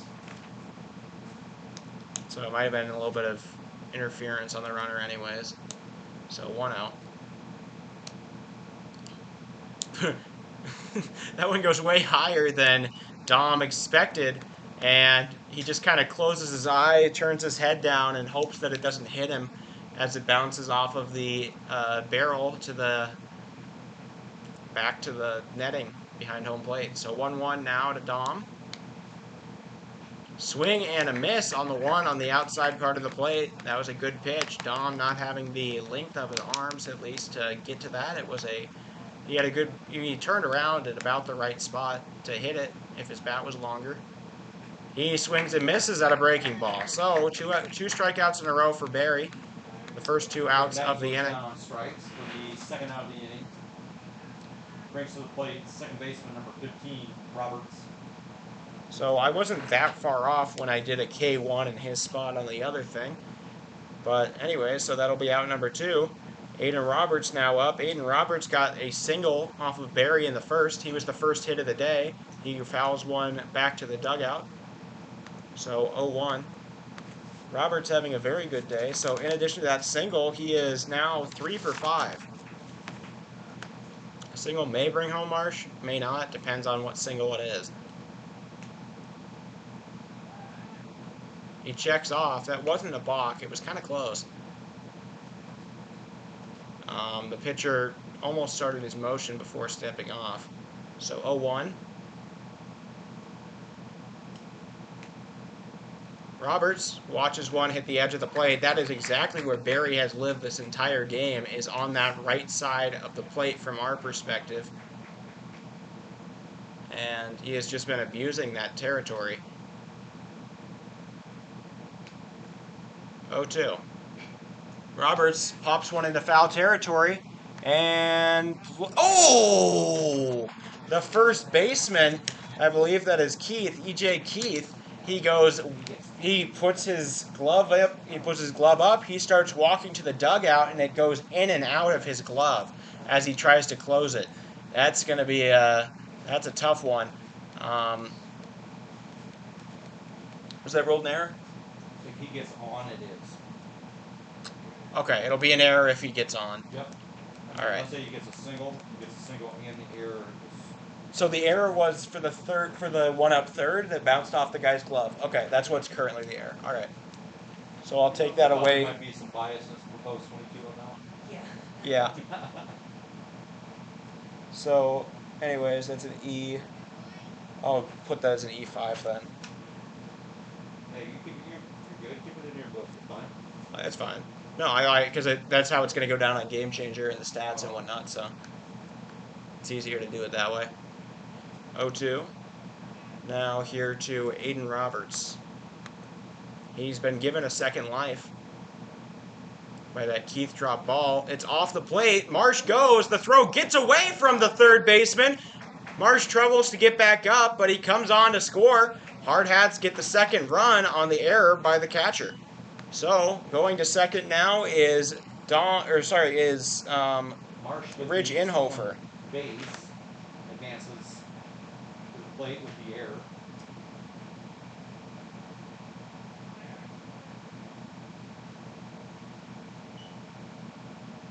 So Marsh steals third and then gets home on the error.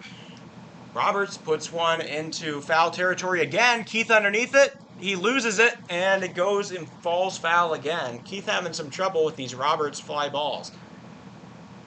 That was a playable ball. He just lost it as he turned over his head and tried to track it going away from it, and it falls harmlessly to the ground. So 0-2. Roberts given a third life now in this at-bat. So still 0-2. It's grounded over to short, handled well, throw to first in time. Keith does not drop it that time, and that'll be out number 3. The Hardhats do come around, score 2. They give themselves a lead in the bottom of the second. They will enter the third, leading 2-0. Roberts retired on the 6-3 for the Hardhats. So, to recap that inning, Hardhats got 2 hits. 2 hits. It scored 2 runs. Two. One of them earned, errors. and there were 2 errors on the catcher and the third baseman. There was 1 man left aboard, and it is a 2-0 game now for the Hardhats. Negebauer retired 6 straight since the first guy got, Kogar got a single off of him back in the first. He has not allowed a base runner. So now comes up the best defensive player that I've seen so far for this Black Sox team. That is Ronrico Simmons. He will be batting 8th and leading off the 3rd.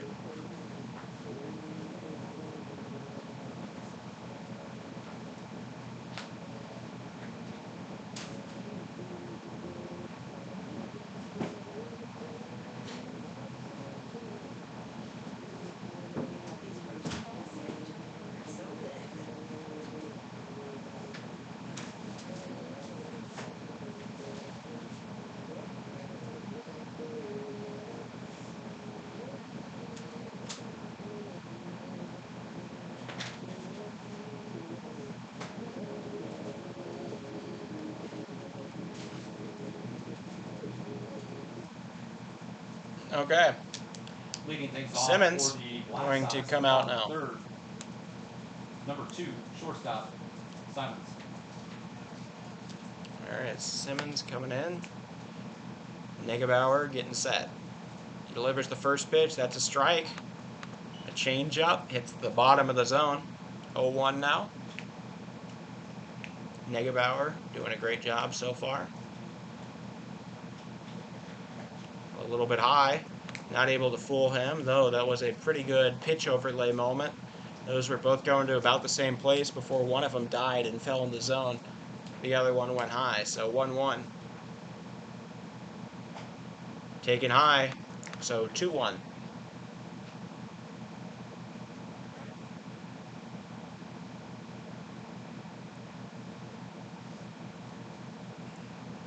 Negebauer delivers a strike. It is flared into left. That'll be a single. Simmons gets aboard. If I were to guess, I'd say he's fast. A little shortstop. Simmons with the leadoff single to left field. So Brings up single the catcher, starts number aboard 14, here. Tomasa. We do have our best defensive catcher behind the plate. Phil getting the most caught stealings of any catcher we have at all this year. Bunt put down. They nearly hit him. I think he still... Nope, they call it a ball. I thought he still kept the bat out. But 1-0 here. Hudson Thomason, the catcher, was looking to get a sac bunt.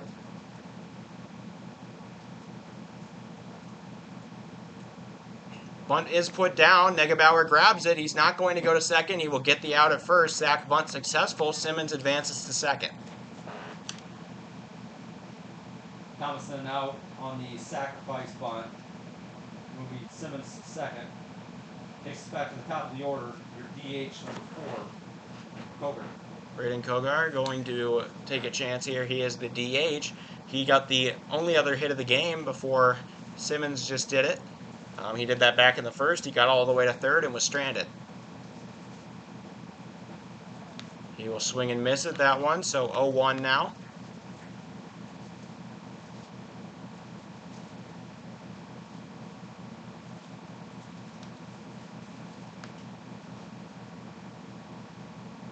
Swing and a miss again. It gets away from from Bentz, and that'll advance the man to third. Simmons now sits 90 feet away from the plate, but it is 0-2 on the swinging strike by Kogar. Kogar has felt the pain over there, being left at third. He would like not to strike out. He'd like to at least ground out or something that would get Simmons in.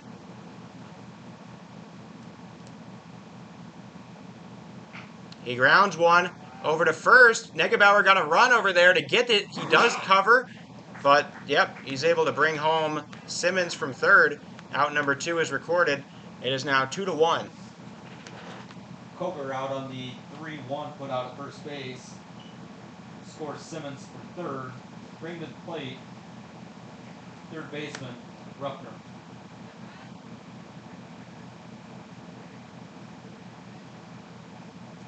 Jace Ruckner now set. He's got nobody on the base paths, 2 outs. That's a strike. Ruckner thought for some reason it might hit him. He tried to get out the way of one that was 100% over. So 0-1 now for Negatron. Grounded. And Roberts going to handle it. He's got to get there quick. He does. That'll be out number 3. So the Hardhats allow one on. They don't let anybody else on, but that one does come across. Simmons comes around. It is now a 2-1 game. Hardhats will look to strengthen their lead entering the bottom of the 3rd. 1 run on 1 hit. And there were no posts, 222. So to recap, 1 hit, 1 run. That run was earned to Lee Negebauer. There were no errors and nobody was left on base. So it is 2-1.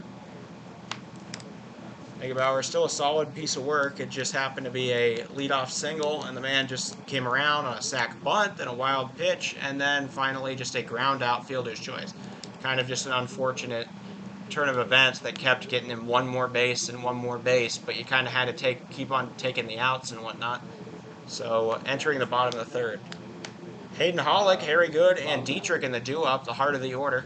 He started. Yes. Run. Finally, I tried to stay out of it now that he's over or whatever. He finally came and asked me, what do I got to do? I'm waiting for these lights to turn on. It's starting to get kind of dark out here.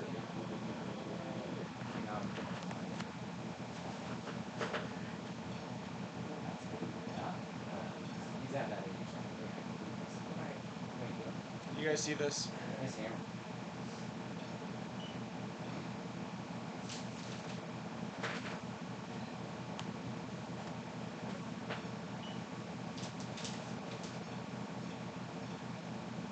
Okay, yeah, you can see this. Now batting. Oh, sorry. Holland.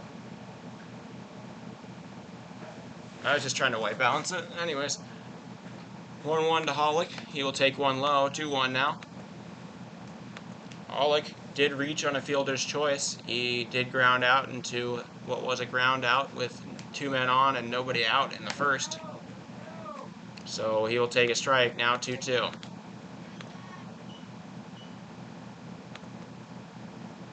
He swings on one, pops it into shallow left center. The center fielder coming in for Ham, and left fielder gets it. That'll be out number 1. That one just hung up a little too long. Allowed the Black Sox left fielder, Justin Miles, to come in and make the out. Brings to the plate. Right fielder, number 14, Good.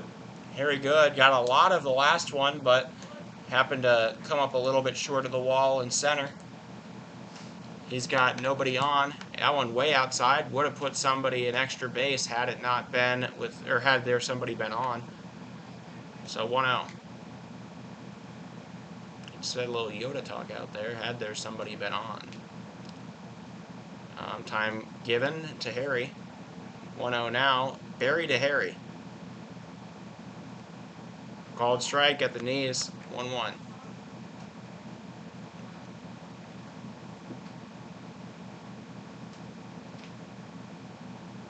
He puts out a bunt, but he takes a strike.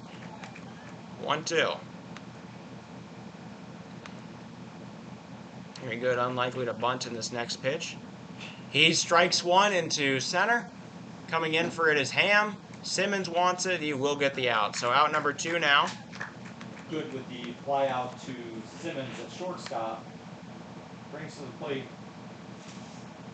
number 27, first baseman, Dietrich. Dietrich now up. He is 0 for 1 in this game, but he went 3 for 4 in the last one. He'll take ball 1.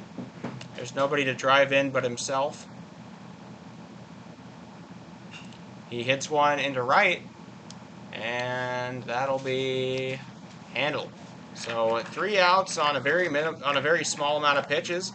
Hardhats easily disposed of in the bottom of the 3rd. With the fly out right, the home half of the 3rd. So no hits, no runs, no earned runs, no errors, nobody left on base. No Remains runs, 2-1. No hits, no Black Sox errors.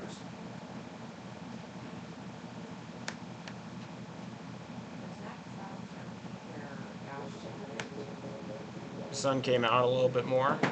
Very appreciative. Negebauer still pitched a very good game. He's only allowed the 2 hits.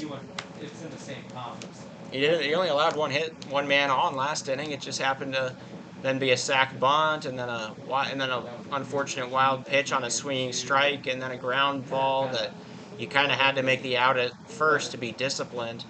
All of that. So I mean, unfortunate for the Hardhats.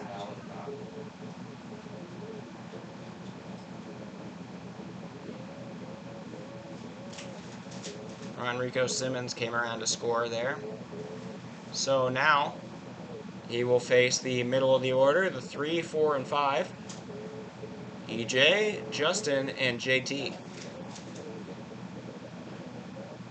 I know a JT. His name is JT Skinner. He led our intramural basketball team in points. Your first baseman. And rebounds and blocks. He was just kind of an all-around guy. JT Skinner always lived in that gym.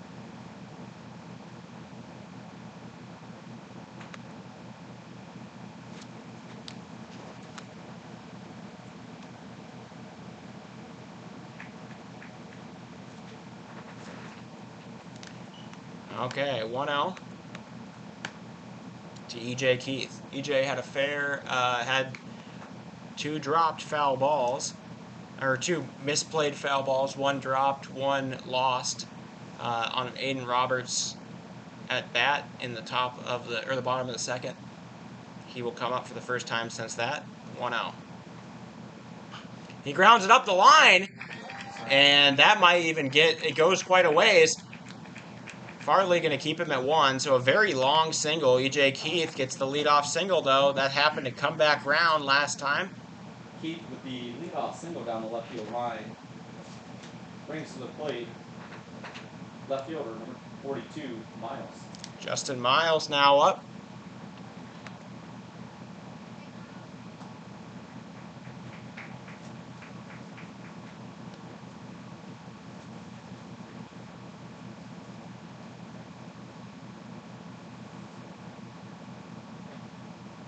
Down. 1-0 now.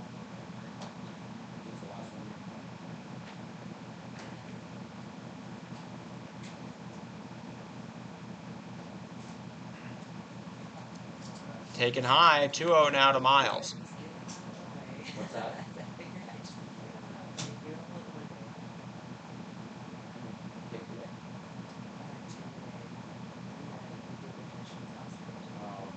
Swing and a miss. 2-1.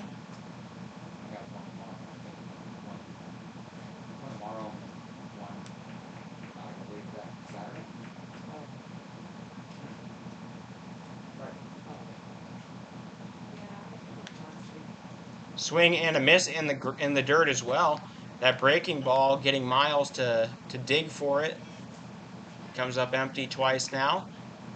You have to expect the same pitch if you're Miles here again. This is the moment where maybe you just throw a fastball down the middle and get him looking. Grounded. Foul. Barehanded grab by the third base coach. That was good work. Make it 2-2 again. That looked like the kind of thing, but it wasn't quite the fastball. Maybe a changeup or something.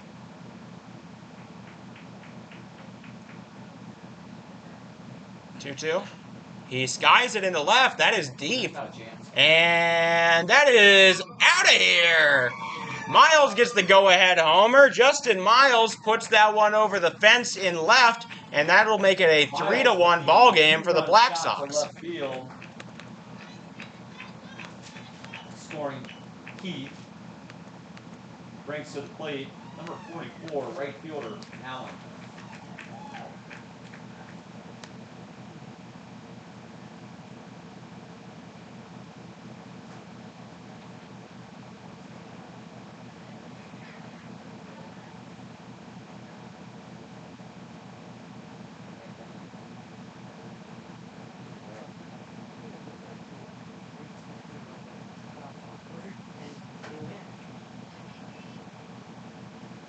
It didn't even look like an especially hard swung at ball. It just kind of kept carrying, and that power proved through. So 0-1.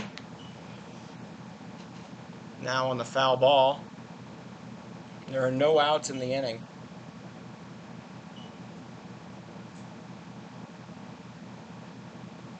0-1 JT Allen He led off the second with a fly out to right. Lee Negebauer got to control himself again. He throws one low. I believe that's just the second homer of the year allowed off Negebauer.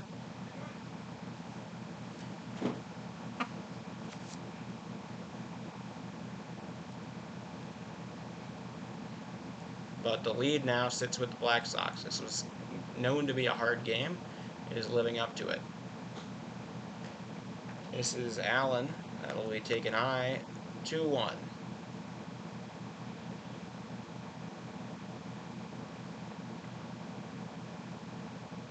Swing and a miss at one in the dirt. Negebauer's breaking ball really good at getting these Black Sox to dig for it. So 2-2 now. You know what the final score was in the last one? 9-6. Yep, 9-6. 9-6. Yeah. Post 22. Alright, 2-2. 3-2. That was low. So full count now. Full count now here to JT Allen.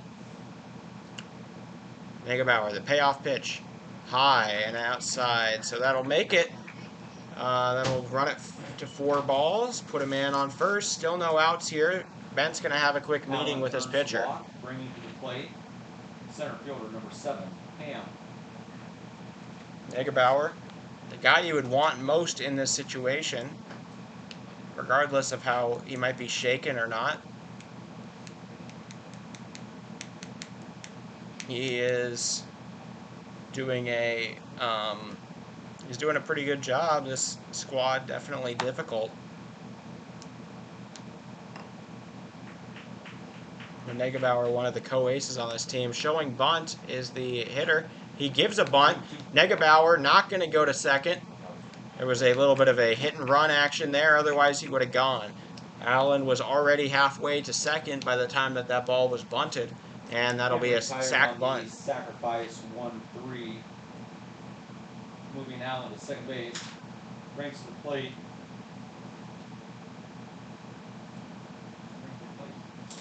So now Colby Duncan now up. He flew out to center his last time. There is a flock of birds overhead. That gets away. I don't know if that had any sort of bearing on what happened there. Probably not, but anyways, it distracted me. So 1-0 now, 1 out. Advancing the runner to third on the wild pitch.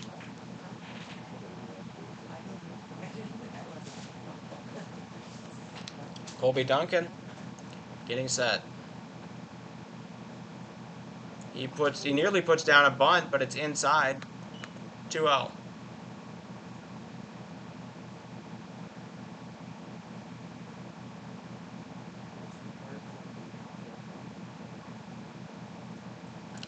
Now.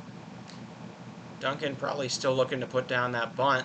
The corner's playing in. They hit him. So free base awarded. That's got to be dangerous because, you know, the bunt's the only play where your face faces the ball as it comes in. So he will reach first, right? Does he not want the hit by pitch? Oh, they're going to say that he was still offering the bunt. I would agree. Maybe. He might have been pulling back. So it should be 2-1 now if he was still putting it out there. So Colby Duncan looking at 2-1. Negebauer delivers. Bunt is put down. It's not going to be. The play at home is not going to be in time. They don't get the man at first. Wrong decision there for Negebauer. That will allow a man to reach base on a fielder's choice. Duncan's save would be fielder's choice. Allen with the 4th run for the Black Sox. Bring the plate.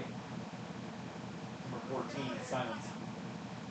I think Negebauer just really didn't want to let the game get away from him there and tried to make an out that wasn't there. That is a successful bunt put down. That's a really good one. That'll be a single. So Ronrico Simmons reaches on a bunt. He's gotten a single in both of his at-bats. Simmons safe with the bunt to third base. Duncan moves over to second. We are still only on 1 out here in the top of the third. Hardhats have already allowed 3. They're looking to get more outs. And the bunt game has been working. Up comes Thomason. Thomason did a sack bunt his last time up. I would venture to guess he will do it again. There it is. Bunt put down and foul. So, strike one.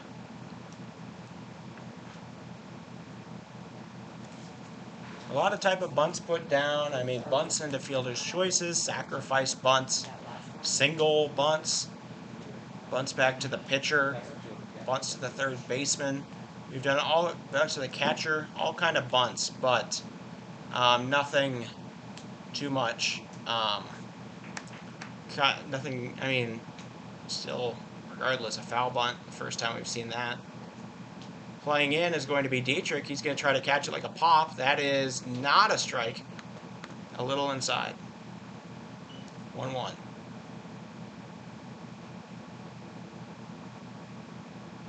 Dietrich still playing in a little.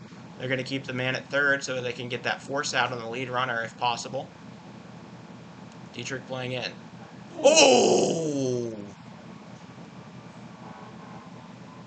He shakes it off, apparently. Hudson Thomason, that's a really badly timed ambulance siren. And so that puts a man on, that loads the bases on the hit to the head of Thomason. Thomason is hit by the pitch, loading the bases for the Black Sox. Takes us back to the top of the order. So, Kogar. Braden Kogar going to come up. They're going to talk with Negebauer. They're just going to talk with him. I doubt they're going to pull him. He's one of their best pitchers. But the bases are loaded with one out. He's really let it go here in the fourth. He was running such a tight ship through three. And now only one out in the last 7 batters of this inning.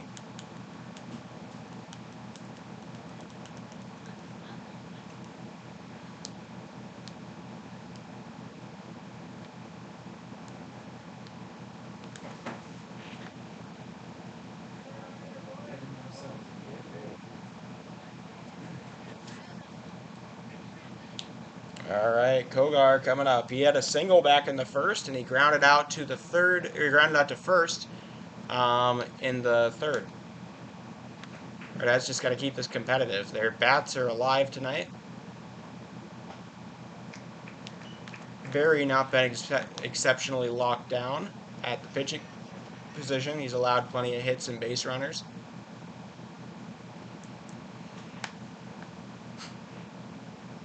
One out. Popped up in the infield. Dom calls for it. He will make the out. So, out number 2.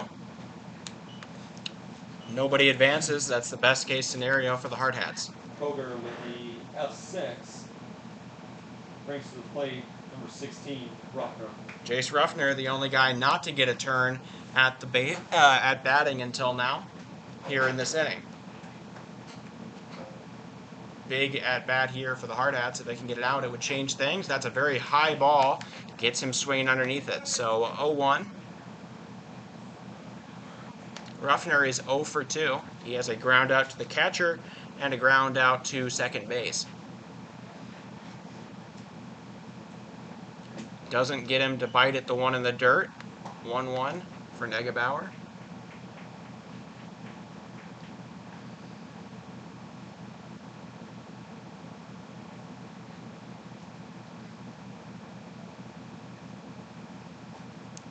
Up and outside, 2-1 now.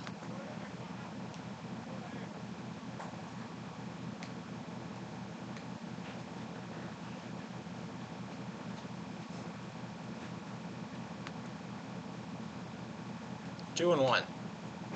That one is a strike, inside corner. Good pitch there, now 2-2. Negebauer a strike away from getting out of this mess. Not unscathed, but with a close enough margin.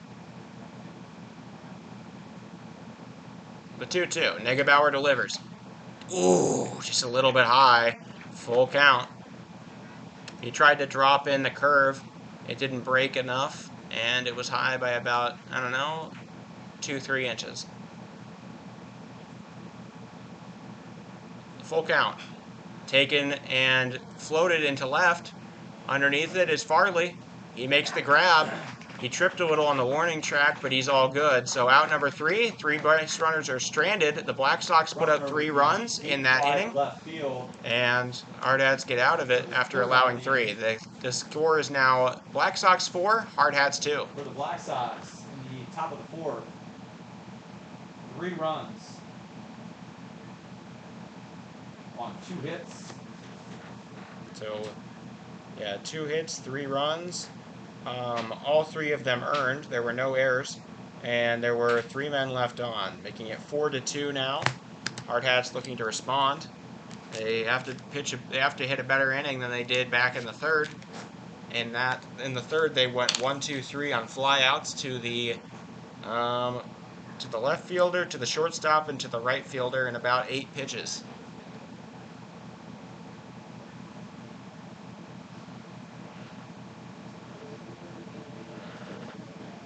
We see some parents from both sides out here to support their team.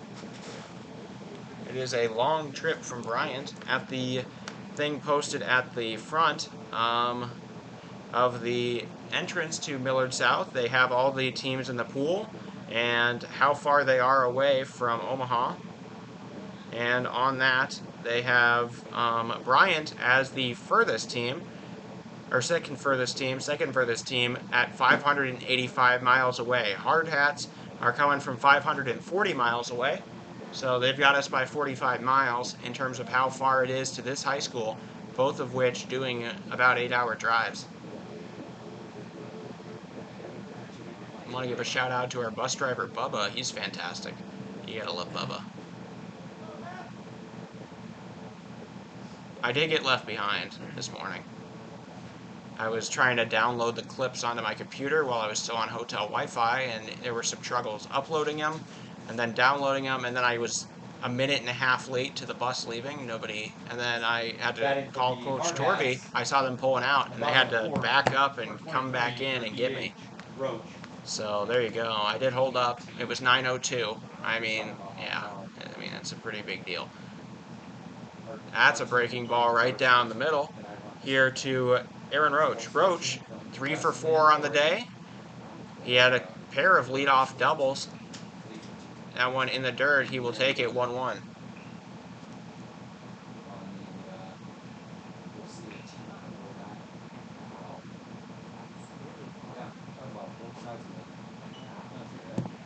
That'll be low as well, so 2-1 now.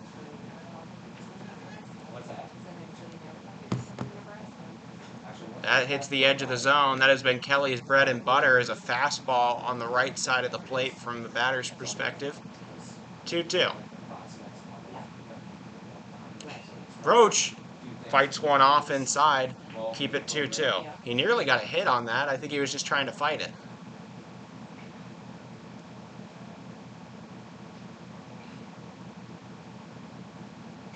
Roach pops one into left.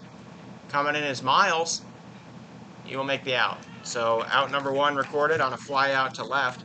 And coming up now is Philip Bentz. Roach retired with the F7. Brings to the plate number 11. Catcher, Bentz. So 7 straight batters retired by Barry here after having a really tough first 7. Now, here we go. He watches one that hits the inside of the plate. Very, very good control over himself. He's just a sophomore. That's taken low. A sophomore going on junior year, that is, but still.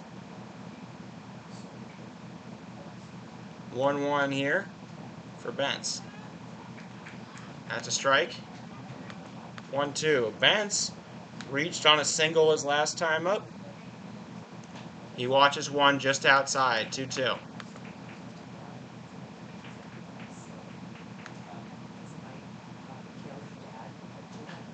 Really? Flown into left. The center fielder wants it. Ham makes the grab. So out number 3, 5 straight flyouts for Barry. Bentz retired with the F8.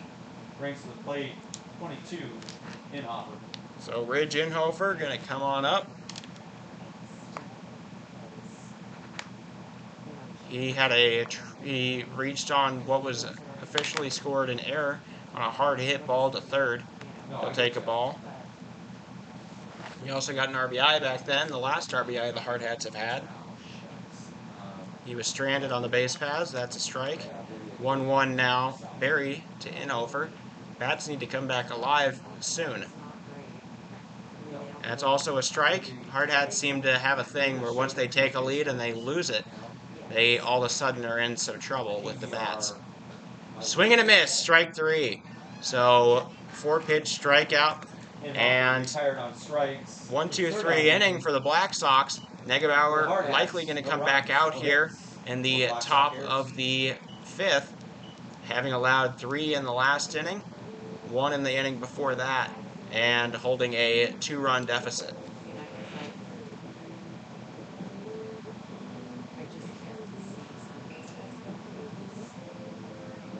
So in the bottom of the 4th, Hardhats get no hits, no runs, no earned runs, no errors.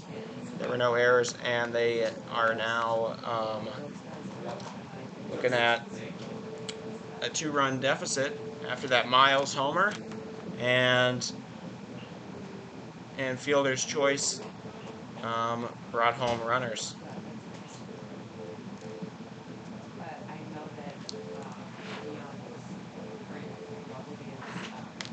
So, leading off this inning, just like he did the last one, is the first baseman, E.J. Keith.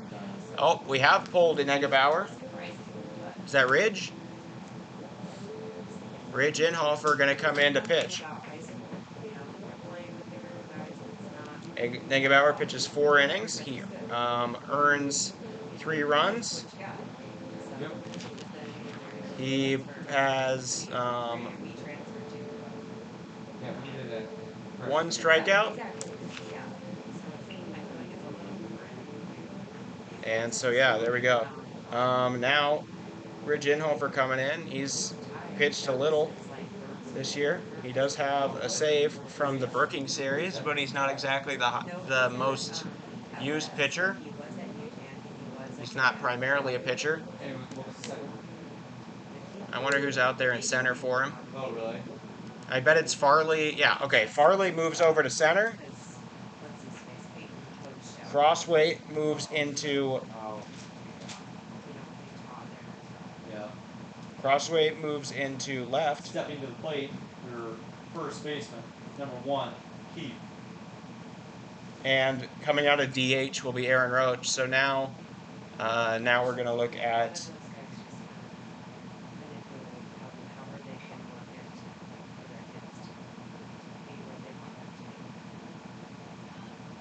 So Tate Crossway will take over and replace that DH position as the pitcher moves to pitcher, or as the center fielder moves to pitcher.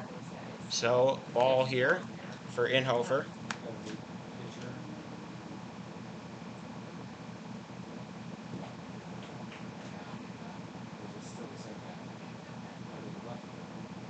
No, it's Ridge Inhofer. He's moved from center to pitcher. Okay, that's a foul ball. 1-1 now to Keith. Now pitching for the Hardhats, Inhofer.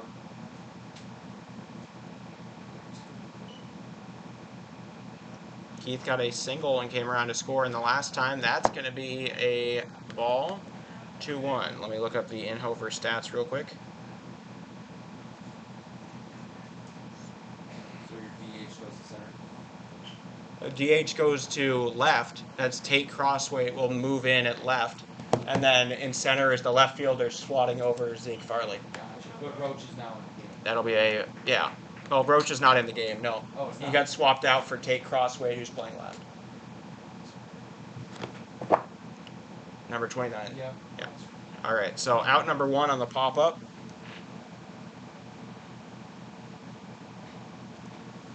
Justin Miles now up. He hit a 2-run bomb his most recent appearance. That's a strike on the inside part of the plate.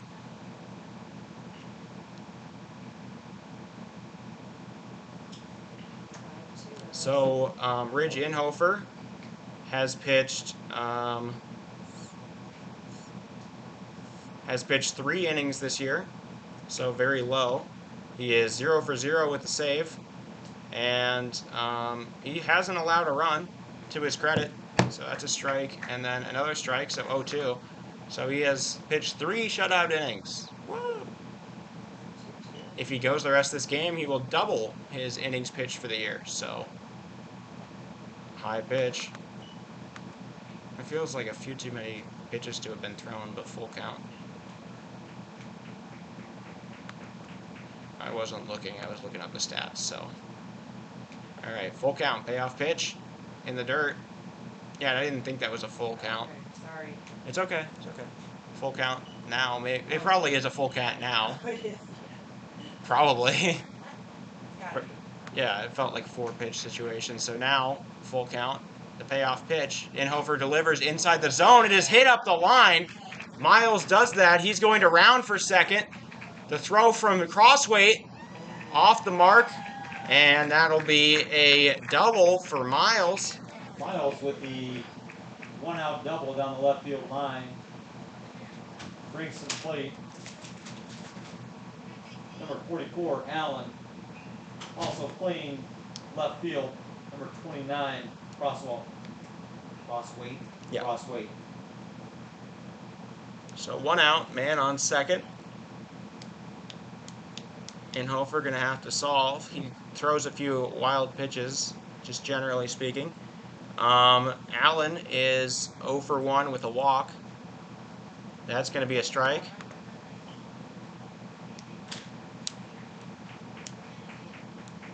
That was a full count walk where he drove a 2-2 into a 4-2 against Inhofer after the bomb. So 0-1. Inhofer throws it high. Inhofer, a very compact pitching motion, but it seems to be throwing strikes.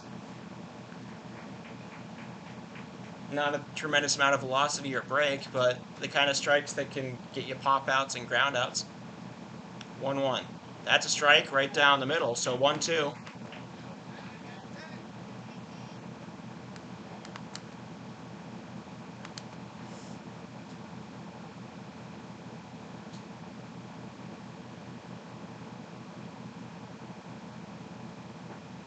In the dirt, 2-2 now. Inhofer being asked to do a lot more than he has been asked at any other point this year. That game where he got the save against Brookings was 11-5 by the time he came into it. Ooh, a little bit high, full count. 3-2-1 with a man on second and 1 out. Big pitch upcoming. Inhofer, the payoff. That's called strike. Right at the knees. It may have, I think it was a little bit of a breaking ball. It hit the dirt as before it got into the pitcher's mitt. The second out of the inning. Bringing to the plate, number 7, Cam.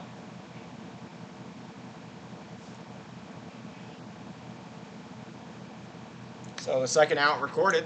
Up comes Juice Ham. Ham is 0 for 2 despite having the best name on the team. And 1-0 now. Ham had a sack of bunt his last time up, so technically he's just 0 for 1.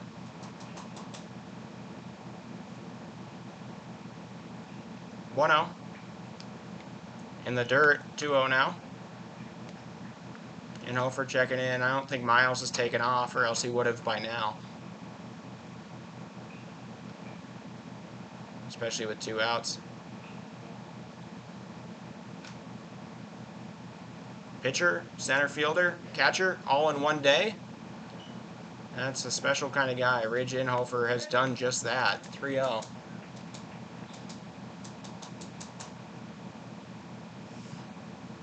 So a 3-0 now to Ham. Down and away. That'll make it a 4-pitch walk. So with 2 outs, another man reaches base. Base on balls, brings to the plate. Second baseman, number 20, Duncan. Colby Duncan got an RBI bunt last time after a fielder's choice did not get him out. But an RBI bunt nonetheless. He probably can't do that in this situation. That's the strike. Inhofer locating. He pitched a little for the Sturgis Titans the last few years. Like I said, he only has 3 innings pitched. Well, now 3 2/3. on the season. Swing and a miss. Strike 2. That one floated a little bit above the bat there of Colby Duncan. So 0-2 now. Inhofer looking to shut out this inning. Delivers. Ooh. Just barely high and inside, I guess. 1-2. That was very close.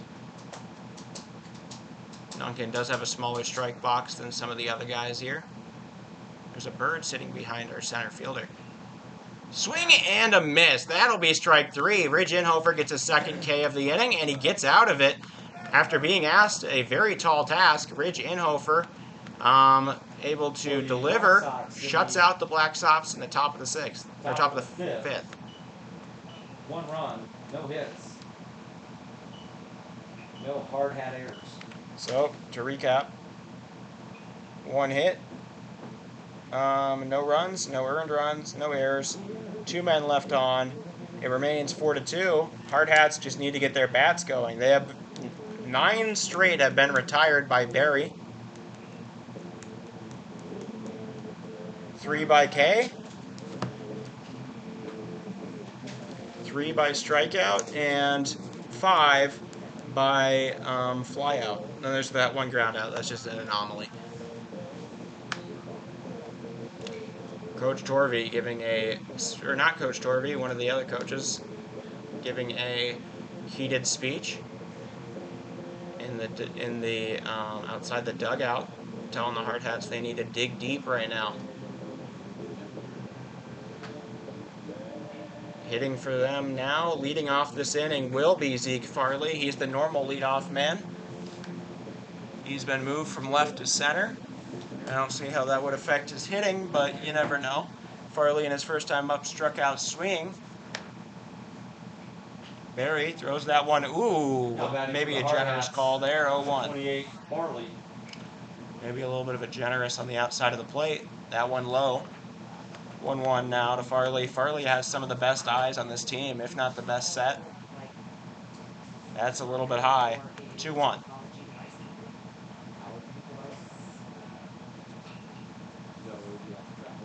That's outside in the other batter's box. 3-1.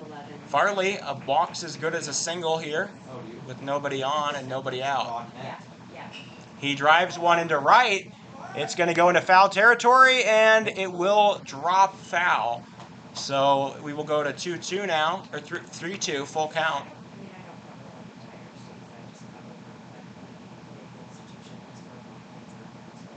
So full count now for Farley.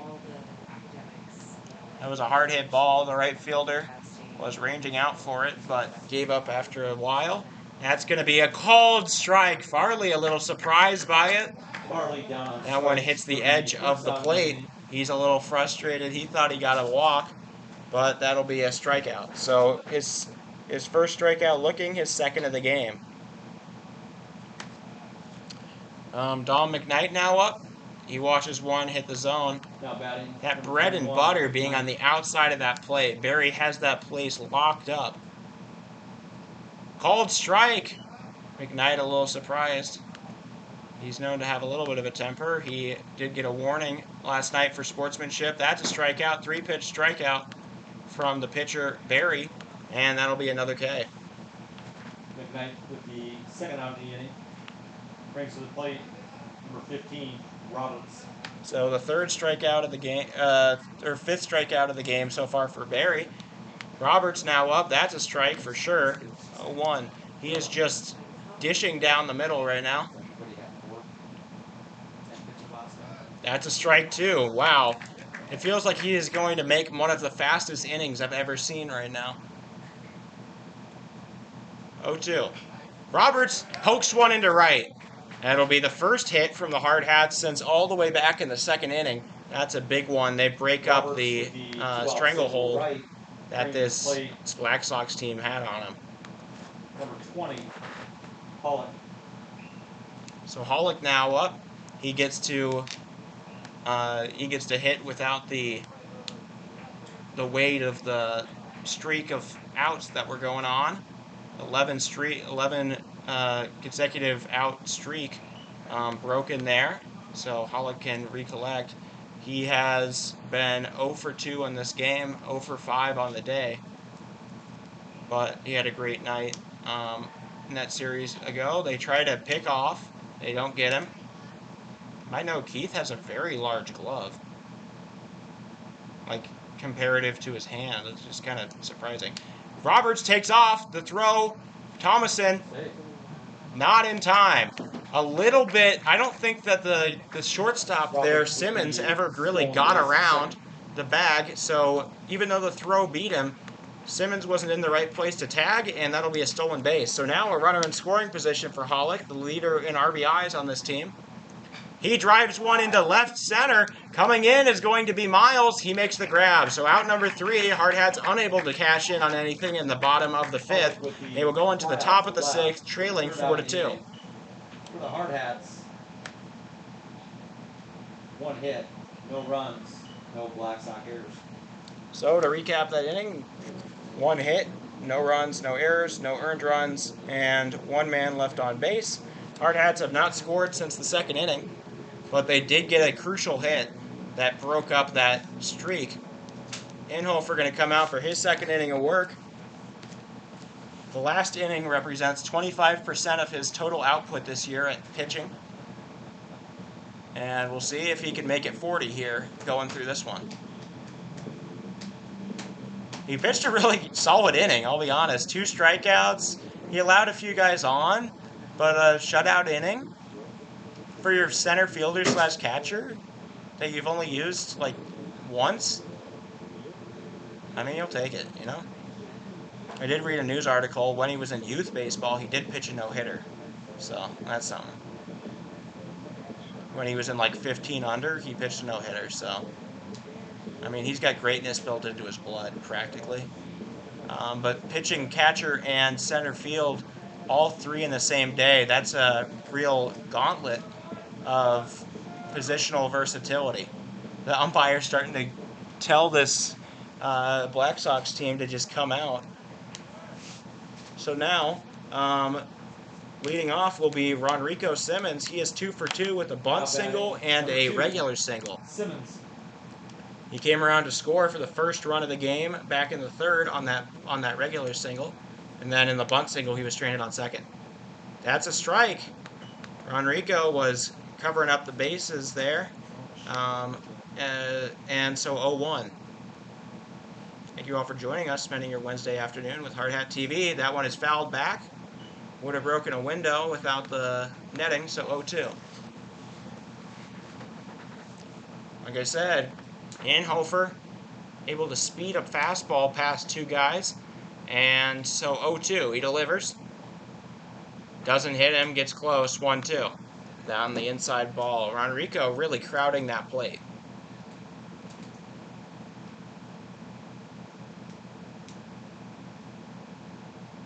In the dirt, doesn't even get to the bag. Ronrico picks it up, good sportsmanship. He hands it back to the catcher. So 2-2 now.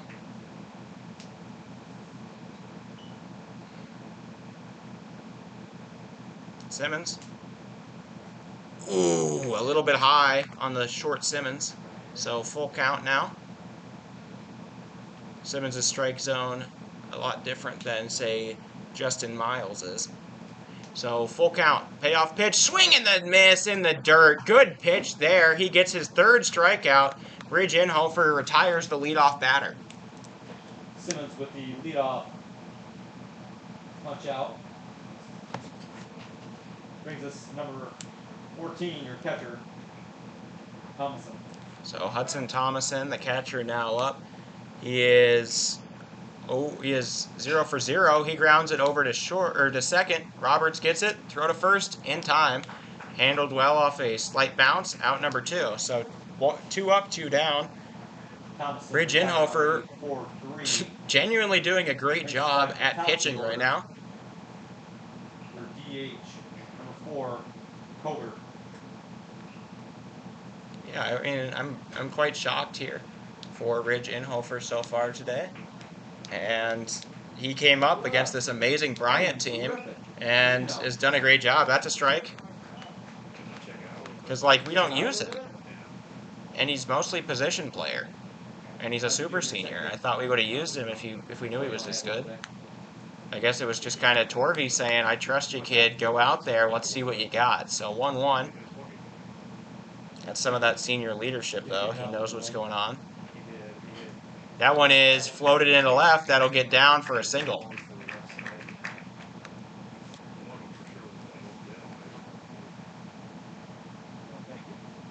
So the leadoff man, Kogar, gets aboard. And Jace Ruffner now up. Single brings to the plate number 16, Ruffner. Ruffner, the only man on this team not to reach base at any point today. He is 0 for 3. That one is skied into center. Farley underneath it. Makes the out. So, another shutout inning from Ridge Inhofer. That is 40% of his total season output. The Black Sox. And the Black Sox are going to have to pitch here, bottom of the 6th. Heading to the bottom of the 6th. So 1 hit, no runs, no earned runs, no errors. 1 man was left on. Ridge Inhofer, 2 shutout innings so far. I can't say I'm not surprised. He's done a great job here, shutting out this Black Sox team that got 4 off of Negebauer.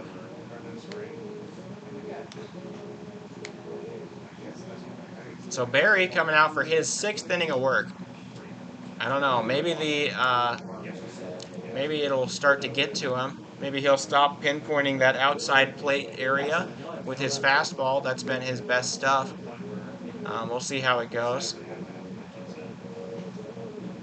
And leading us off for the Hardhats in the bottom of the 6th, just down 2 runs, Harry Good will lead off the Hardhats.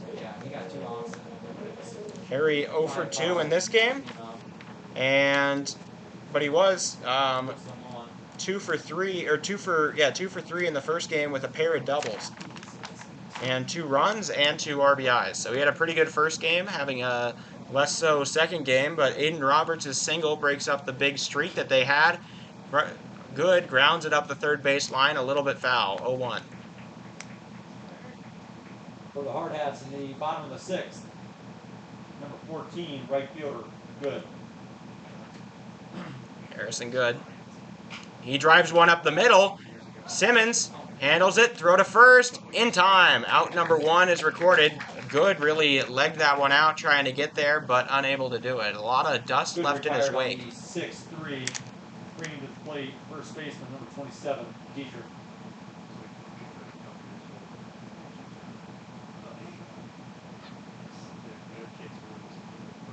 So up comes Dietrich. He is 0 for 3 in this game. He grounds it hard to third. It's handled. Throw to first. In time. Keith makes the grab, so 2 outs now. Hardhats 4 outs remaining. They still need to score at least 2 to tie the game, 3 to get the lead. Tate Crossway will come to the plate now. The replacement for Aaron Roach.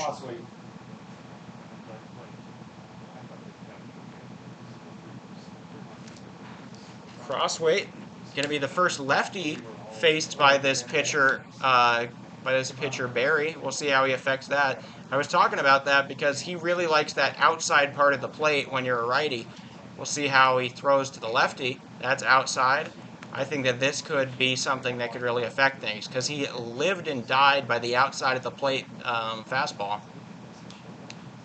Crossway fouls that one off. Now behind in the count 1-2. Crossway with a bit of a power streak to him. He's tied for first in home runs this year with 2. He swings and misses. Strike 3. Barry continues another good inning of work. That's his 6th strikeout. Crossway down on strikes for the 3rd out of the inning. So a 6th strikeout there.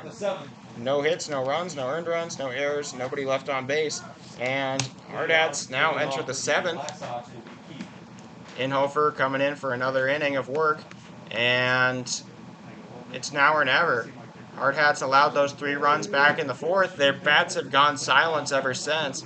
Ridge Inhofer heroically keeping them in this game, but Hardhats done very little to reward him. He'll have one more inning to pitch here. Yeah, we went out there twice last year. He'll face that middle of the order that we've seen a few times. He'll face E.J. Keith, Justin Miles, and J.T. Allen. 16 hours. Keith 1 for 3 on the day with a single and a run. We don't take much of the money out there, so we put on the bus or on the ends and we have to stay with us. And then, you know, we just bought booze and paid for meals like that.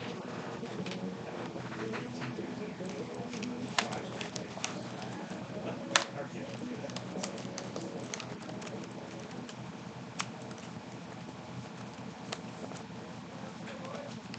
You retain your whole staff that you have in the swing with some.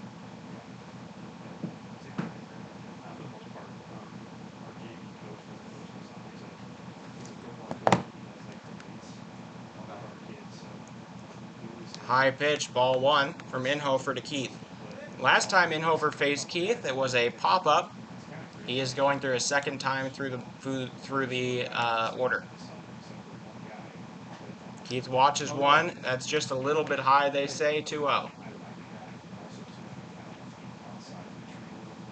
Hardhats being told they need to find a way. No, not, I mean, just not different. Keith pops another one up. Bentz underneath it. He's running back and makes the grab. Good play, Philip Bentz. That was kind of cool. He came towards the thing. It was like if you were wearing 3D glasses, he might have ran straight into your living room.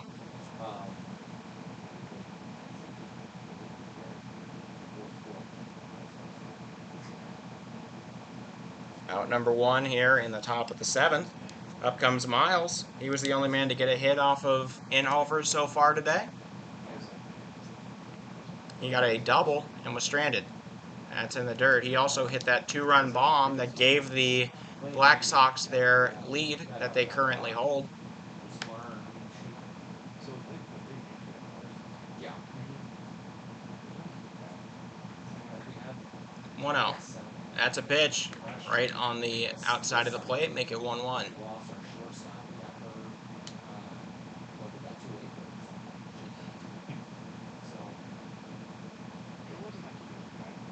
He grounds it over to third. It gets by Alec. Oh, that should have made. I think that should have been a play. I think that might go down as an error on Hollick. I guess he never made contact, but Miles with the. Yeah, that'll be the first error of the day for the Hardhats. Number 44, Allen.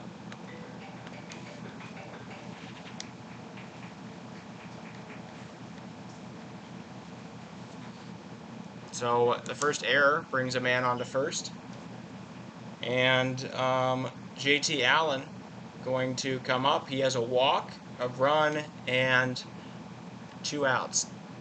So he's 0 for 2 with a walk and a run. That one fouled back. Make it 1-1 now. Inhofer trying to buy time for his offense, but he can't hit anymore. He's the pitcher. And he wasn't DHing to start, so he can't do it. He can't help his own cause. He would if he could. That's a little bit high, apparently. 2-1. At the shoulders, they say, so 1-1 now. Or 2-1 now, here to Allen.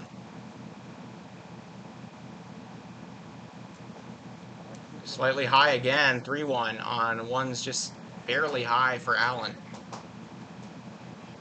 He does not want to issue a free pass here.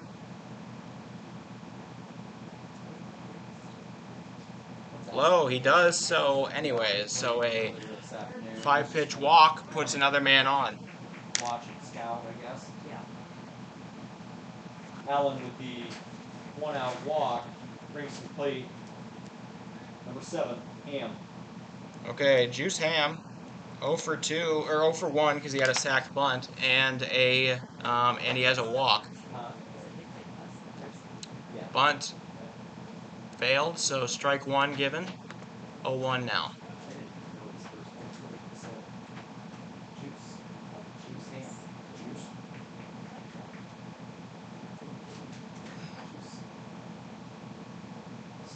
Coming in for the bunt defense is Dietrich. 1-1 here. It should be noted that that is a catcher / center fielder in the middle of the mound. He is a very good chance he could get you out if you bunt it back to him. So a bunt attempted and failed. They check back, not able to get him, but Bentz threw a really good dart there, and 1-2 now.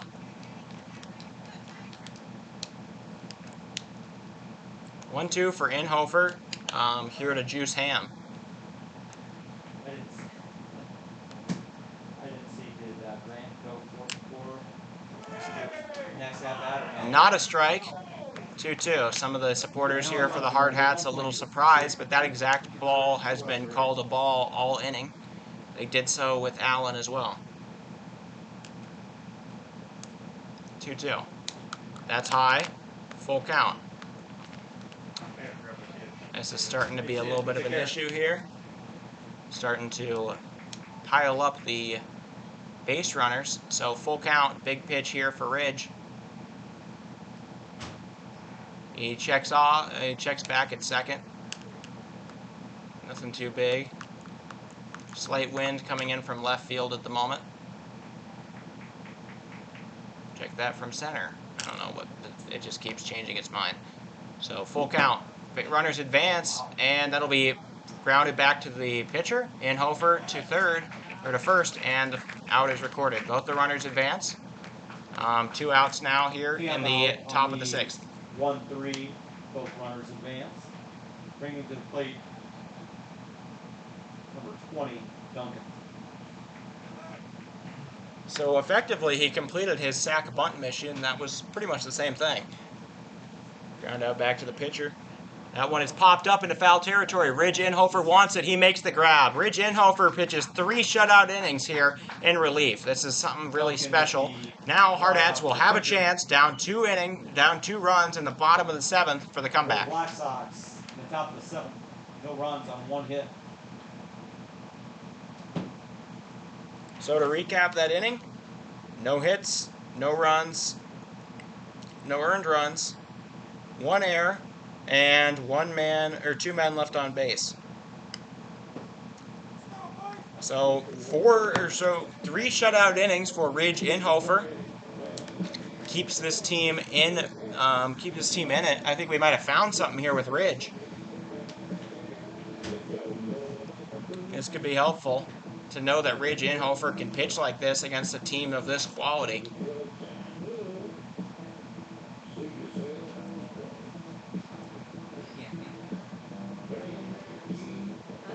Hardhats do commit their first error in the last several games. Oh no, second error, because Harrison Good overthrew a throw to right. Throw from right to third. Net allowed the runner to score. Getting things started for the Hardhats, bottom of the 7th.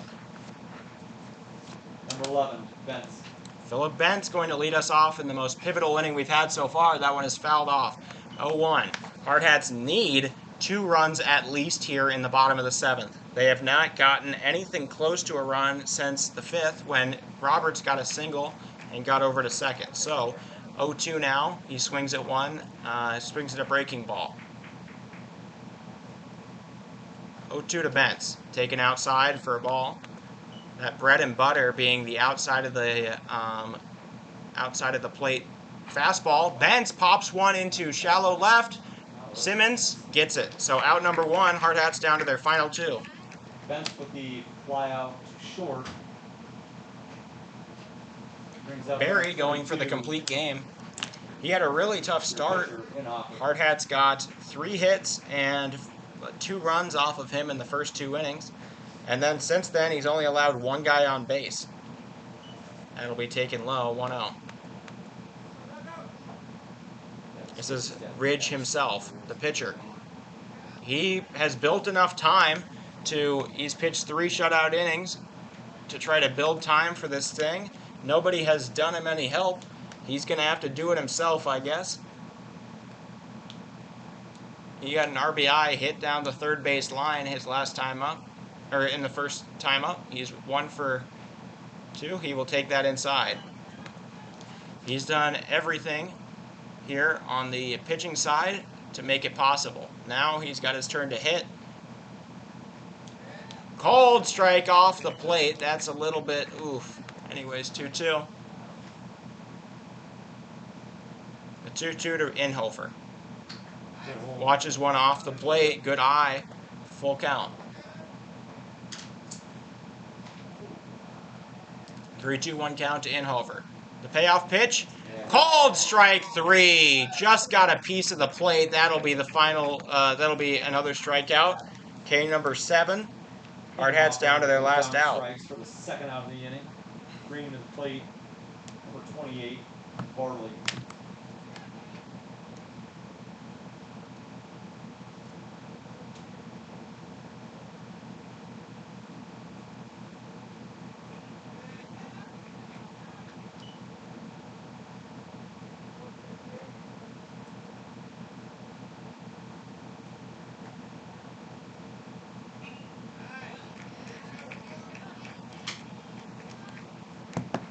All right, 0-1 here to Farley.